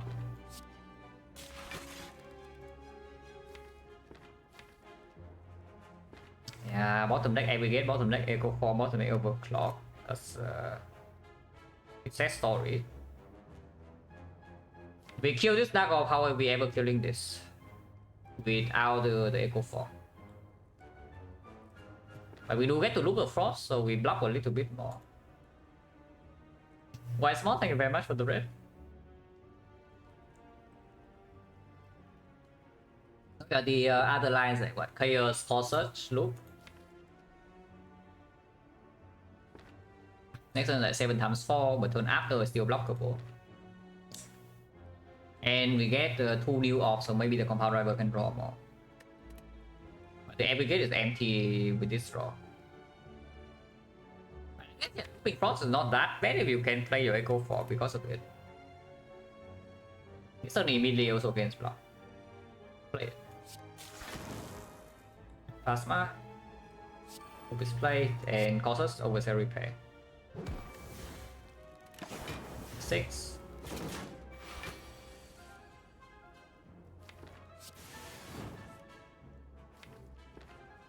It's only 1 energy, so it's just the same.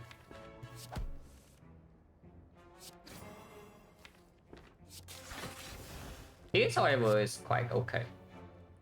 We can play this and not play the Echo Form, yeah? But next turn we have no Plasma and maybe even double Overclock, so we have a potentially pretty big turn next turn. And afterwards, of course, we have Cell Repair redraw.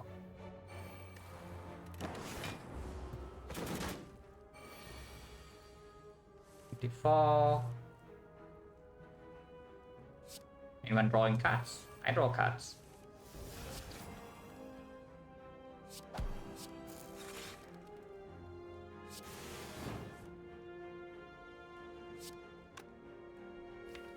We can loop lightning actually.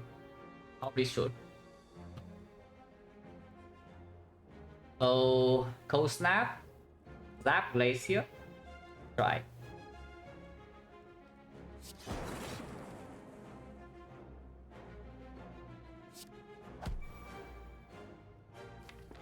And we have lightning is 4, so it's going to be 6, another 6, so 18, 18, 40, 40 with Echo Form. If we break next turn, we have to use this, but otherwise, yeah, 40 we're okay with the panic setup.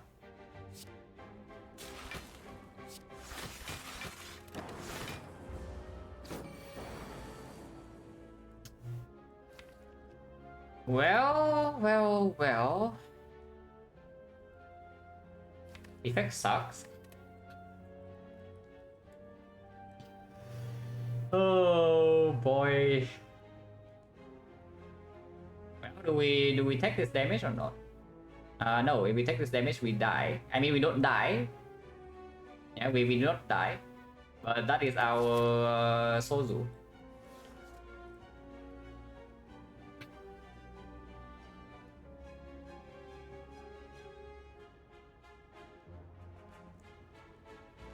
Okay, is robot even killing?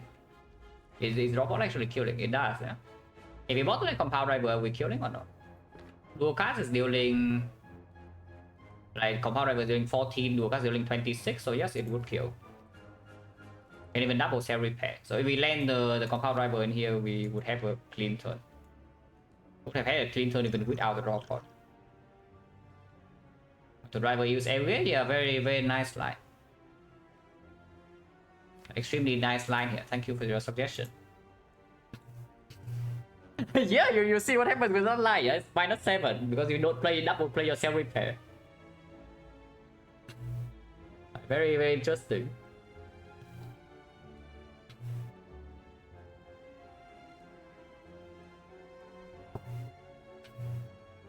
If we do not potion at all and we play double darkness.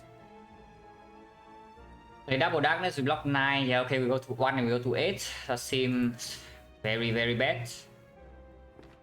Where's the draw pod? Yeah, Abo, Cell Repair, Compound Driver, Penny, Dual Cast, Strike, it dies. 26, 26, 40, 46, exactly though. What the hell are you talking about? Like, come on, if you want to backseat, at least backseat properly.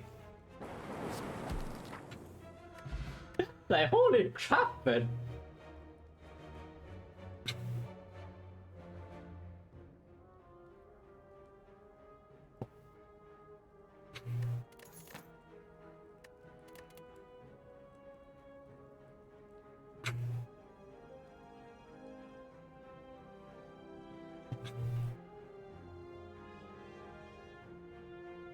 I mean, I don't know. At this rate, maybe next year we are no backseat 6 stream, yeah? I mean, so far this year we are still okay. But at some point that will, at some point I have enough. Yeah, at some point. And okay, we turned down the Steam Barrier minus before, but now we have a Steam Barrier plus. And we are playing Sozu without draw pod.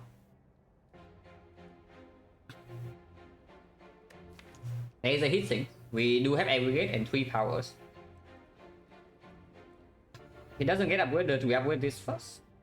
And then maybe upgrade aggregate, and then heatsinks can be green. 2 fires.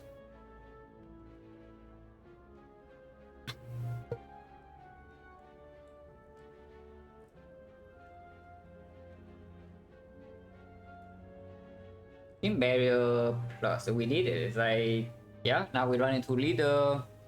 Is Steam Barrier would draw the leader or not? Because I have a feeling FTL is a better draw there. Later on, FTL doesn't really hurt us as much as the Steam Barrier, but in whole wave 5, of course, on turn 1, sometimes you're being hit, and Steam Barrier is a better draw.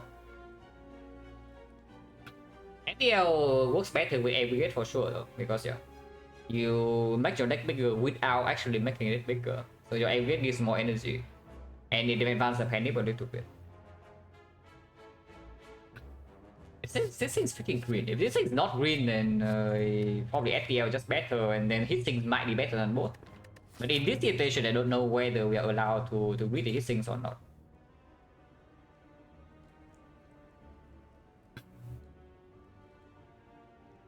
It's just not good, right? We bricked in slavers right now. We just buy on the spot. There's no more bailout potions. And it's not even set up. I take the FTL. In the leader fight early turns, this is also a better draw. Okay, that's good. I mean, of course, forward and after first question mark, so only good events left, yeah. 6 upgrades versus 1 reboot. Defense upgrade absolutely plays with the Echo Form. We are not overscaling with Frost yet. Strike upgrade absolutely plays with the Pandit. And again with the Echo Form. Yeah, don't think this is a spot we are allowed to take and remove.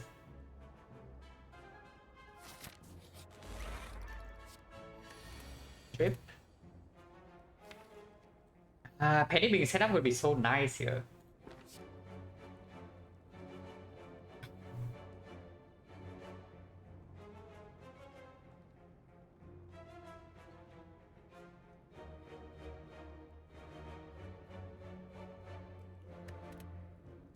Trip is better than Hand of Grid.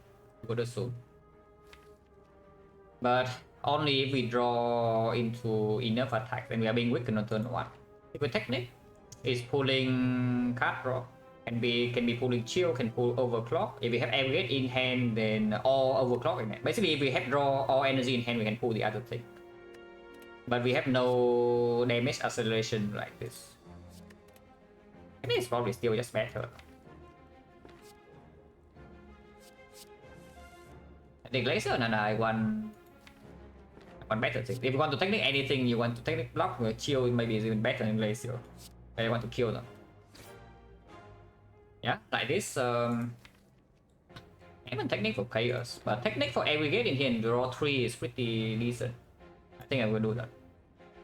Like aggregate, yeah, we technique for if we are drawing into draw, we technique into energy. If we're drawing into energy, we technique into draw. So these cards are very flexible. If we have both in our hand, we can technique for block cards or even some damage.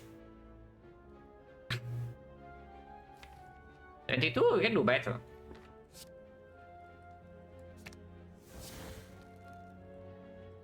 All the dark in front. So dark goes now and then compound.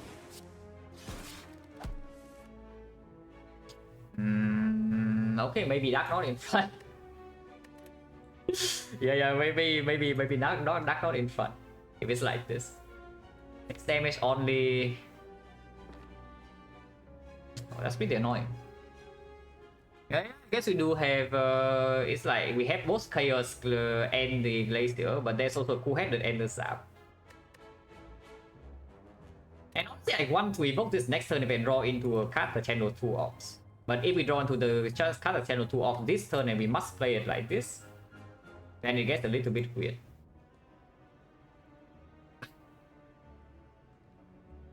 Because otherwise next time we cannot evoke this dark or unless I draw into like chill or 2 cards that generate ops. It also doesn't work. I believe it's B. It wasn't hyper beam, it was B.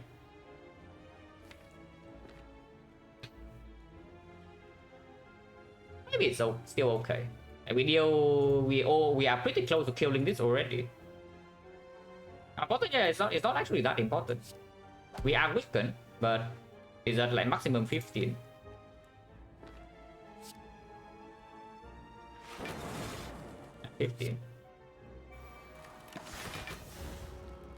And vulnerable doesn't actually hurt us that much. Yeah. With the mushroom, we also have core search in the draw.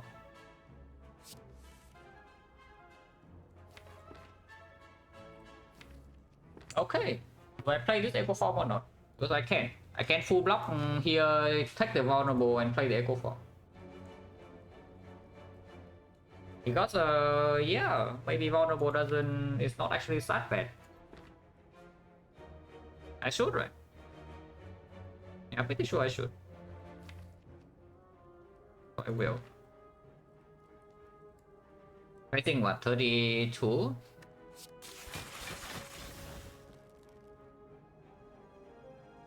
Already full block.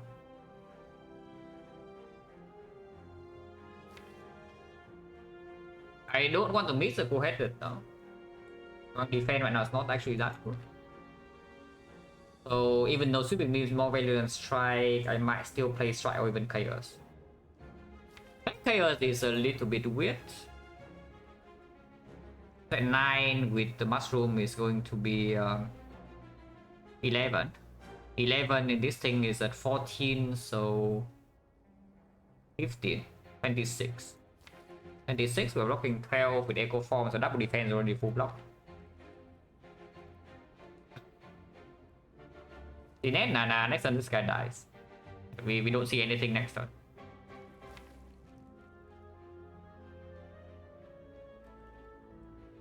Core search is 8. Also swing 8 is probably good enough. Block 3, so 27, yeah, that's all full block. We can take this line because we have the mushroom. Yeah.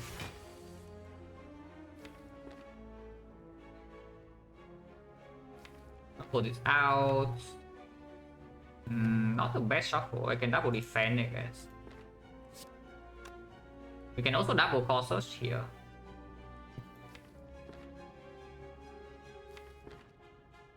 Associate to bullseye here is working fully because we have the pendant.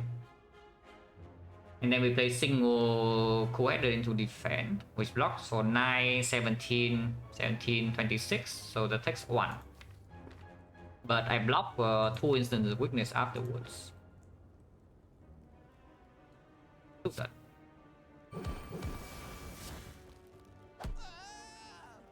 Do a cast into coeder, how is it? 12 blocks, so it's 9 blocks. This is better. Do a cast into coeder. 12 into. No, it's not 12. Yeah, just stupid.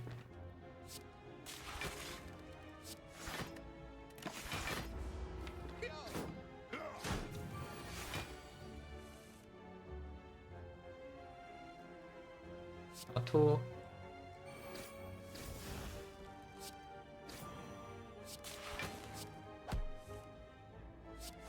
This there. You ask whether mushroom is a good relic. I just say yeah, pretty decent. Pretty okay, no?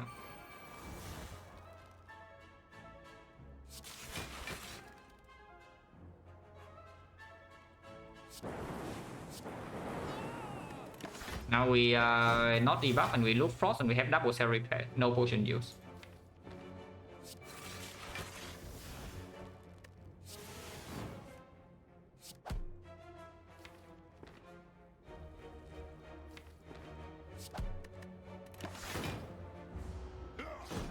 Defect owns, yeah, defect owns. Also, this overclock is absolutely performing. So that's good. Pantograph, okay. Compound Rival is just better with the Advocate. And we already have the Pantograph. So again, other two is Bell and Firestone. Yeah, the Sozu. Okay, how much healing is too much healing? Yeah, how much healing is too much healing here? This does guarantee that we can upgrade every single fire. So like here, for example, even if we get a little bit old in this fire, we can still upgrade. And then after we can upgrade again. I do not want to rest even with Dreamcatcher in this spot, yeah, but we added a few cards that really appreciate the upgrade, like this and then this. First key, yeah, I don't care. Let's take this. The Advanced Over is not even completely safe. Panache sucks. Enlightenment sucks unless they draw exactly the echo form. Chip also kind of sucks though. I mean, we block frail with this.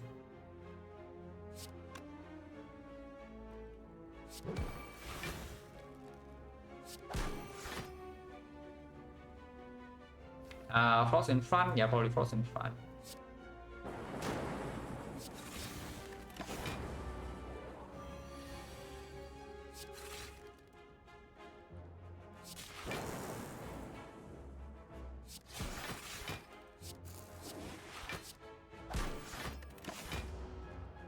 Take one.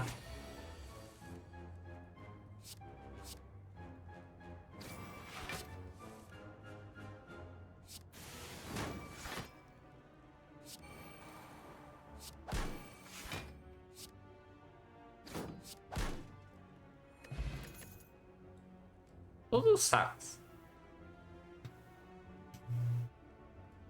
I just see that my game the screw disappeared to the distance and then I say Sozu sucks. But we have okay, at least the Glacier is fine. Upgrade, I would assume next fight either leader or the book. Probably aggregate over loot first because we have double compound rival now. And this also is expensive.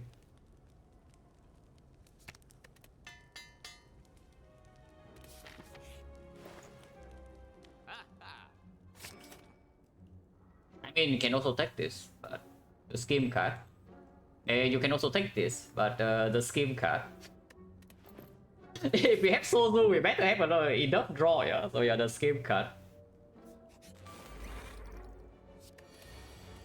I mean, the scheme card does say scheme on it, so how bad can it be really?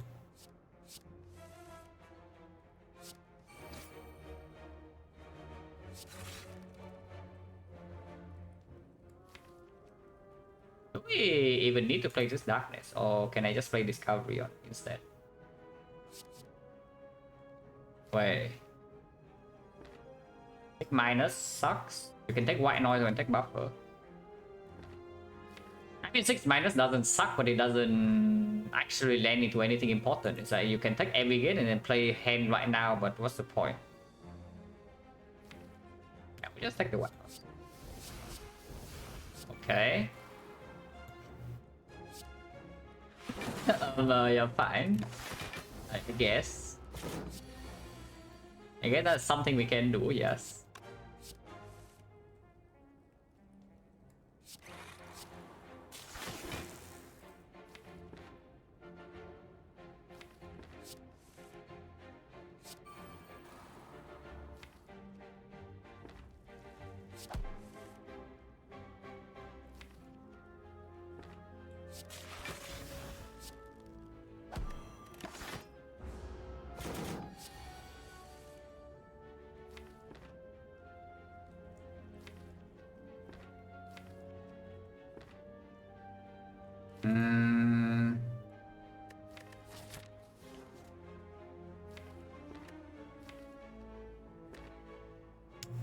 We want to double hit it.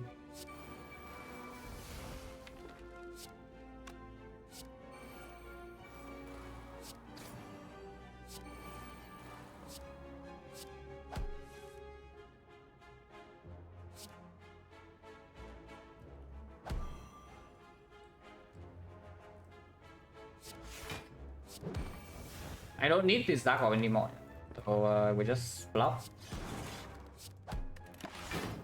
and do Plasma instead.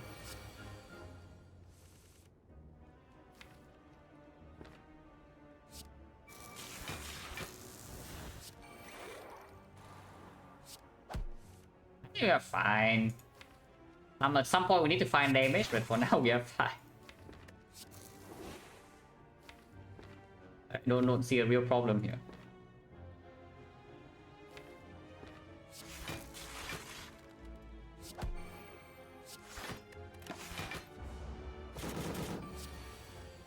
Damage.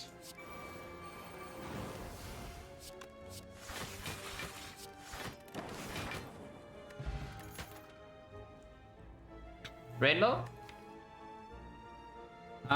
Biggest application of Rainbow is that it makes compound rival draws 3. We kind of already have that though with the chaos.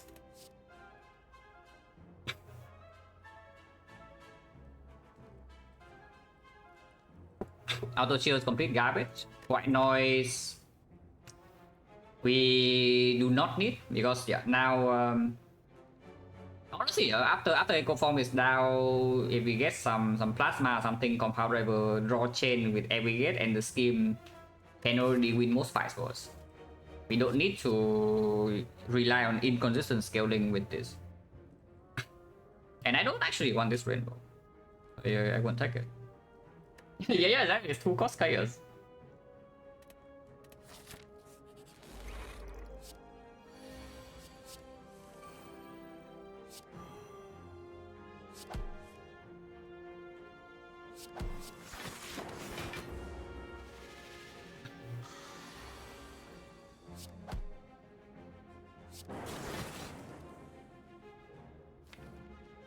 Frost in back in front. Not really. That can be a little bit annoying, I guess. Okay, more than a little bit annoying, but that can be annoying. I guess it's what I should say. Yeah, definitely annoying. Definitely annoying.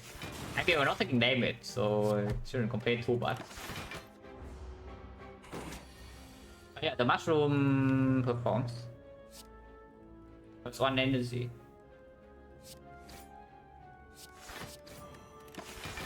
Here we have a next damage. And now we have Echo Form.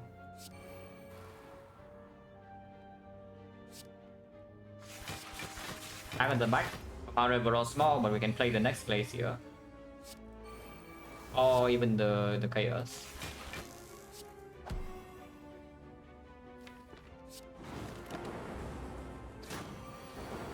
Wait, it's just dead like this?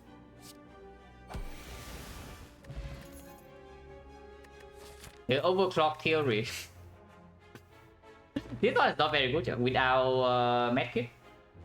And we do not overscale after the first deck cycle. I mean, we are strong. We are strong after playing Echo Form, but we do not just don't care. We break every single draw afterwards. We still need to play our turns. I don't think so. Wait, loop. Yeah. I see. We overheal massively, but it's fine.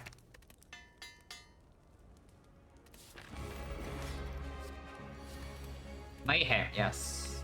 Dark Shackle strip on artifact. Doesn't really matter. Go with the eyes, not landing or landing doesn't. We don't really care about that. Makes the bullseye land a little bit. Oh, we can take Chrysalis with a lot of draw. Chrysalis.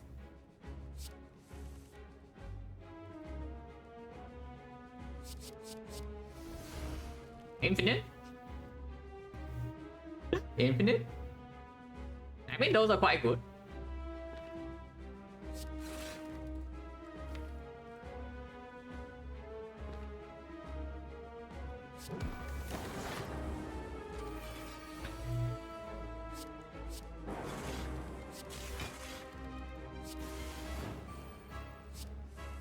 Wait, don't steal my echo form, please.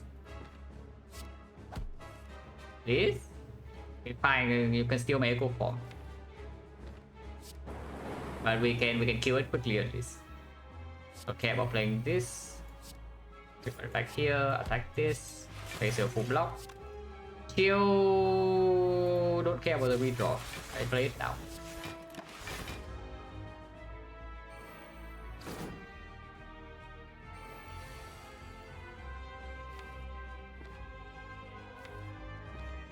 A+9. Yeah, A+9.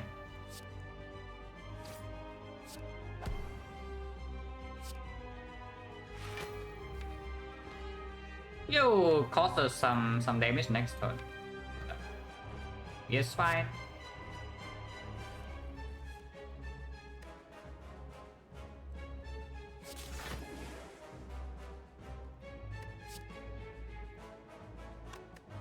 Yeah, the redraw is possible though, so we waste a bit of damage here. Oh. One energy only, no aggregate in hand, but still good. Aggregate in hand. Okay. And now we have the thing. We have the thing. 32, 25, so 33, and we try to get the loop back. Also play this. One plasma. Yeah, there's my plasma.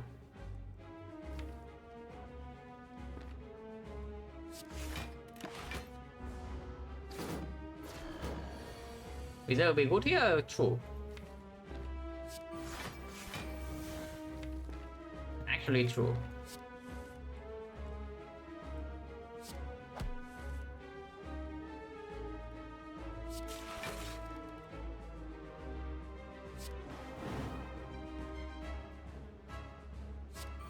Need to double that.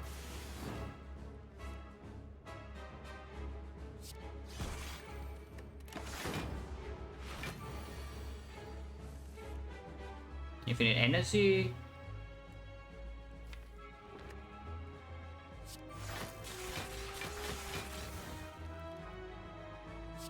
Nice pendant. But we full block this extremely easily, so no need to be scared. But probably should not play the overclock now. At least not that often. I say as I play my overclock. yeah, I say that as I play my overclock.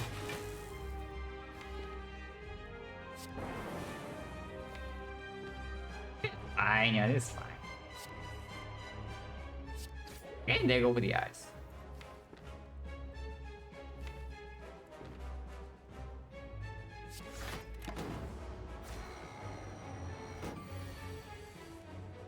Pyramid.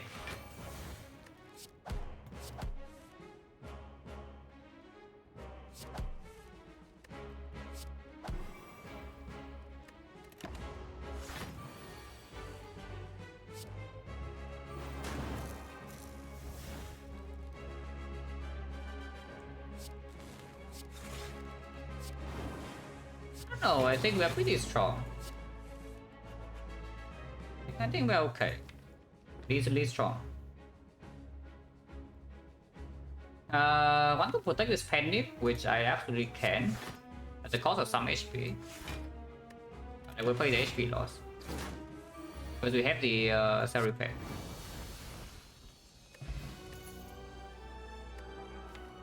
Multicast actually quite decent.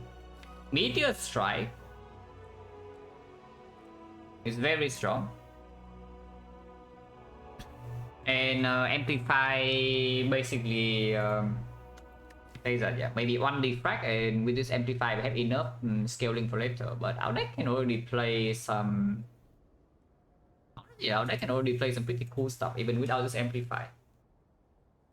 And yeah, Snecko is possible. If we take this Meteor Strike, Snecko is possible. Even without the Meteor Strike, the Snecko is even without the Snecko, the Meteor Strike is already quite decent.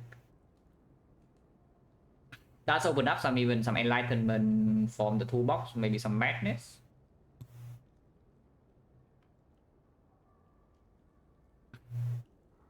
Time meter damage, we have Dark Orb loop, yeah, but we don't overblock, and we don't have recursion to keep the Dark Orb. Pretty okay then. Into every other fight, we can chain our cat raw energy, we can probably just kill them. Yeah, it's okay. Fine. Coffee Dripper, well, I don't know about you, but this Coffee Dripper seems like it's first of all, it's a force pick, and secondly, it's free. Yeah, I don't know about you, but it seems like it's both the force pick and it's free, you know. We take it.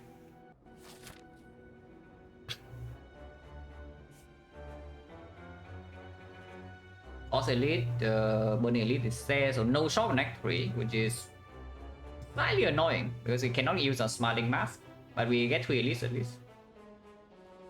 1 fire, 2 fire, so yeah, still probably enough healing.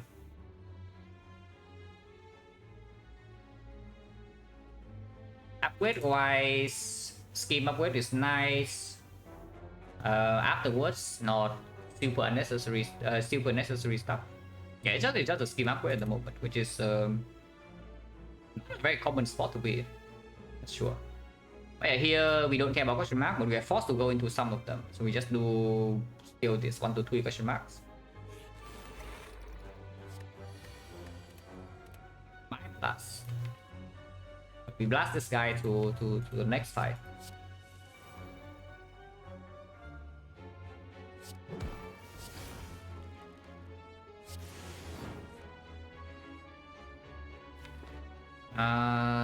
Echo form now, heal 14, 16. Seems quite bad.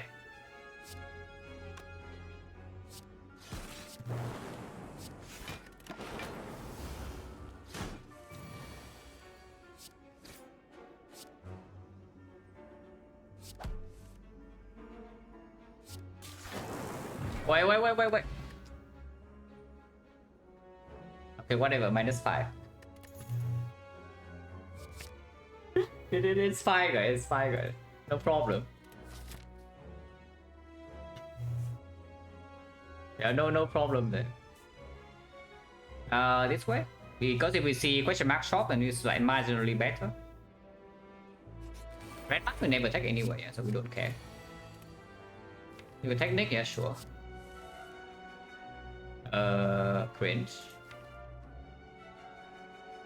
Nick for Blaze here. I guess it's okay. I think, but chill, yeah, chill is better.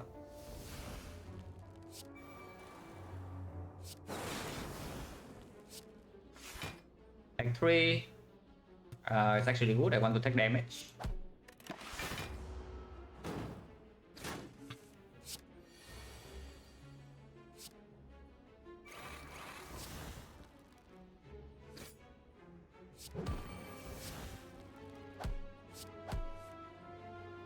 We just double cell repair, set our Penip up and move on. Probably still want Penip on like 9 to deal with double workers. If we see it in the question mark. If we can, probably can. With a double loop, yeah, with double loop we should be able to just play over the eyes. Can do this a very long way or the short way. Do the very long way. Not that long, it's 1 HP only, but it's safe. If it's safe, we do it.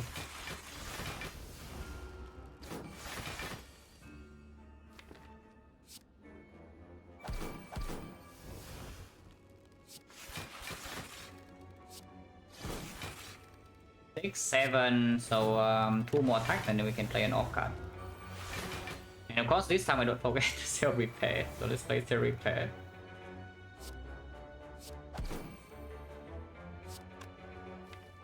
Yeah, we have Zap in the deck.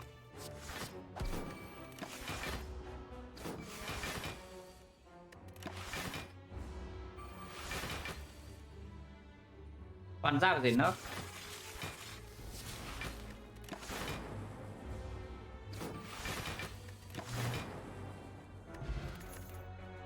The Beam plus recycle infinite. Yeah, no. We don't need this. I'm mean, it's okay though. It is like surprisingly okay, but once again, it's a brick on turn 1 and on like turn 2, and we don't need, now that we have the Defect and the Loop Plus, we don't need the Recycle to have enough output. Even if the fight goes very long, we still have this focus pot. It brings me on turn 1 and turn 2 of the heart and the Sphere and Shield, but I don't want it. Yeah, it's okay with overclock. That's about it. It's okay. You don't need to play overclock too often. You say recycle burn, yeah, but just think about it. Overclock. So you play overclock plus and you play your recycle on the burn. So you are drawing to the burn and the recycle, just 2 cards, and you play your overclock, you gain 2 cards. So what do you gain out that? You gain nothing. Yeah, you actually get nothing, right? With this loop, you overclock to draw 2 cards, and then you recycle your burn, but you have to draw 2 your recycle and your burn in the first place. Yeah, this is the infinite, but in the bad way is that you gain nothing. I mean, okay, that's not true. You gain your fat note draw, and that's good. But we do not need to recycle the burn afterwards to be strong. Overclock plus, yes, it is overclock plus, but overclock plus is only drawing 2 cards because you draw the overclock itself as well. I mean, it's pickable. I don't think we need it at all, so I won't. Because I wouldn't pick it. It just brings early turn. What benefit does it even have? Sweeping beam in case we're scared Retomancer, are we? We can always take battle on turn 1, no? And then turn 2, if we draw into aggregate, we have a huge turn. When white noise? No, it's up against skip. Like, what do you mean it's up against white noise? It's up against the skip button.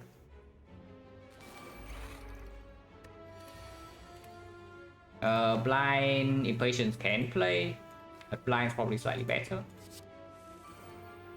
Monka. Okay, form turn 1 is not so bad. This block 7, this block 8, sometimes we can replay this because we can overscale 1 or blocker with the echo form. So I play the defender. Ow.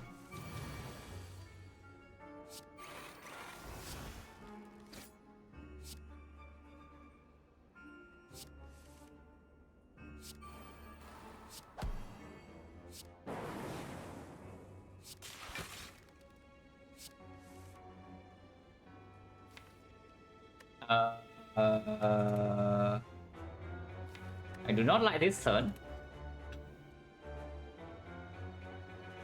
Yeah, I have a feeling that this turn is maybe not what I want to see. So can we do something about that? Chaos is still doing looping dark right now is like so bad though. If we loop dark, we probably kill this next turn, but only if we draw into this, yeah. If we draw into Meteor Strike, we're so happy, I guess. But if we draw into Meteor Strike, we don't need to loop dark.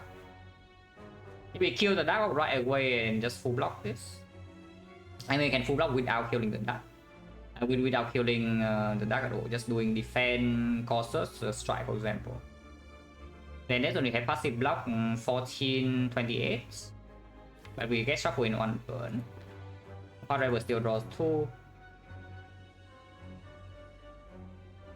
Yeah.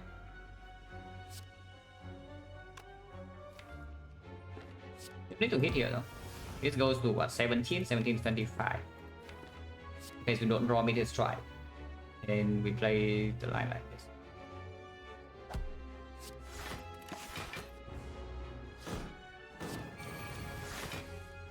Okay, we did draw into Meteor Strike. We can hit this guy then. And if I hit here, yeah, so 1 strike will kill this.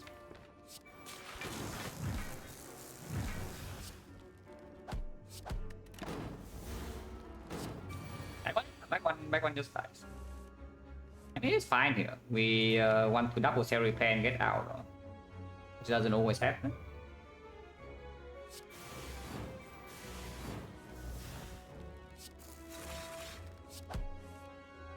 Okay, no double cell repair. Single cell repair is fine, I guess. It's like what, we lost 7 peace pie, very funny. I mean, mean, we did say we don't have any urgent upgrade besides a skim, so you can talk. It's just that we don't even go to fire on this side. Unless you want to give up 2 elites, yeah. You cannot fight these 2 elites, and then you go here top, and then you go here recall, and you go here and top again. Yeah, garbage. Transient. Is this like scary or not? I hope not. Monka? Wait.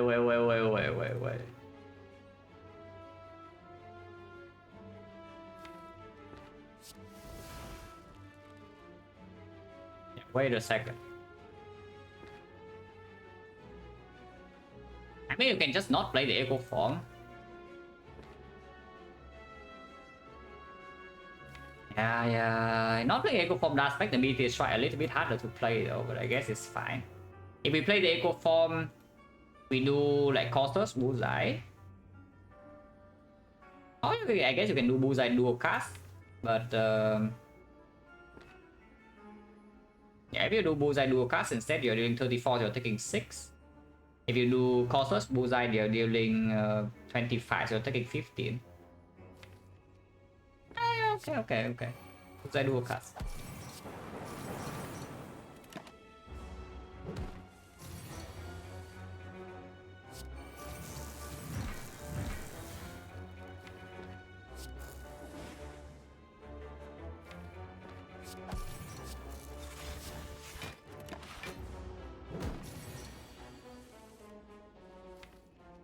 We need to be slightly careful though, because if we break one turn here, we actually just die. We do need to be careful.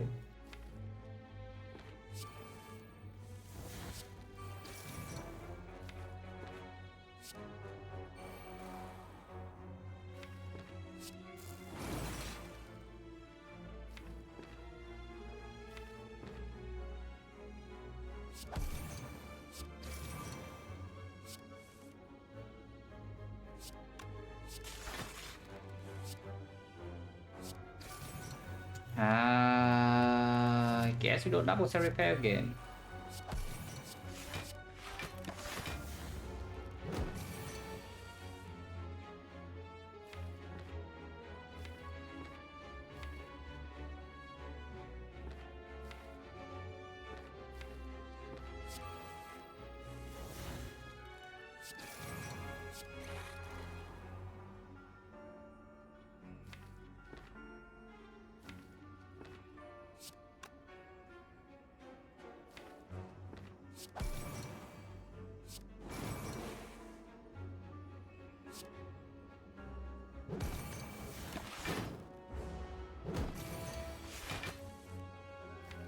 It's fine.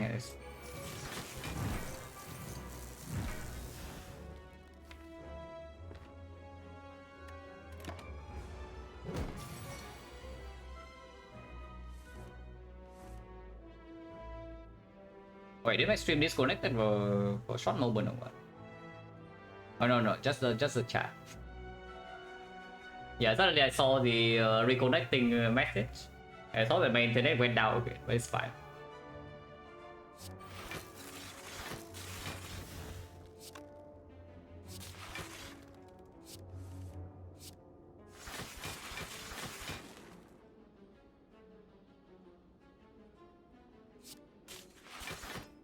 Text 2. Wait. What am I talking about? Like, of course I can take one attack. We're thinking it was already on 9, but yeah, I don't. Yep.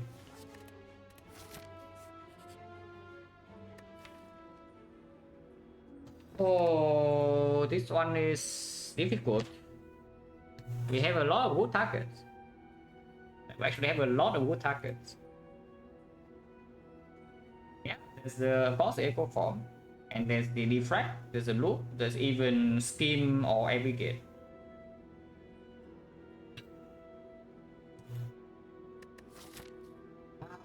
How do we die in this run?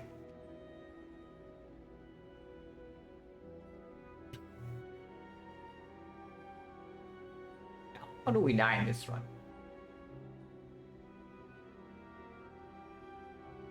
Because I have a feeling that with the mushroom we don't need to rush the hard fight like super urgently. We can go to very low HP in the hard fight and somehow still win afterwards. Like basically face tanking first cycle of the hard. As long as we leave spear and shield with full HP, the hard fight can be played slow.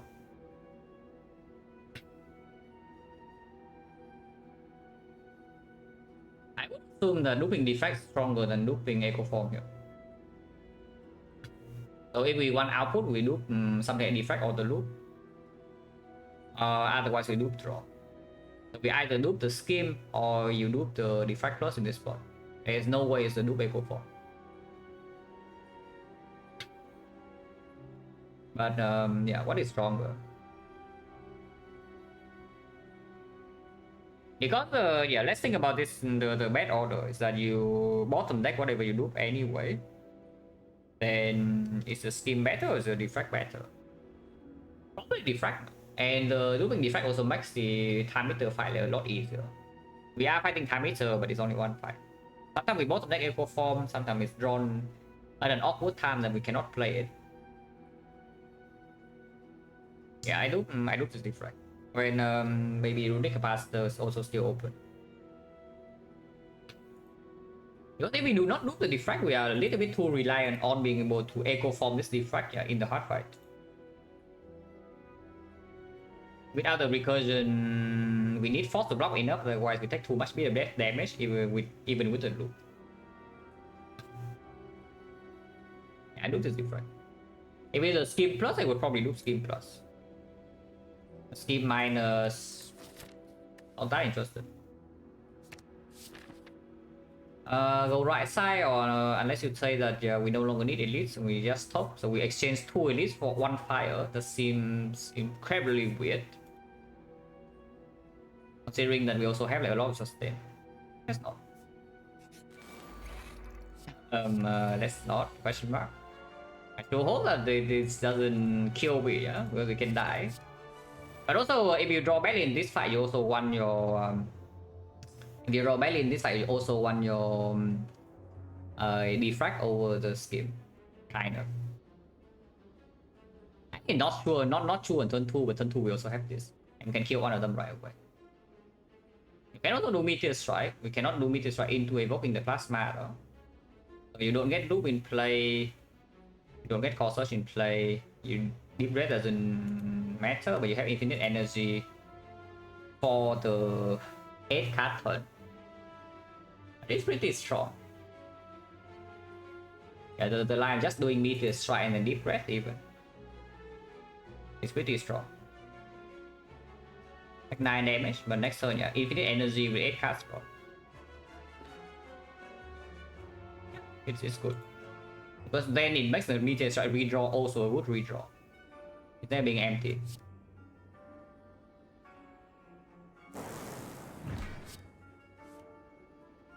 Yeah, a lot of things I don't want to draw into right now, I will still play it.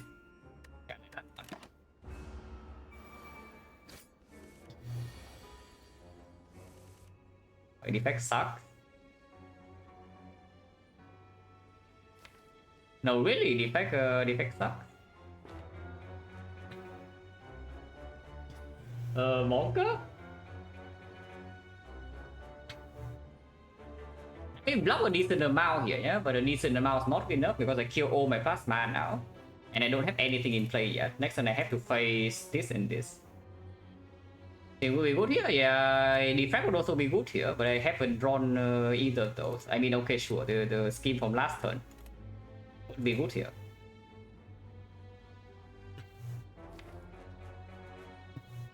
But the fact that we don't draw lethal on this guarantee, and we also don't draw any of the battle cards, is just a pretty sad story.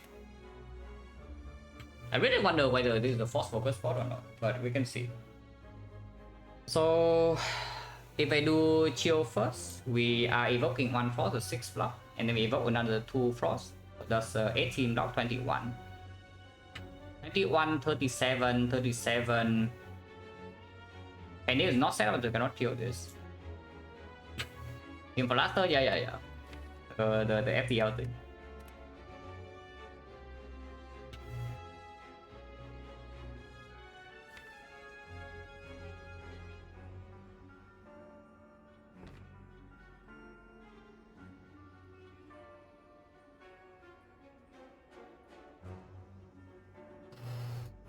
Then we just try running a real draw. Chaos first and look chill, how is that?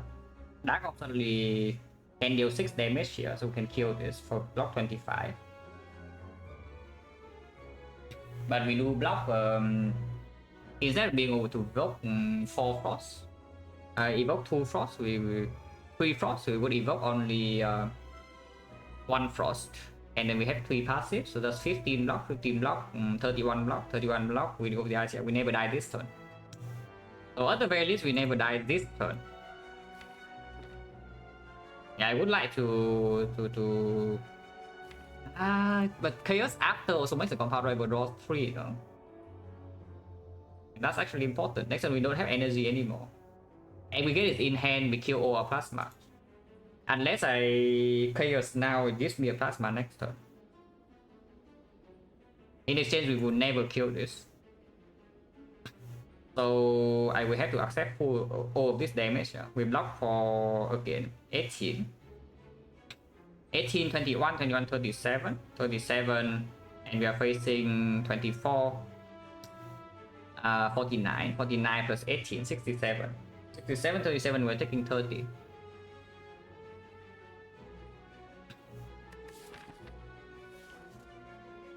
What? Might be a focus for moment. If we're taking 30 this turn and next turn nothing is guaranteed, I am terrified.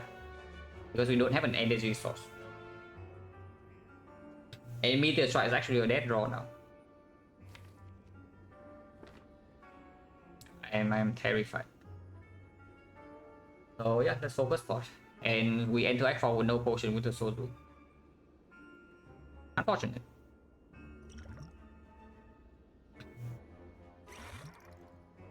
Order still the same. We do chill into chaos.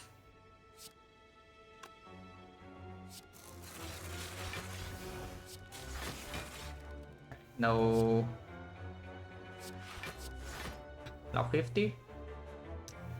So if you want to be optimistic, you can do strike here, go with the ice here. Seems pretty stupid.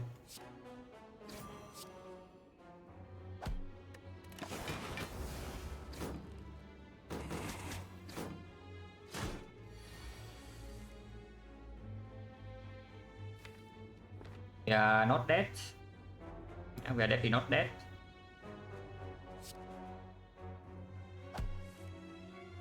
We are definitely not dead.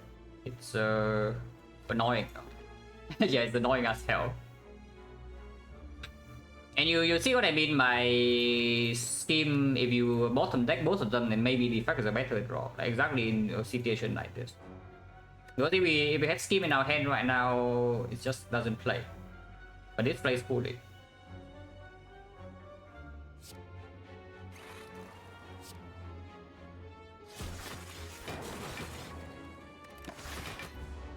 Focus force save a very significant amount of HP, but it's still our last potion, and we are still taking insane amount of damage in this fight.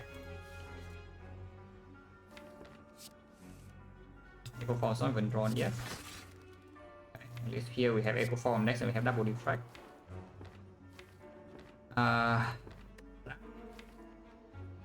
For Dark.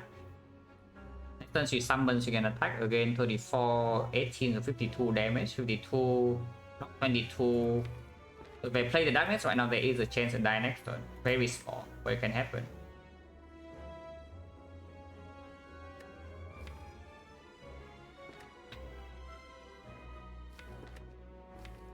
Better to play the Zap, honestly. Because yeah, Zap sometimes can finish this off.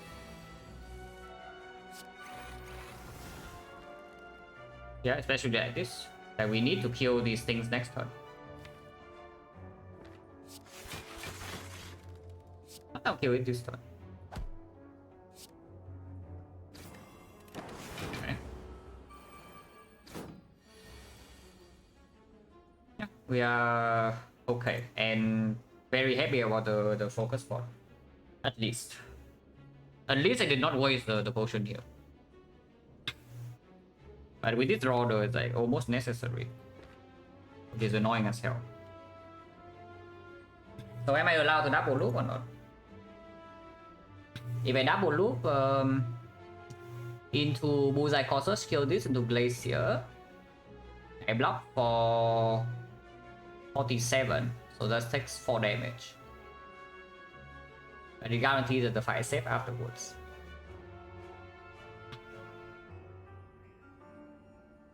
No, I take 3 damage. I'm only facing 50. Double check. No, it's Glacier also is 7 block. Yeah, 14, 47, 54. So that is full block. Now to look Glacier causes Bullseye kill this exactly 90. And we full block, and afterwards we have 77 passive block. We are safe.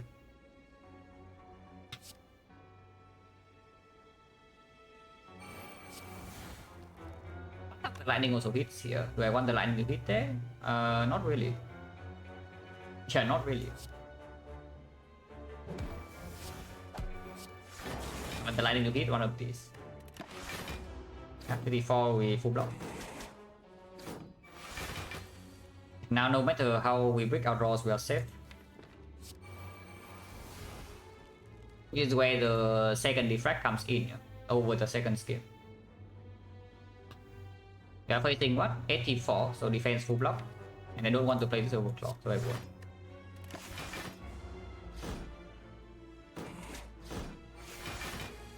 Keep summoning now. Keep summoning. At some point we need to deal damage. Maybe now.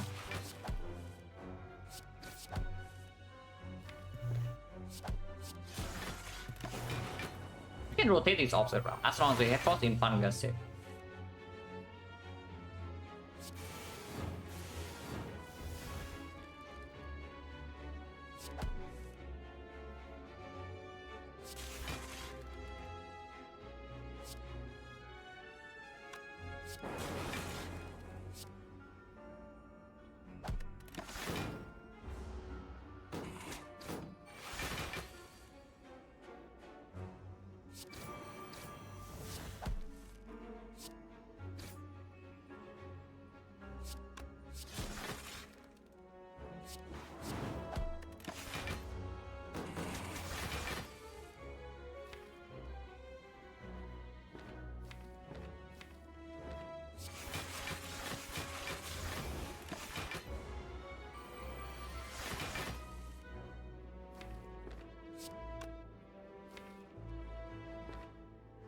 Turn that will be strike just skills here, yeah. So we don't need to do anything fancy.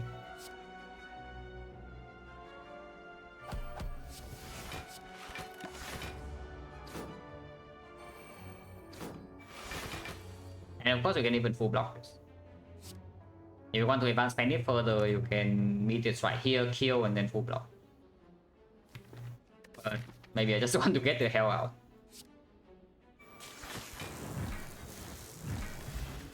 Helix, okay, at least we exchange for decent potion. Anyway, I very much not interested.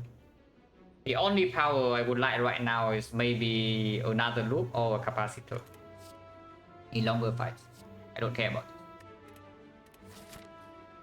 Oh yeah, go left. I got forced to go left. The technique.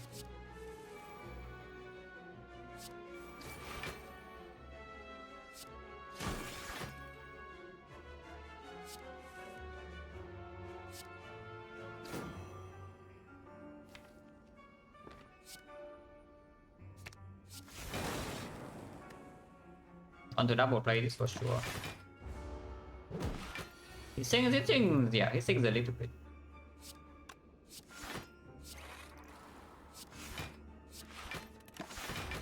And again, if you play your creative AI to get the hit sync, then it's like a little bit too slow. It is way too slow.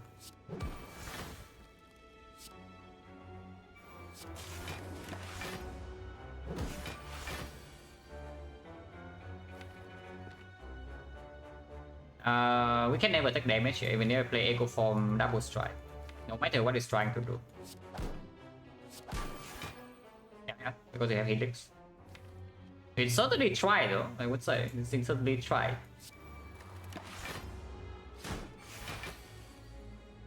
It's trying again.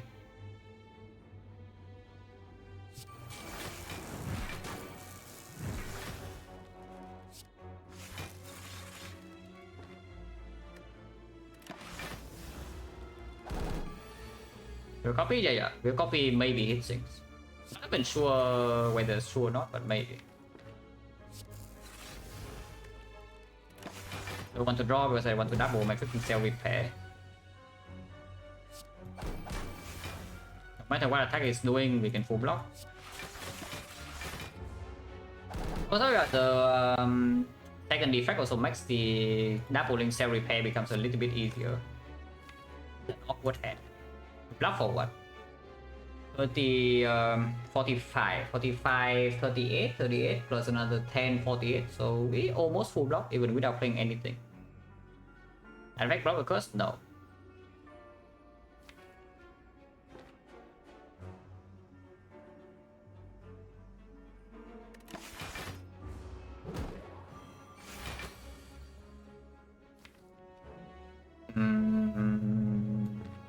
This is a slightly concerning spot because I don't want to say it. yeah, like exactly because of this. There is a hand that we do not draw any attack, and then it starts with the curse. But it's fine, we avoided the case. Yeah, I do not want to say it.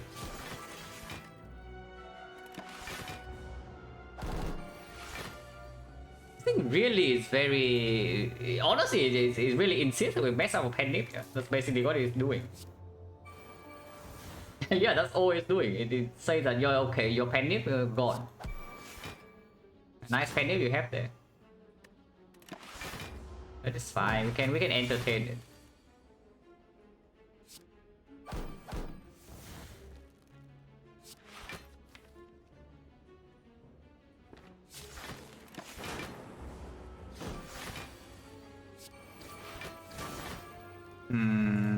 Yeah, no real risk with overclock in hand, so that was fine.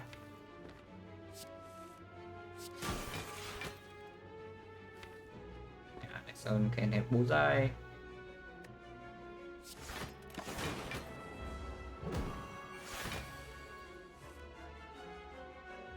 Apple bullseye. 12, block 7, 15, 27. That's not enough damage to kill.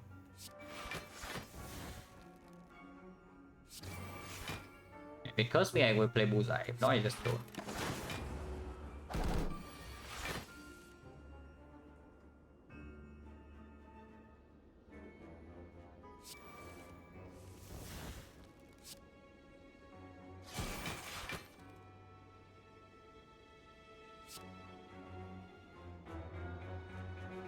One, yeah. Garbage.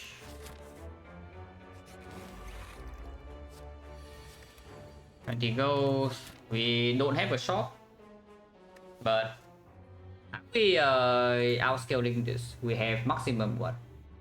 4, 9 focus, 11 per card.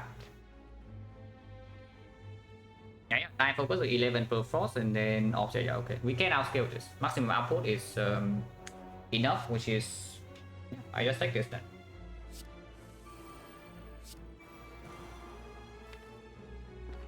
Play this on the next from Power Driver. I'm sure I can play this as well.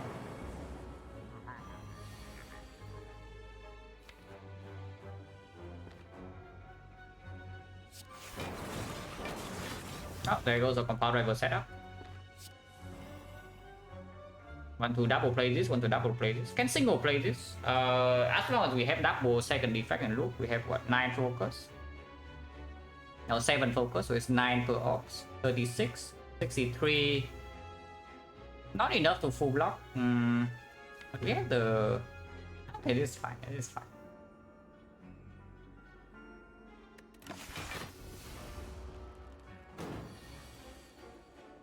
Plenty, not always. No.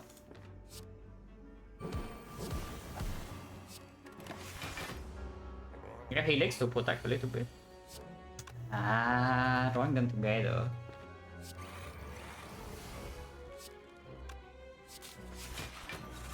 Can get away with single loop. 9 focus, single loop.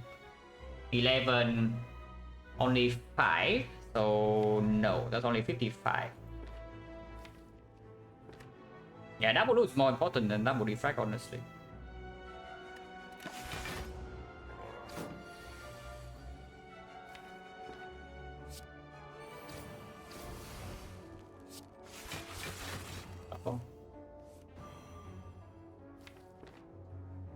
48, so we can play 3 attacks. Not that I want to, but we can.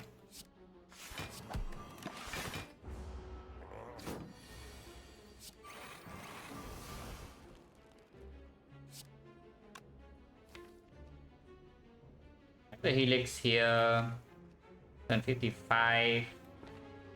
And then I cannot double cool head if I do that.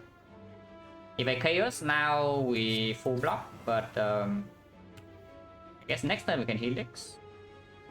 Okay. Oh, never mind. Yeah, okay, never mind, guys. If Chaos doing this, and then whatever, acceptable.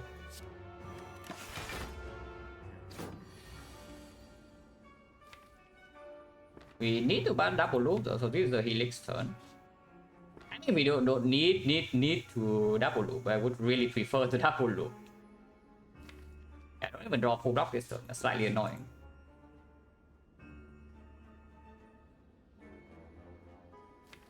Yeah, I don't accept single loop at this point. Yeah.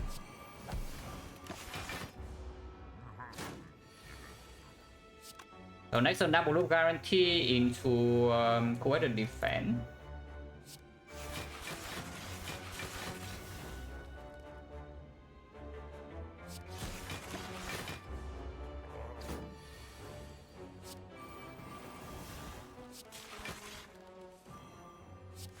Now we have perma full block.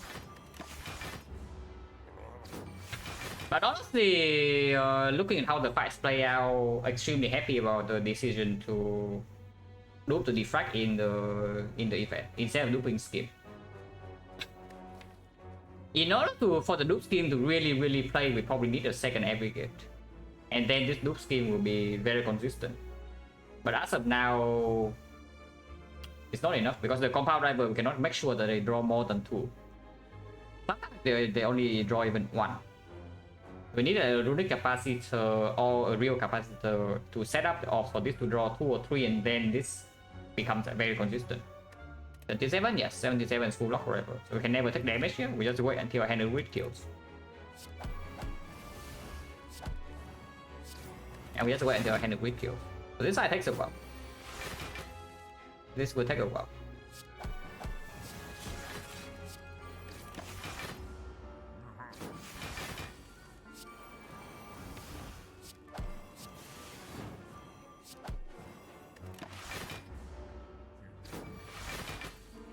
I don't know whether I care enough to set up Penif and the hand of grid. That is slightly more difficult. Because if I even kill one force up in here to deploy a zap, it's already not enough to full block every turn, so we can't break. So setting up Penif is not super easy here. Maybe we can lose a big turn with aggregate later on.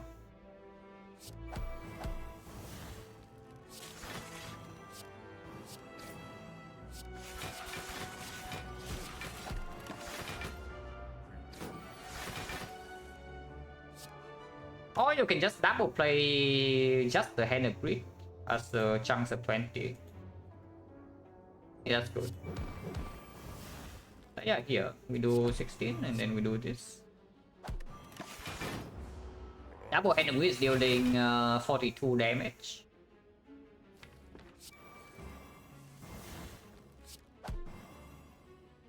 So 1, 2, 3, 4, 5, 6. 7. Yeah, that is enough. We just play every hand of grid from now on and it works. So we stay here for a few draw cycles. Yeah, 42 damage. 2 more times like that and Penif goes to 8. And so we can start the turn with like go for the eyes. That deals like 4 damage.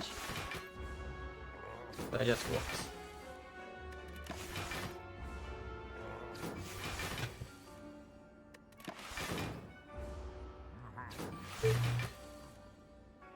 Yeah, double skill into single gopher.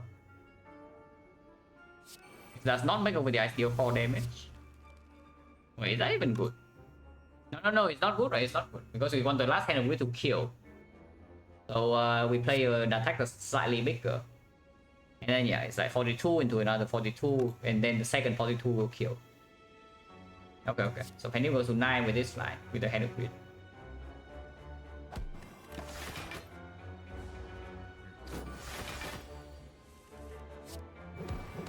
7. Next time we redraw it will be 9.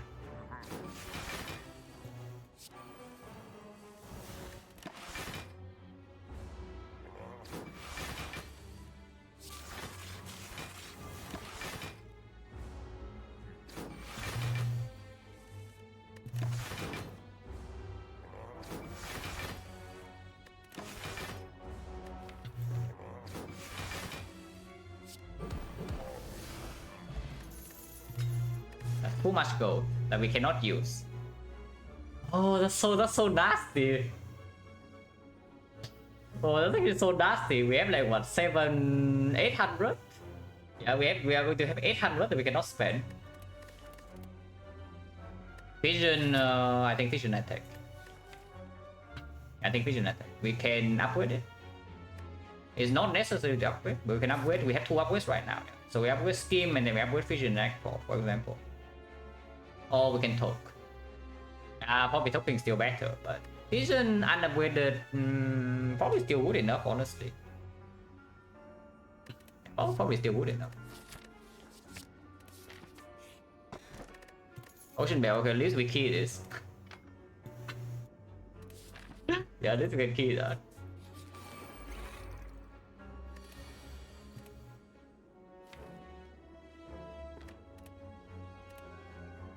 My blast is 28 damage. Yeah, what's this? 56.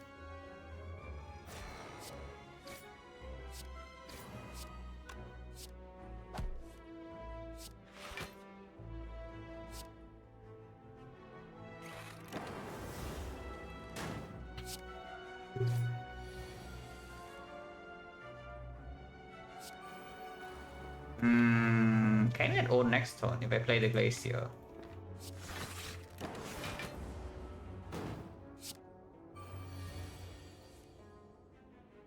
Oh, yeah, not really.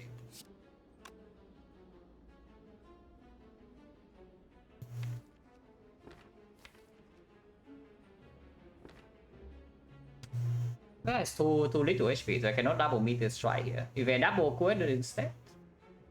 Incredibly stupid, right? Because it opens up the chance to just take 39 for no reason, and we block this turn 23. Yeah, it's just stupid.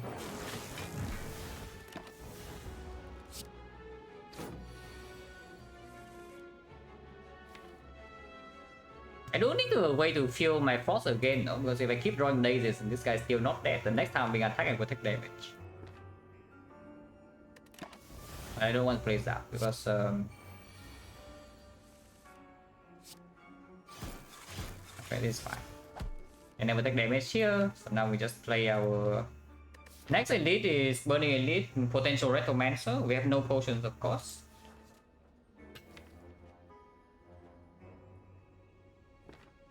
Can we stop? We can never take damage here, so at least we can set up Panic tonight.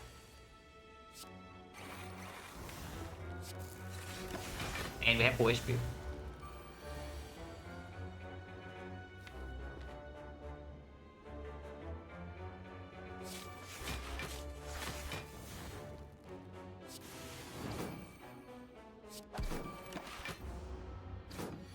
Redraw Zap or Chaos and we have it. Once we don't even need to play Terry Pet because next Eternal Feather we heal.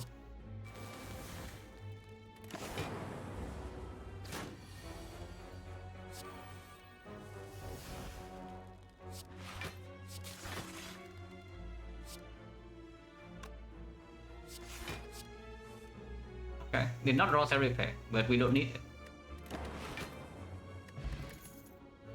Recursion. Are we recurring some Dark Orb now or what? Because yes, we do have Blue Plus. And our damage in... If we need to keep all force and our damage in boss fight is actually really strange. And it's not, no, one is actually not. We have the Eternal Feather.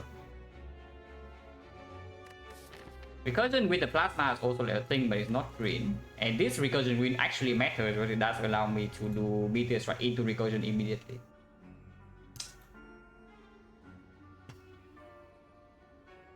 That gets increasingly weird. Yeah, I mean it's strong, it's just that we can just brick and then suddenly we take like 40-50 damage. And now there's no potion to build our neck for.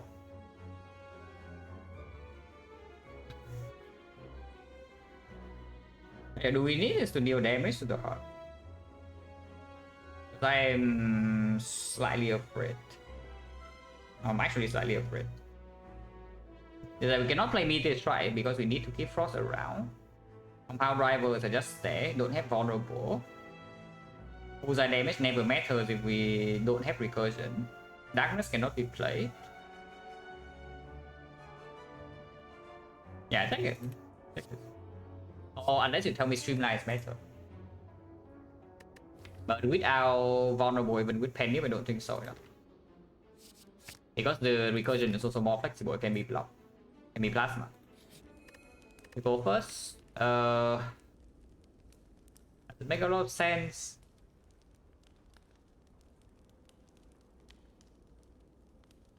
Let's just talk. Let's just talk. In this part, I would definitely like to talk Zap. In this part, I definitely would like to talk Zap. Let's do that. We are talking. I don't know. Maybe Vision Upgrade has some value, but I don't love it so much. We gain something like 10 focus. No, not 10 focus, but yeah, assuming one echo from one happens, and we have 7 focus. 7 focus with 1 force of blocking 9, it blocks into fail. So Vision is maybe a 24 or 36 block upgrade. Well, you put it like that, it's pretty decent. Because the meteor strike and center, yeah, that's exactly the one case where the recursion upgrade plays. We never use a peace pipe. The chance that we break even after the puzzle turn is pretty high then. I don't know. Yeah, recursion is just like the convenience upgrade. Not really convenience, but the because after Echo Form is down, yeah, you can already do Echo Form on Meteor Strike, deal a ton of damage, and then you have 6 energy. So then your recursion not being green does not matter. Easy S, thank you very much for the red. So is the upgrade, this upgrade is only before we draw Echo Form. And it cost me a remove.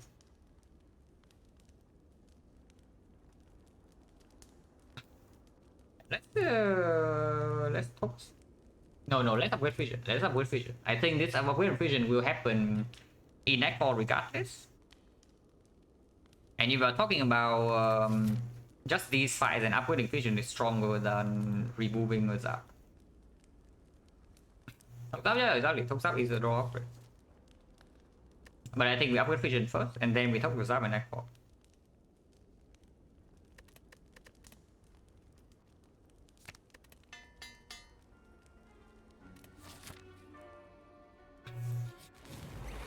Okay, so we fight all 3 elites.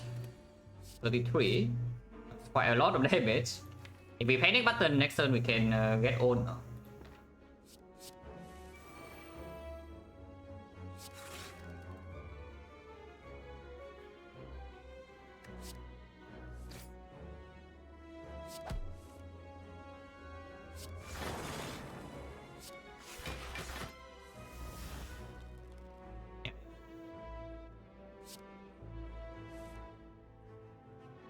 Okay.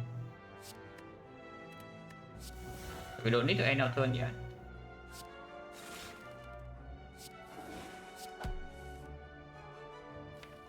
Not exactly what I want to draw, but I guess.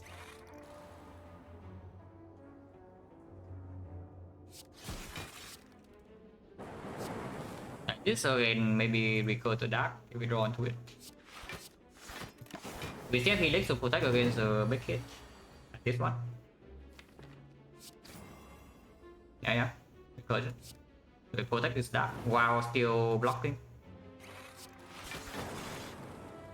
Not full blocking though, so unfortunately it doesn't end up mattering. Minus losing 5.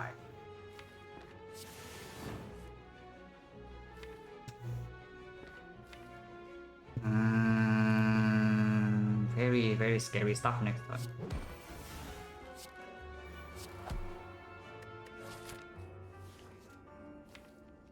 I mean, we have 20 unblocked passive, so we cannot take that much damage, but it's still, yeah, really scary because we are going to kill our Dark Orb on the intangible turn.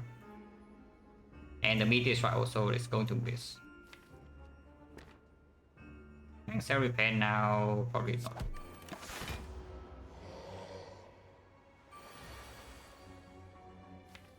Bottom deck exactly equal form, that's cool.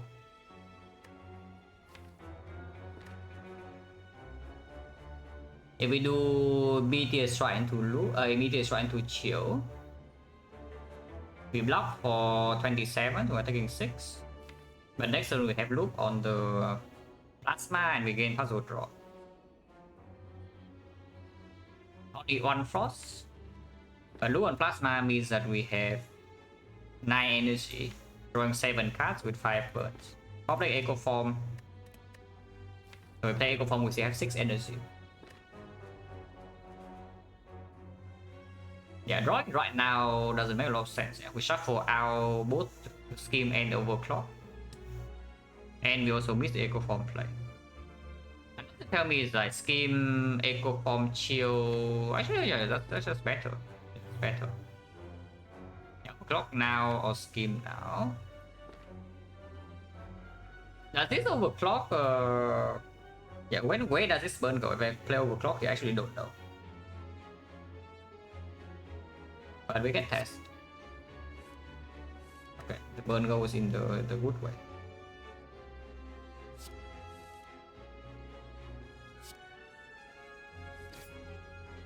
Oh, recursion. So we can recursion this Dark Orb, Echo Form, and then Chill, which blocks in total 24. 24 versus 35, so we're taking 11. But 11 with Echo Form in play, double Cell Repair can still be played, and now we preserve this Dark Orb damage. Seems fine. Yeah, honestly, seems fine.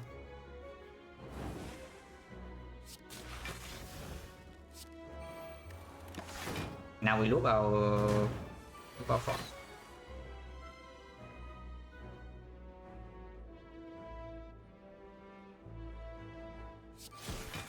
Now we full block. Now we try to full block.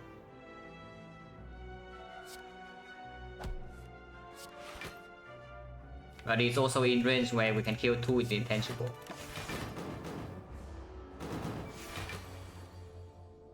That 1 HP. 1 HP is good.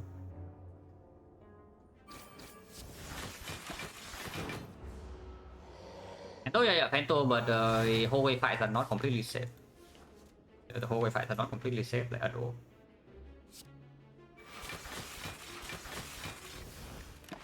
No guarantee lethal next turn though, because we don't have the thing, but it also might not attack. And we'll need to draw 1 attack card, otherwise we still passive block 35, so it needs to be big hit for us to take damage. But fire, yeah, very, very funny. Oh, this is another run defining pick. I take a short break and we talk about this. So be right back in like maybe 2 minutes. Yeah, this pick is actually run defining.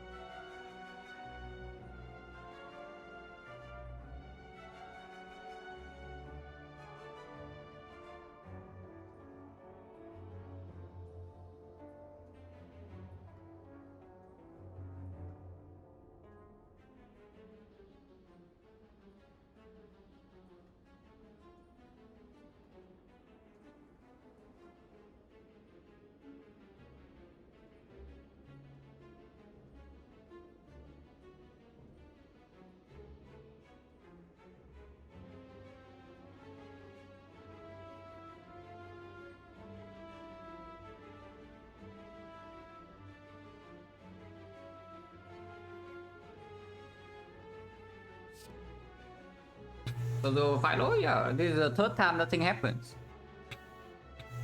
Yeah, this is the third time this happens. So the final. But this pick basically it's just if we bottom deck echo form, how do we want to play the fight? Because this will cost me a lot. Yeah. If I pick this, I need to I wouldn't say I need to upgrade it, but it's probably the upgrade is probably better than a reboot. So if I pick this and then upgrade it, we are losing out on first of all 1 quarter, so that's already -1 draw. And losing on the top, so that's -2 draws. In exchange for another loop plus. And we bottom deck form, we are playing with 4 loop stacks and 5 focus. So each force is blocking 7, passive block 28. 28, yeah, can cover first cycle, second cycle. When we get to the point where it's dealing at 90, mid is 3, we need to draw the glacier. But we cannot double the glacier, either single glacier, otherwise we kill our dark orb. Something about the loop is that it also accelerates our damage by quite a bit.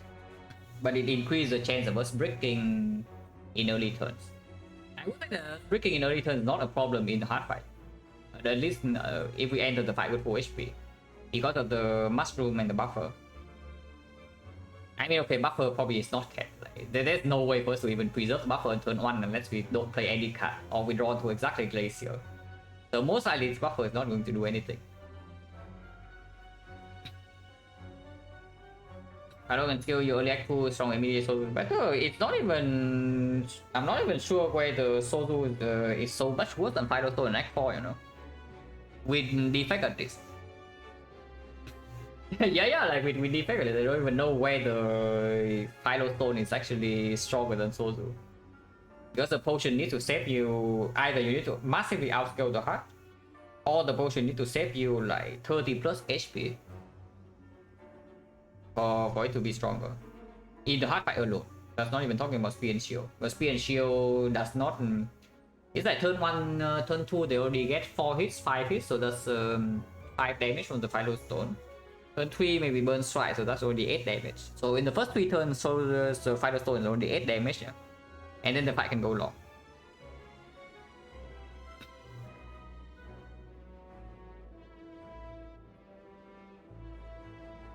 It's just that the problem with Philo Stone is it increases the chance of you dying in the first cycle by quite a bit in the hard fight.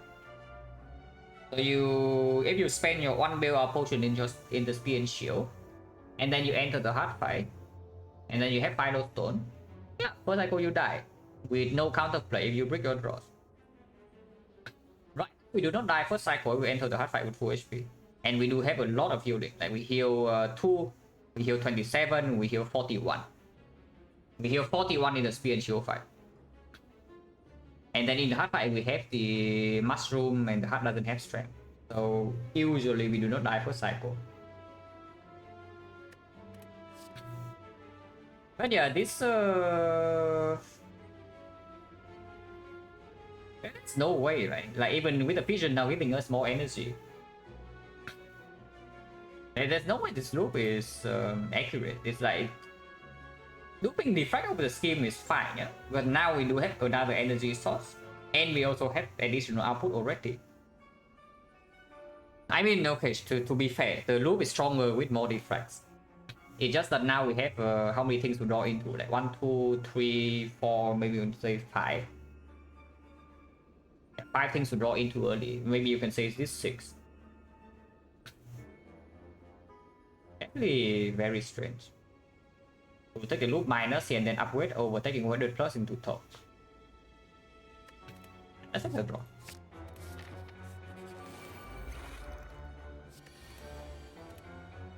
That goes deeper enlightenment. Well, it's guaranteed that at most I lose my helix. I mean, do I actually want to take 9 damage so?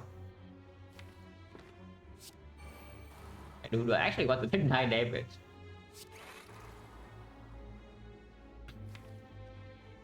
Maybe I want to take 9 damage. Yeah, maybe with this draw I actually want to take 9 damage. He will pop the puzzle, otherwise next turn can get a really old. Yeah, that's like 9 damage.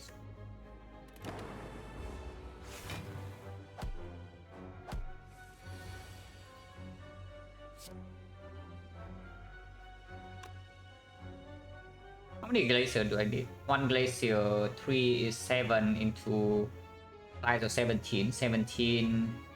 Okay, can double strike.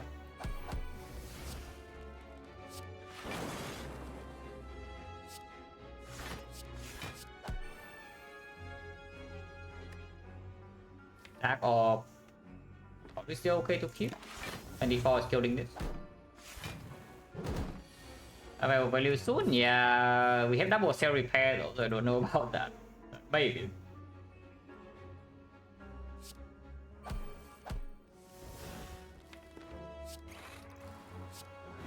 This side we don't need to duplicate our power, so we can just play them.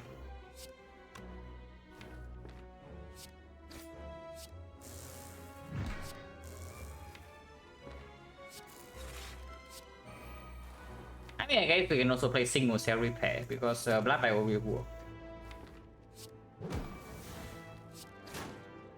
If we're getting lazy, you can play single cell repair. I guess I can. I go, yeah, Blood Bible now. And we just kill this turn then. Ideally with 4 attacks.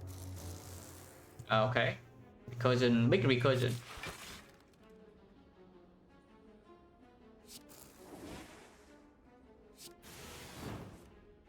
No card draw in hand. That's a bit annoying.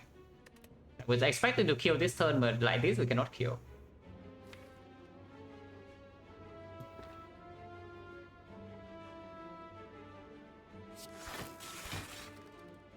Kill, right? 3 attacks, only 6 damage. Yeah, it's not going to die.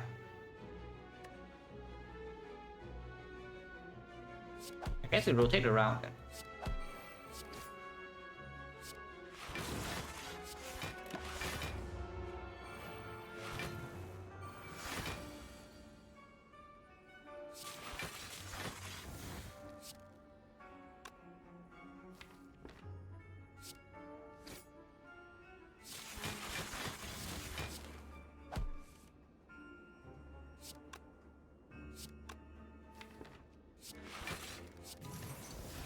You need to do that, but I just did.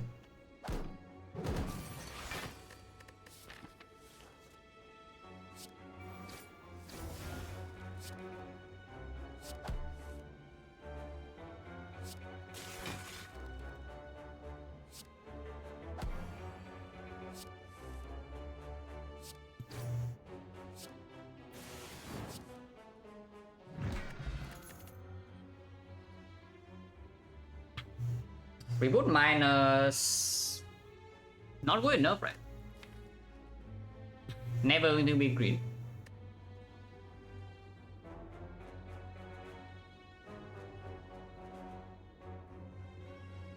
And reboot overclock also not exactly the hyper combo. The value of reboot is just that, yeah, something you bottom deck reboot and you bottom deck your echo form, and you play echo form, you reboot, and then you draw into your power faster. But on the same turn, it's still awkward. Probably not. And there's no interest, Steam Barrier complete crap. Let's skip.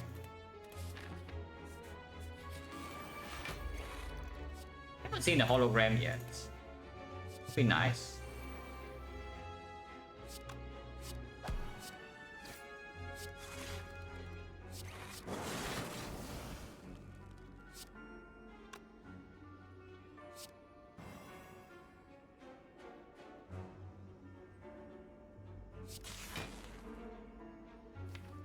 Your 2 compounds good enough. Let's play this.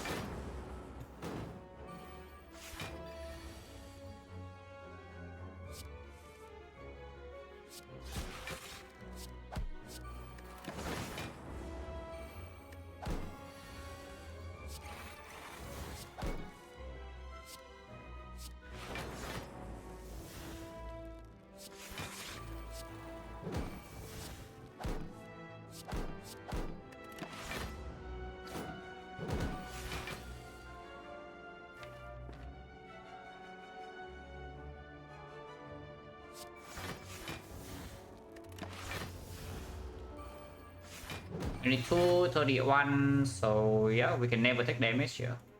So I play one zap and we have it. Yeah, I just play one zap and we have it. When I draw into it. Actually, no. This guy, the zap is dealing what, 7, so 10 damage. Okay, this guy only heals 7.5, so eventually we have it. Eventually. Will take a while. Yeah, it will take a while. But eventually this thing dies, guys. We are dealing it 0.5 damage every 2 turns. It has 55 HP. Oh.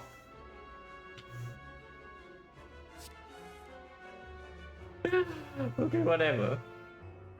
What can you do? What can you do? I mean, you can also try to rotate it around, and we play over the ice here. It's probably just the better line. Instead of sitting here, but I don't even know how many turns. So this guy also gets blocked, so it advanced candy for free, yeah?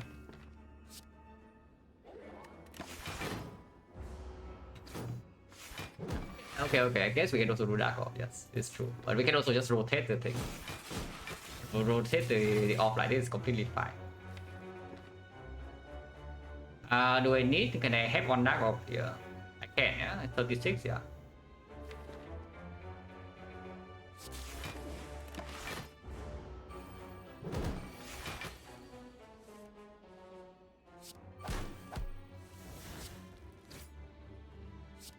I mean, yeah, it's pretty fast now.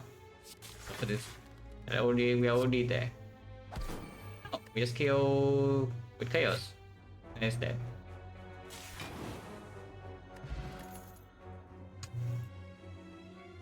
Okay, 725 goals, but I've skipped a lot of cards in Act 3. There are not many pickable things. This thing I bought. This thing was End of Act Boss. This thing I picked. This thing was Duplication. This thing I picked. This thing I picked, and this thing I picked. So we picked like 4 cards with one event. So I guess it's okay, but I expect slightly better. Second Recursion actually is quite strong. If you say that we have no way to deal damage other than Dark Orb Recursion, we should take this. We also don't have a hologram on equip.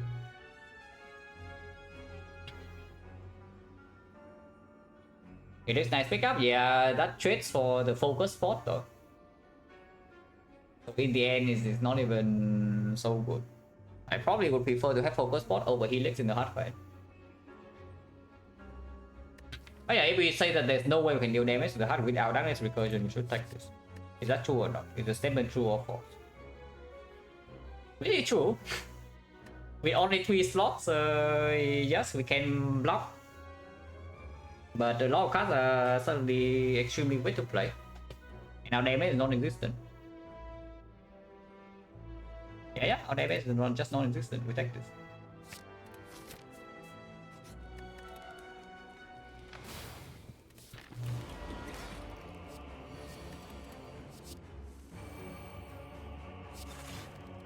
Make one turn 1, so should be fine.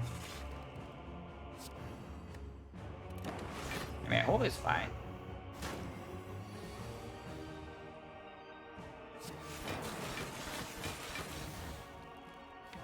Put one Dark Orb down, but no reason to. Yeah. And we just double play every power and then sit here. Of course, I need to draw into them.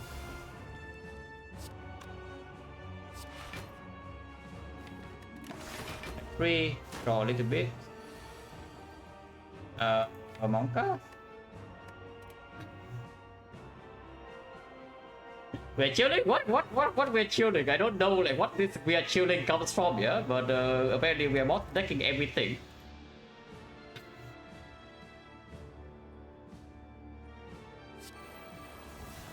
But yeah.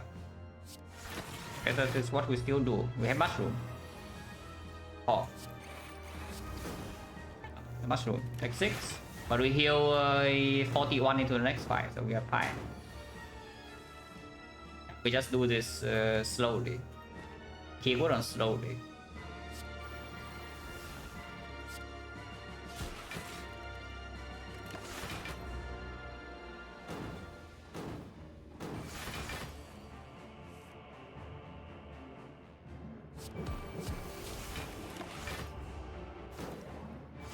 Ha, blocking draw down. The auto block is vulnerable.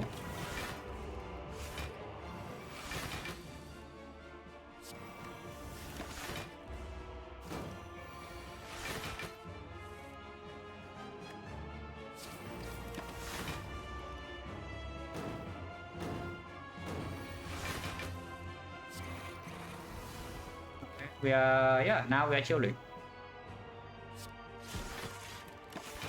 Double recursion will now work.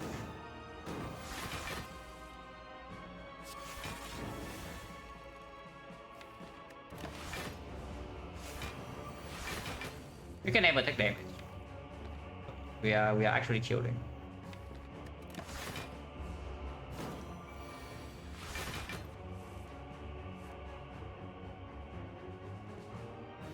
I want to advance panic though. I will do this.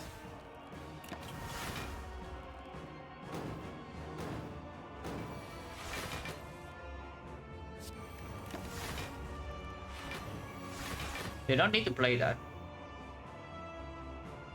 Is he dead? Yes.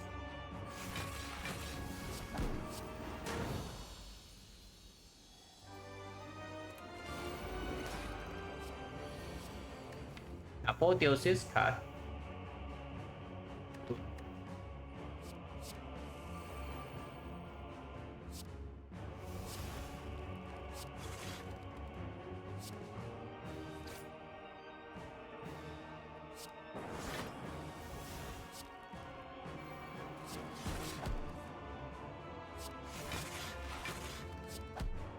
Don't need this because they have Eternal Fighter full heal regardless, yeah. So we just play single cell repair, get out of the deck is fine.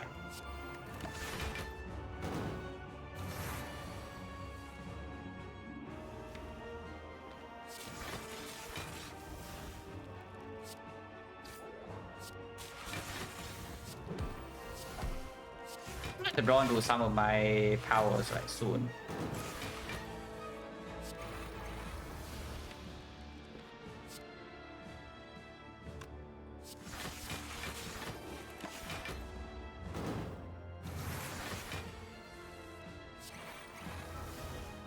Yeah, index here. Single loop is fine. Don't need double loop.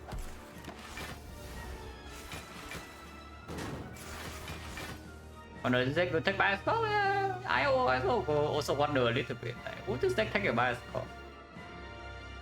Maybe.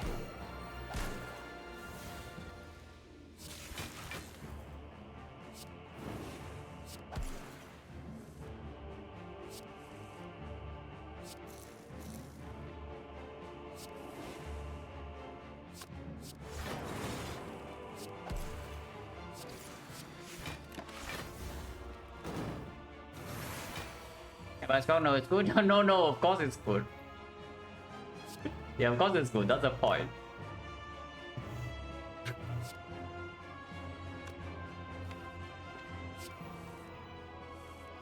No recursion. Two recursions in here, but whatever. I guess we do this a slow way then. If it wants us to do this a slow way, we do this a slow way.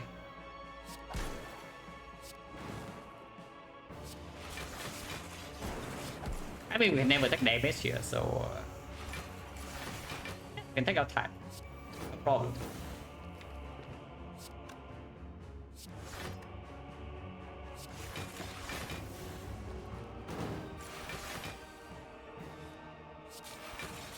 I want to dark off. I want to dark off.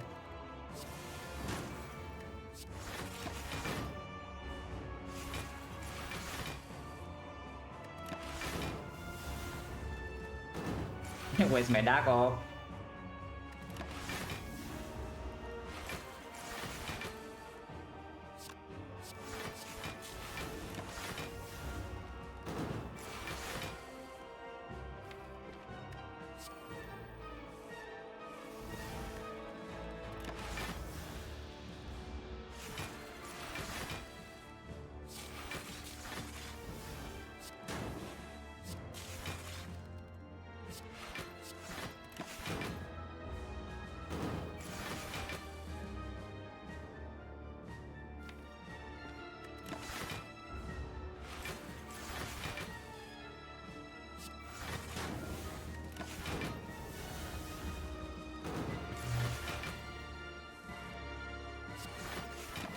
Soon guys, soon.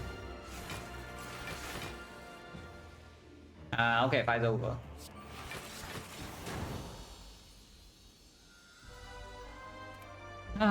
Big shot, big shot, big shot. 725 gold, better have a freaking big shot. Remove cost 50, we cannot buy potions. So we have 675 to spend on, yeah, the stuff. So yeah, we already said, yeah, we talk over upgrading scheme. Sometimes the toolbox also is apotheosis. We just talk that.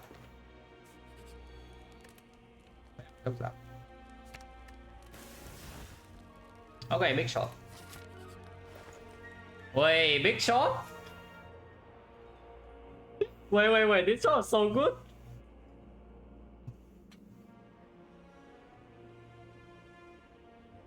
Yeah, that's why you save all your gold, guys. 725 gold and you spend it all. Interesting. Okay, apotheosis. Can we buy everything? Can we buy 3 relics plus the remove? Yeah, can we buy 3 relics plus the end apple and the remove? Or are we too poor? It's 500 and 10, 600 and 9. We're actually too poor. Wait, we are too poor, guys. Buy 3 relics. I mean, you don't need to buy the war paint with the apple, yeah? But it's still pretty nice. Still pretty nice to have. 340, 334, 334, 173 is 507, 507, 692. Yes, we are too poor. So we do anchor, and yes, I do want the anchor because anchor actually allows me to keep helix turn 1 against the heart. It does mean the spear and shield taking the puzzle is impossible though. So is that a good or bad thing? We cannot take the general puzzle turn 1 if we buy this anchor. If we face the better attack pattern. If the shield attacks the turn 1, yeah, okay, good. Anchor, excellent. If the shield does not attack us on turn 1, we can never use Sentinel Puzzle for turn 2. And it's another small issue. Yeah, it's another small issue.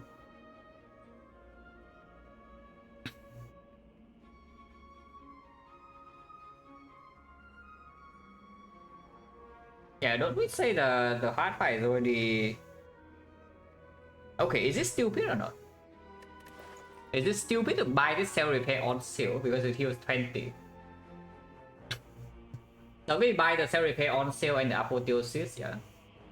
We have 40 heal from the Echo Form cell repair, 65 from the pentagram, 67 from the blood bio. So as long as we do not die in the spear and shield, should have just died from full HP, we will be full HP into the heart. For the mirror, yeah, that is a different discussion. Like many potential things, Echo Forms possible, schemes possible. Now that I have 2 defects, I don't think looping the defects is better than looping Echo Form anymore. You can also loop plus, but I think looping Echo Form is stronger. Because with apotheosis, every single thing in here becomes much stronger. Energy chaining withdrawal happens more often. But we might even mirror just like a scheme plus. Just like a scheme. Because scheme right now is scheme plus. And with everything being green, we can do aggregate into a completely massive turns. Like pretty often with double scheme.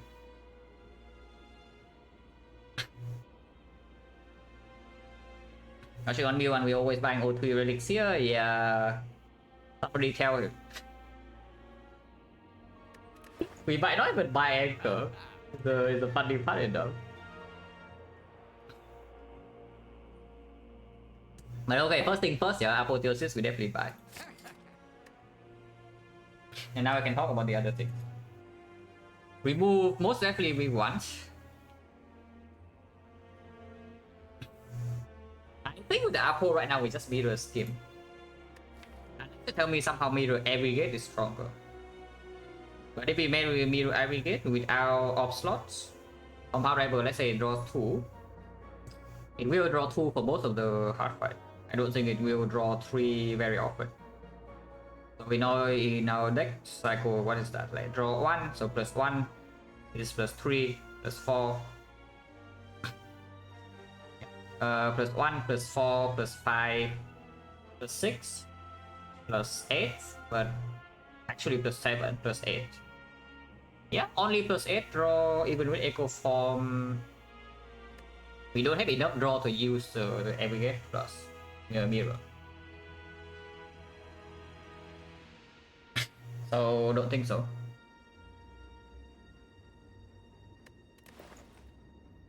The Mirror does not go in Aggregate, so it just goes on either Echo Form or Skill. What is more likely to kill us is the fact that we bottom deck Echo Form or we bottom deck everything else. With double Glacier, honestly, I would assume that mirroring Echo Form just stronger. Because against the Heartbeat of Death, we also don't take a lot with the Loop Plus. And with the double Echo Form, we most likely can Echo Form as 4 loop stacks. Makes looping Defect like a lot easier. And honestly, having 3 Echo Form stack is also bonus draw.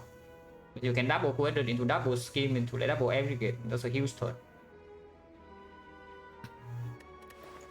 I think this mirror goes on Echo Form now. The last loop Defect I'm very happy about, but now it's probably still Echo Form over Skin. Yeah, but with the Apple. Without the Apple, maybe it's different. With the Apple, everything's so expensive though. Like Apple costs 2, Echo Form costs 3. I guess it also has for the case if we beat an Echo Form sometimes in the first draw, because I will play Apple over Echo Form. If I had to choose between Apple and Echo Form, I will choose Apotheosis in the first deck cycle. Is that true? 2 energy? Maybe it's not. Maybe it's not. It doesn't actually give me output. It gives me some energy and some draw. But the Echo Form is actual output.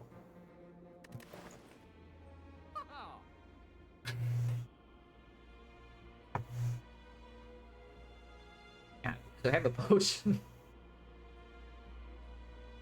So some potions will be nice.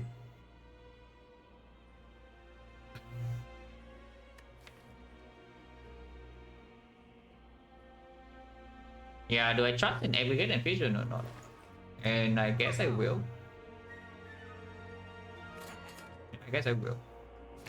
In most cases, I can break. I know no matter what I choose, I can break it. But this is interesting. It's 1 card in the hard fight. 1 card is Spear and Shield, but it heals 20. So we can go to almost death in Spear and Shield, and then we end the fight with full HP. Anchor, no Sentinel puzzle, yeah? So we take puzzle on turn 2, facing 60 something. But maybe, yeah, if we cannot top puzzle turn 1, we also preserve Helix. So we maximum take 40 damage on turn 2. And then we have some Echo Forms in play, hopefully. We heal in total, but if I don't buy the Cell Repair, we say that heal 67, so we heal 47 without the Cell Repair. But we might actually take 40 damage to our face in turn 2 if I buy the Anchor.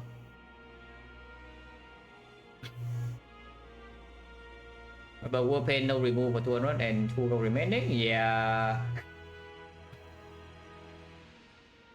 Yeah, sure.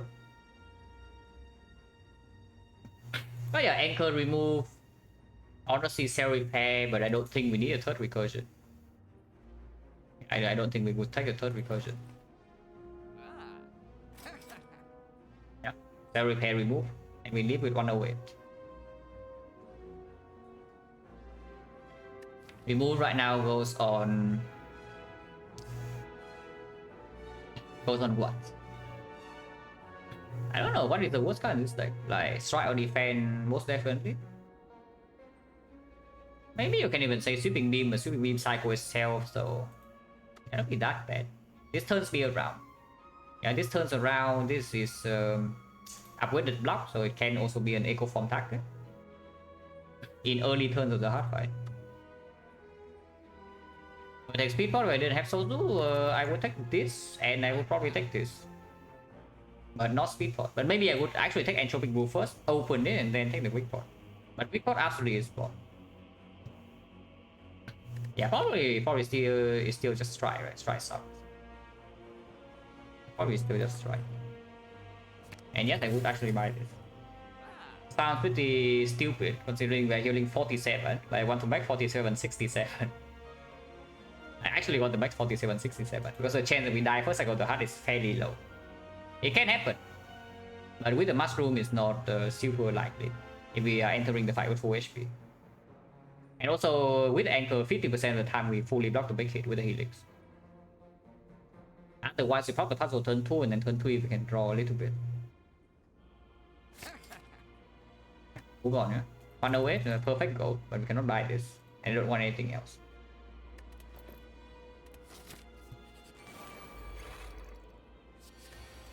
Take a technique for Apple. Okay, okay, good attack pattern. This is a good attack pattern. Oh.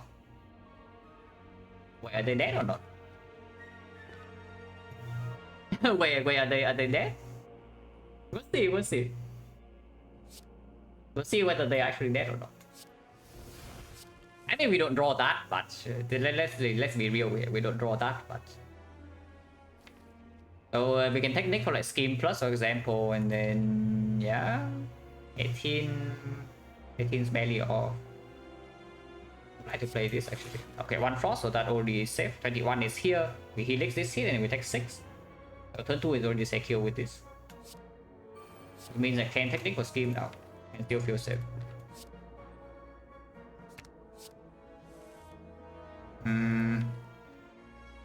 Don't get to double these glaciers.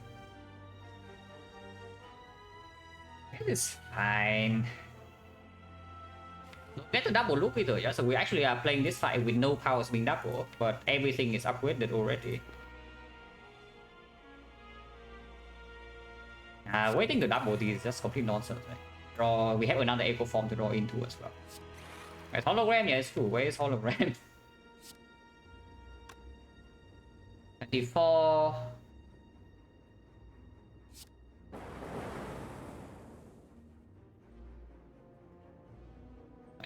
Is still taking puzzle. But do I even want to take puzzle?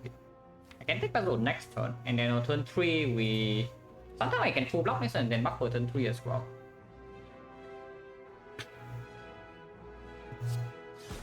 I mean, I know I played this. Right now we are blocking turn 20, 24.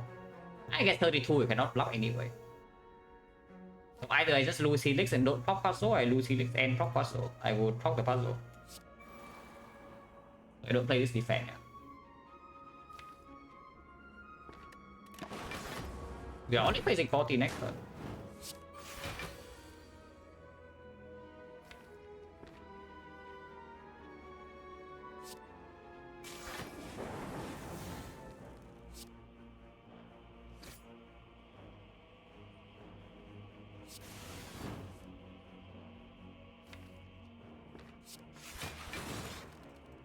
I have loop with this. Probably don't want to continue drawing. Because now is not actually that good. Looping this back is going to be this 26, 46, 46. Not actually killing though. A bit fine. It's a bit of damage.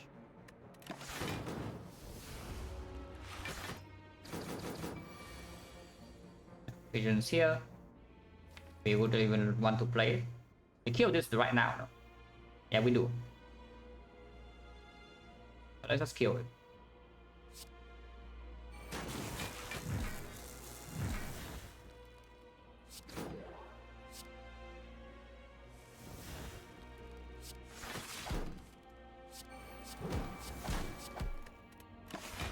I don't care about Penny in the hard fight. But we will enter the hard fight with full HP. I hope. I hope that we don't break from here. But pretty difficult. It's only one. It's only this guy alone. And he's also weakened now.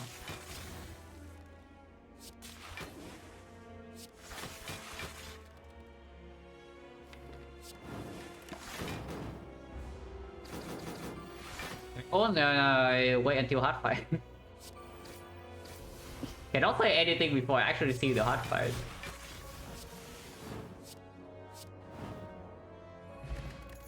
On scale, that's okay. More cold snap.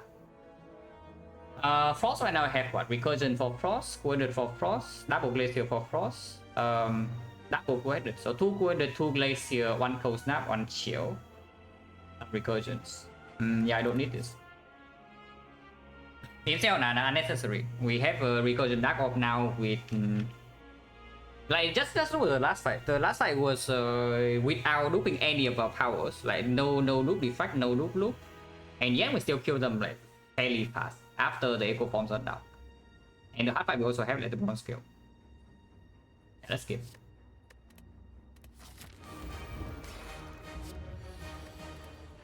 Magnet.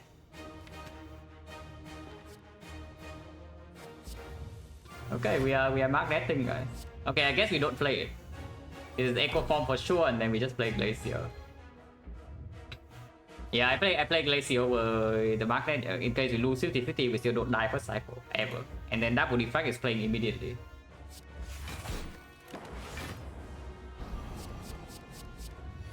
Yeah, we lose a 50-50. What else is new? But wait. Go with the Ice Darters in complete shambles?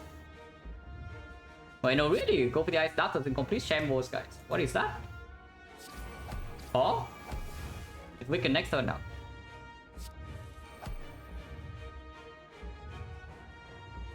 And we only take a little bit of damage this turn, yeah? The annoying turn still though. Right, that's better.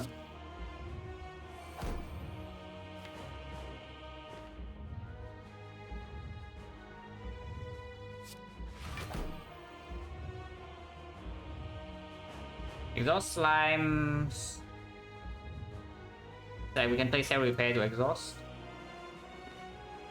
Or preserve HP.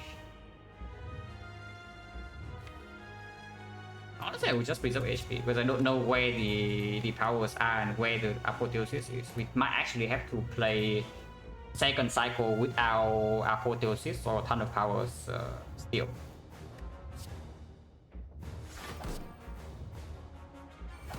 Okay, playing Cell Repair, yeah, it's the same. Lose 1, I lose 3.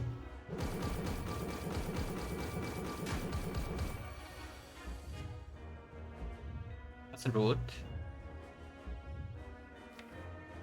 I guess with all of these in here, I will choose Echo Form over Apo with this draw. So with Apo, Echo Form and then Double Cold Snap.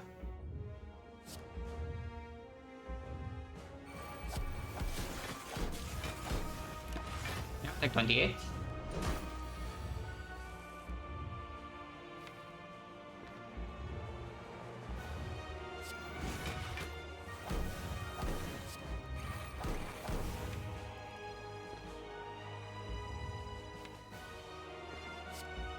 Double Glacier right now, everything locked 7, there's 21. 60. 1, 2, 3, 4, 5. So no, we cannot break.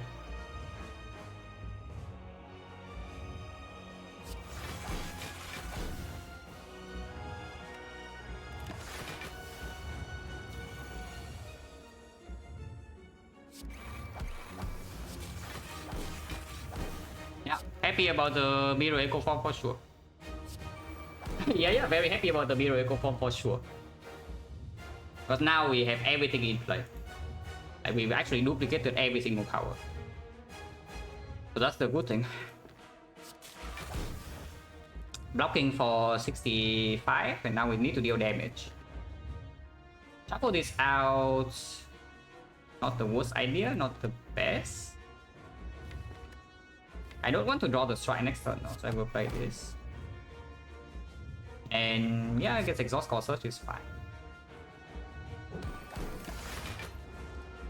Is it? No, fight is not over yet. I know we are full blocking for most of the fight from here, but the fight is definitely not over yet.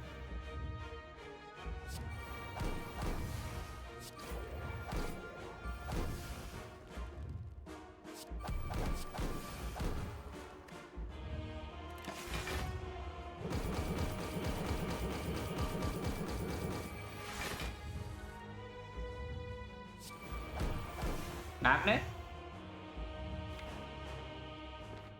Passively blocking only for 50, yeah? So if I deploy 2 Dark Orbs in here, we actually can die next cycle to multi-hit.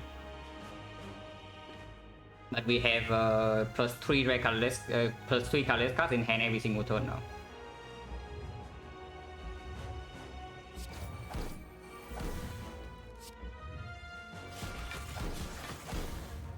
One dark orb is fine.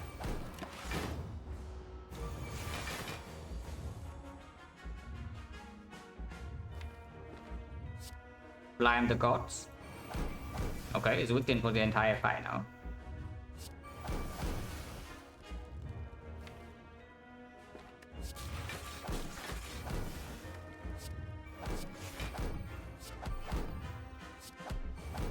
Recursion.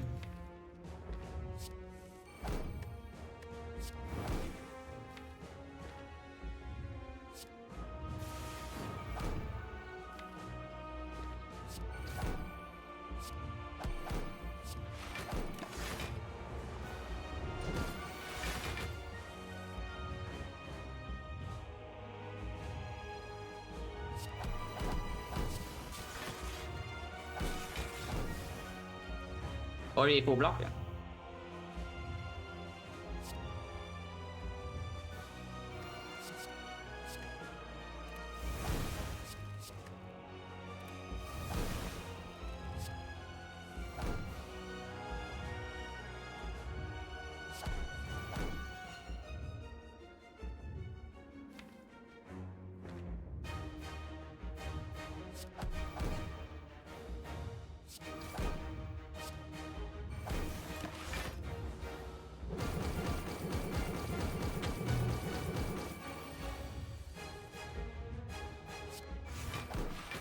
Yeah, that's max our damage.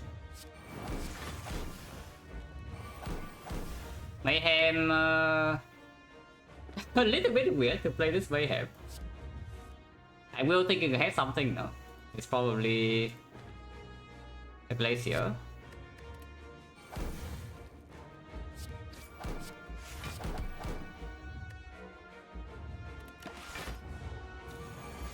Okay, 90 first, it means we win. If it's the 90 hit first, then we win. I mean, even if it's not the 90 hit first, we still pretty easily win from here. But this is already solving. You can play this.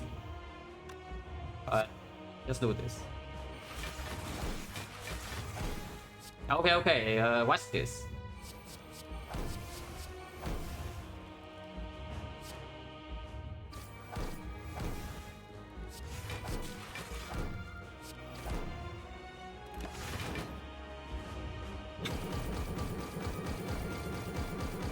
Yeah, fight is over. This time we full block no matter what, and we can stun her. Wait, no. Ah, 7 damage. Okay, this works.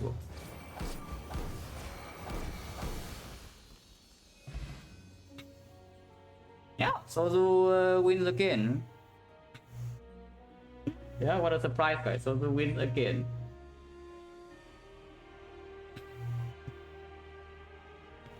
This one's very solid though, I would say. Like the close decisions early game, the early cast skips, for even if they are strong immediately, we did not need them. And then late game like duplication, most time spot on. This is the first one. I don't know whether looping echo form is correct or not, but looking at how the fights play out, I'm very happy they have 2 echo forms in my deck. But the first loop needed to be the Defect.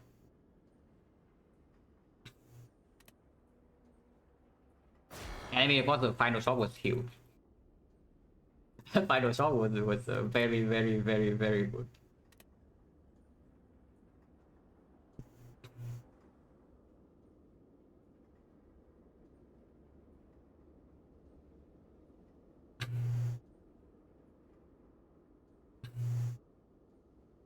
Rectomancer Prick was nasty though. There got him catch one card, I think. We rested and back one, yeah, 1 card. 1 defect and 2 defect, so much different? I mean, not really. It's like the fact that we also have an echo form and the loop. That means that if the fight needs to go long somehow, is that we break on early turns. and we need to play the fight extremely long. We have enough sufficient output to do that. It's like here, for example, right? To mention 13 turns because we just we completely brick on turn 2. So afterwards, we needed to make sure that we can block like maybe 70, 80 per turn. Echo Form, second Echo Form doesn't do that because it also draw wounds. And similarly, it's like Giant had 25 turns. We can only do this because we have thing. Because we have the enough scaling output. Already, yeah, kind of. It's like one potion use and 37 damage still. Even after using the puzzle, yeah, turn 2 we draw like 8 cards. So we kill one dagger already on turn 1. We draw 8 cards and we have infinite energy was Meteor Strike was now turn 1. And yet we cannot kill any dagger or even full block. That was pretty sad. First potion was used here, right? Yeah. Bow stabbing.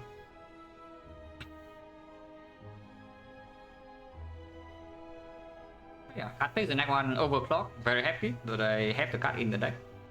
But also, yeah. Basically, yeah, taking this overclock over skip is just an accurate read of what the deck is trying to do in actual. And also, again, like darkness upgrade completely unnecessary. I mean, if it's in my deck, it's in my deck. Spending an upgrade on the darkness is just amplifying your problems. You know, it's like whenever you draw badly, your fight does not get any better. So you make your bad case worse. And instead of making your bad case better and your good case very slightly worse, you make your worst draws like even worse than before. And your bad and your good draws are still roughly the same. Like sure, you draw top deck darkness, you can block when enemies die. Nice.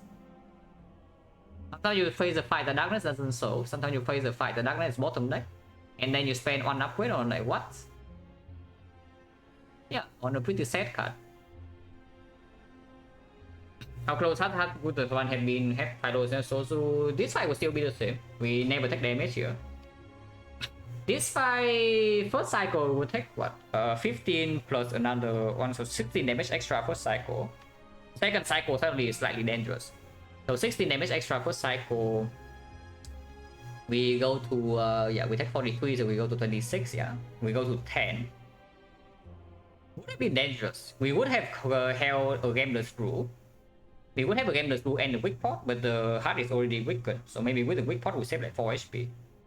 We can weaken second cycle, it goes to 3 times 15. It's probably okay there. Yeah, would end up being with that raw order would have been slightly worse than the Sozu, I would say, but we don't die.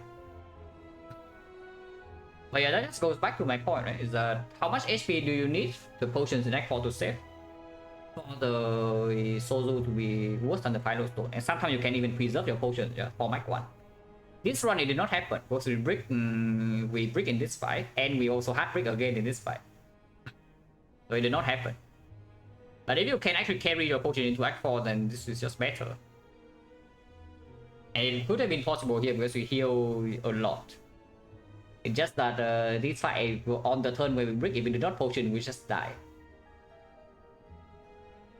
Like we enter the fight with very high HP and then we die in one turn if we do not potion. So that was a little bit scary. Yeah, buying scheme here is like clear.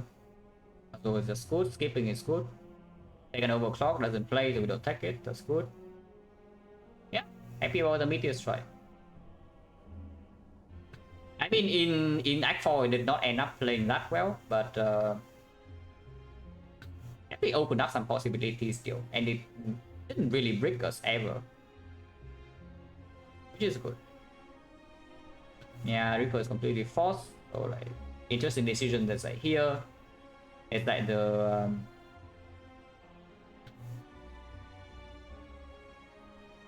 why did I skip the Steam Barrier fairly early on? Or was it Act 2? Was it here? Oh yeah, it's here. It's here. Yeah, we rested with Dreamcatcher. There was a Steam Barrier that will play very well into Act 2, but I did not take it. And we also end up not needing it at all. That is with the first question mark being forgotten out though. Yeah, that is already with the first question mark being forgotten after. So this Act 2 is not even a good Act 2. And yet we are still doing fine, even after skipping the steam barrier short term. Yeah, happy about this shot. Like, sure, bottle echo form would have done something, but I don't think it would be stronger than what I bought in here anyway.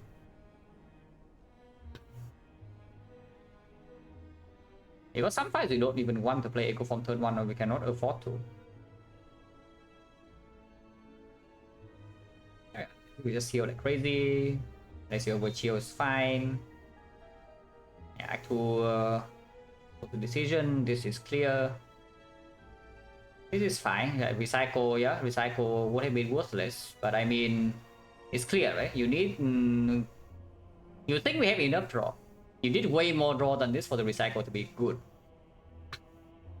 You need slightly more draw for the recycle to be passable, but you need way more draw for it to actually be good. And we don't have a hologram. Hello Byron, yeah, Solo wins again.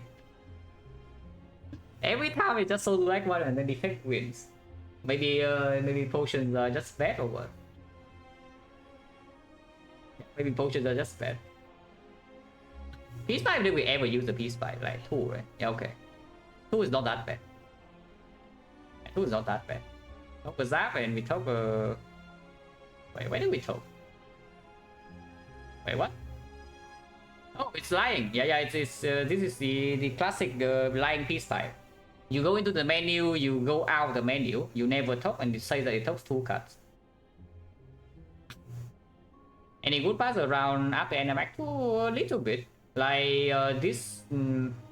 yeah, this is very interesting. The first duplication event. For example, yeah, we took 1 card. We took 1 card. That's exactly it. That's why I'm saying it's lying. It says that it talks 2. But what happened is that I enter this talk menu and I close the talk menu into upgrading vision. Yeah, you remember, right? On this file, I open the talk menu and I rethink my decision. I do not talk and then upgrade my vision. But it will count here as the piece by talking. So it's lying. We only took 1 card. But yeah, the most interesting decision of Act 3 is probably like here. The duplication shrine, at the time we have 1 echo form. Yeah, we have 1 echo form, 1 defect. We do have the skin, but no vision. And I chose to duplicate defect over echo form. Yeah, like consideration of course between scheme, defect, and echo form. And I see that yeah, we need an output loop. And I choose defect over echo form as the output loop, and it play fully. It play fully here.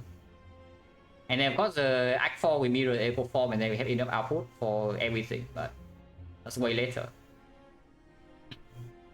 How is Sozu another character that's defect? I mean, okay, Sozu and defect is like kind of a meme, yeah. I picked Sozu because first of all, we kind of won 4 energy. The Calling Bell doesn't play because we do not go into. We don't have really a lot of cards that play with. Really. Our entire deck is ops. After this transform, our entire deck is ops. We have the freaking data disc. Like yeah, we don't use relics that well.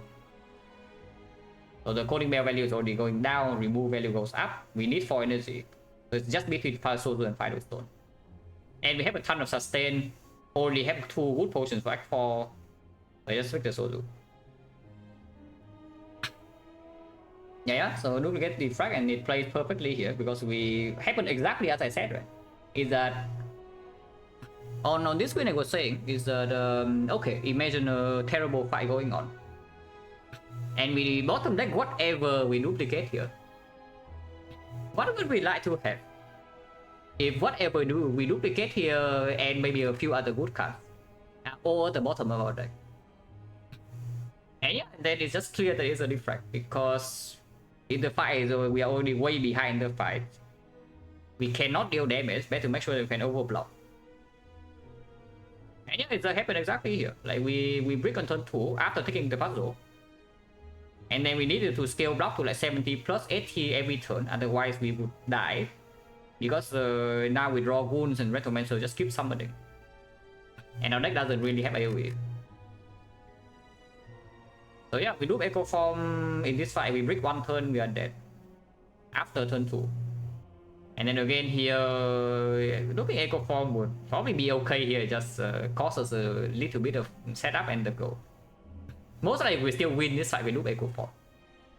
But loop Defect makes it a lot easier.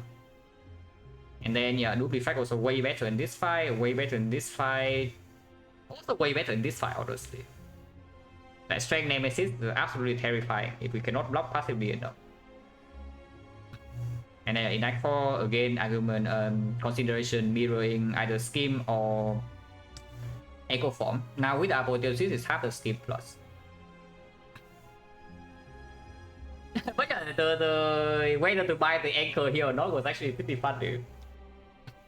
But I went for the middle ground. Is I bought anchor and I also bought the self repair. So that even if the spear shield fight goes slightly badly, we will enter the hard fight with full. And the spear and shield fight did not go badly. We did enter the hard fight with full regardless. We heal 67 here, yeah, if we needed to. Yeah, enter the hard fight, double Echo Form, lost the 50-50 first cycle, but Mushroom Witness, we don't care. And then we have like triple magnetism. But basically the Act 4 fights themselves are trivial, but the decisions are pretty interesting still. The recursions as well, like the 2 recursions you pick up ended up playing extremely well. And they don't actually break draws, because even when you draw recursion at a quote-unquote bad time, it is still a Frost Evoke. And a Frost Evoke for this deck is basically maybe 1 energy block 10, 1 energy block 11 sometimes. After Apotheosis, 0 energy block like 10, 11. With a decent amount of card draw and a block 2 frail. It don't be that bad. At the time, is a card that deals just like 70 damage for free, maybe more. Yeah, this Coded versus Loop was also slightly close, but the fact that it's Loop minus probably put the Coded over the edge for me, because we are losing our on top. Yeah, we would lose our on top if we take this Loop. You lose 2 draws in exchange for Loop plus.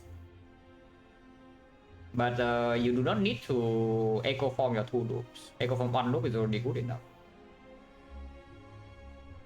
And reboot skip, fine.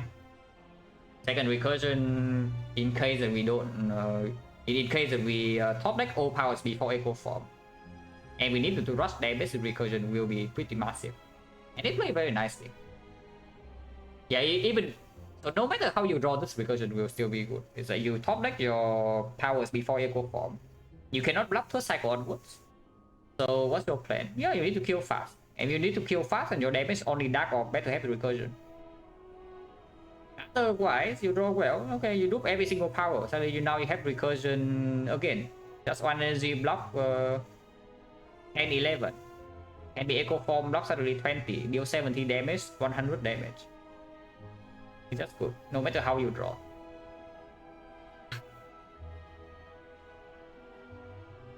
Yeah, pretty interesting run, because some fairly close polls were happening even early on in the run.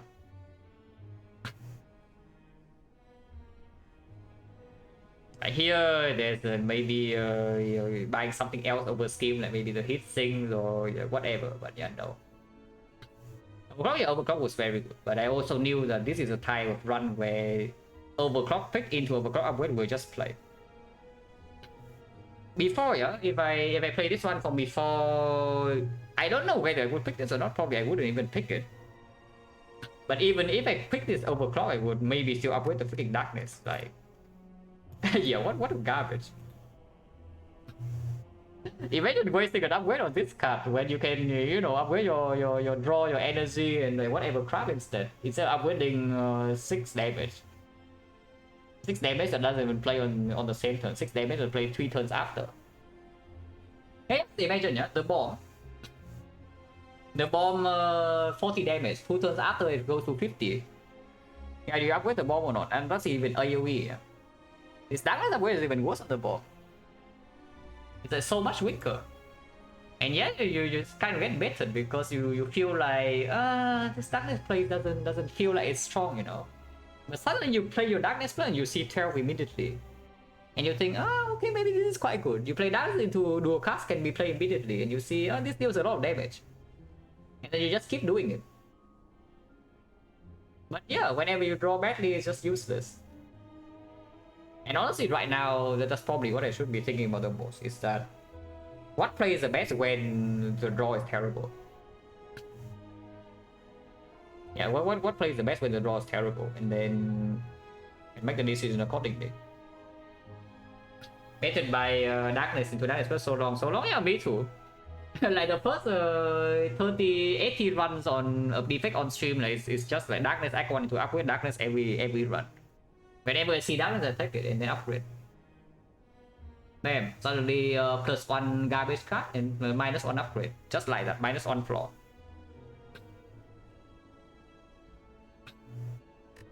Pretty sad, right?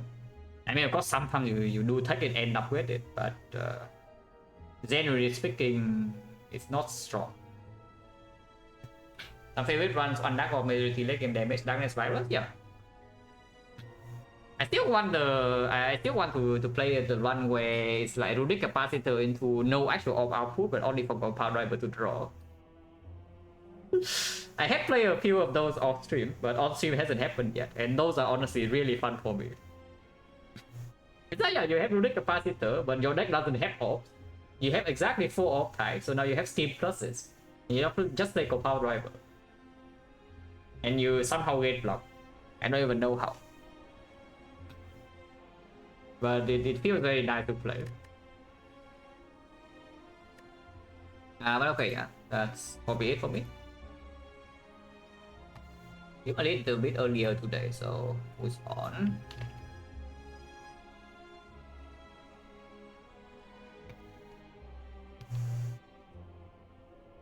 Okay, let's go to Sighting Dice. Possible when testing Runic by often compound and sometimes plasma, yeah. It's just good. Yeah, honestly, it's just good.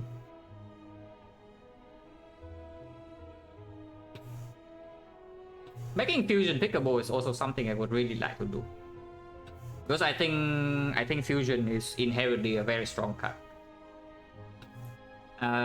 It offers you, honestly, fusion might offer you more scaling than the second Defect in a lot of runs. Hello Ed, yeah, bad timing, but we are about to go off. But yeah, thank you for watching guys as always, and see you.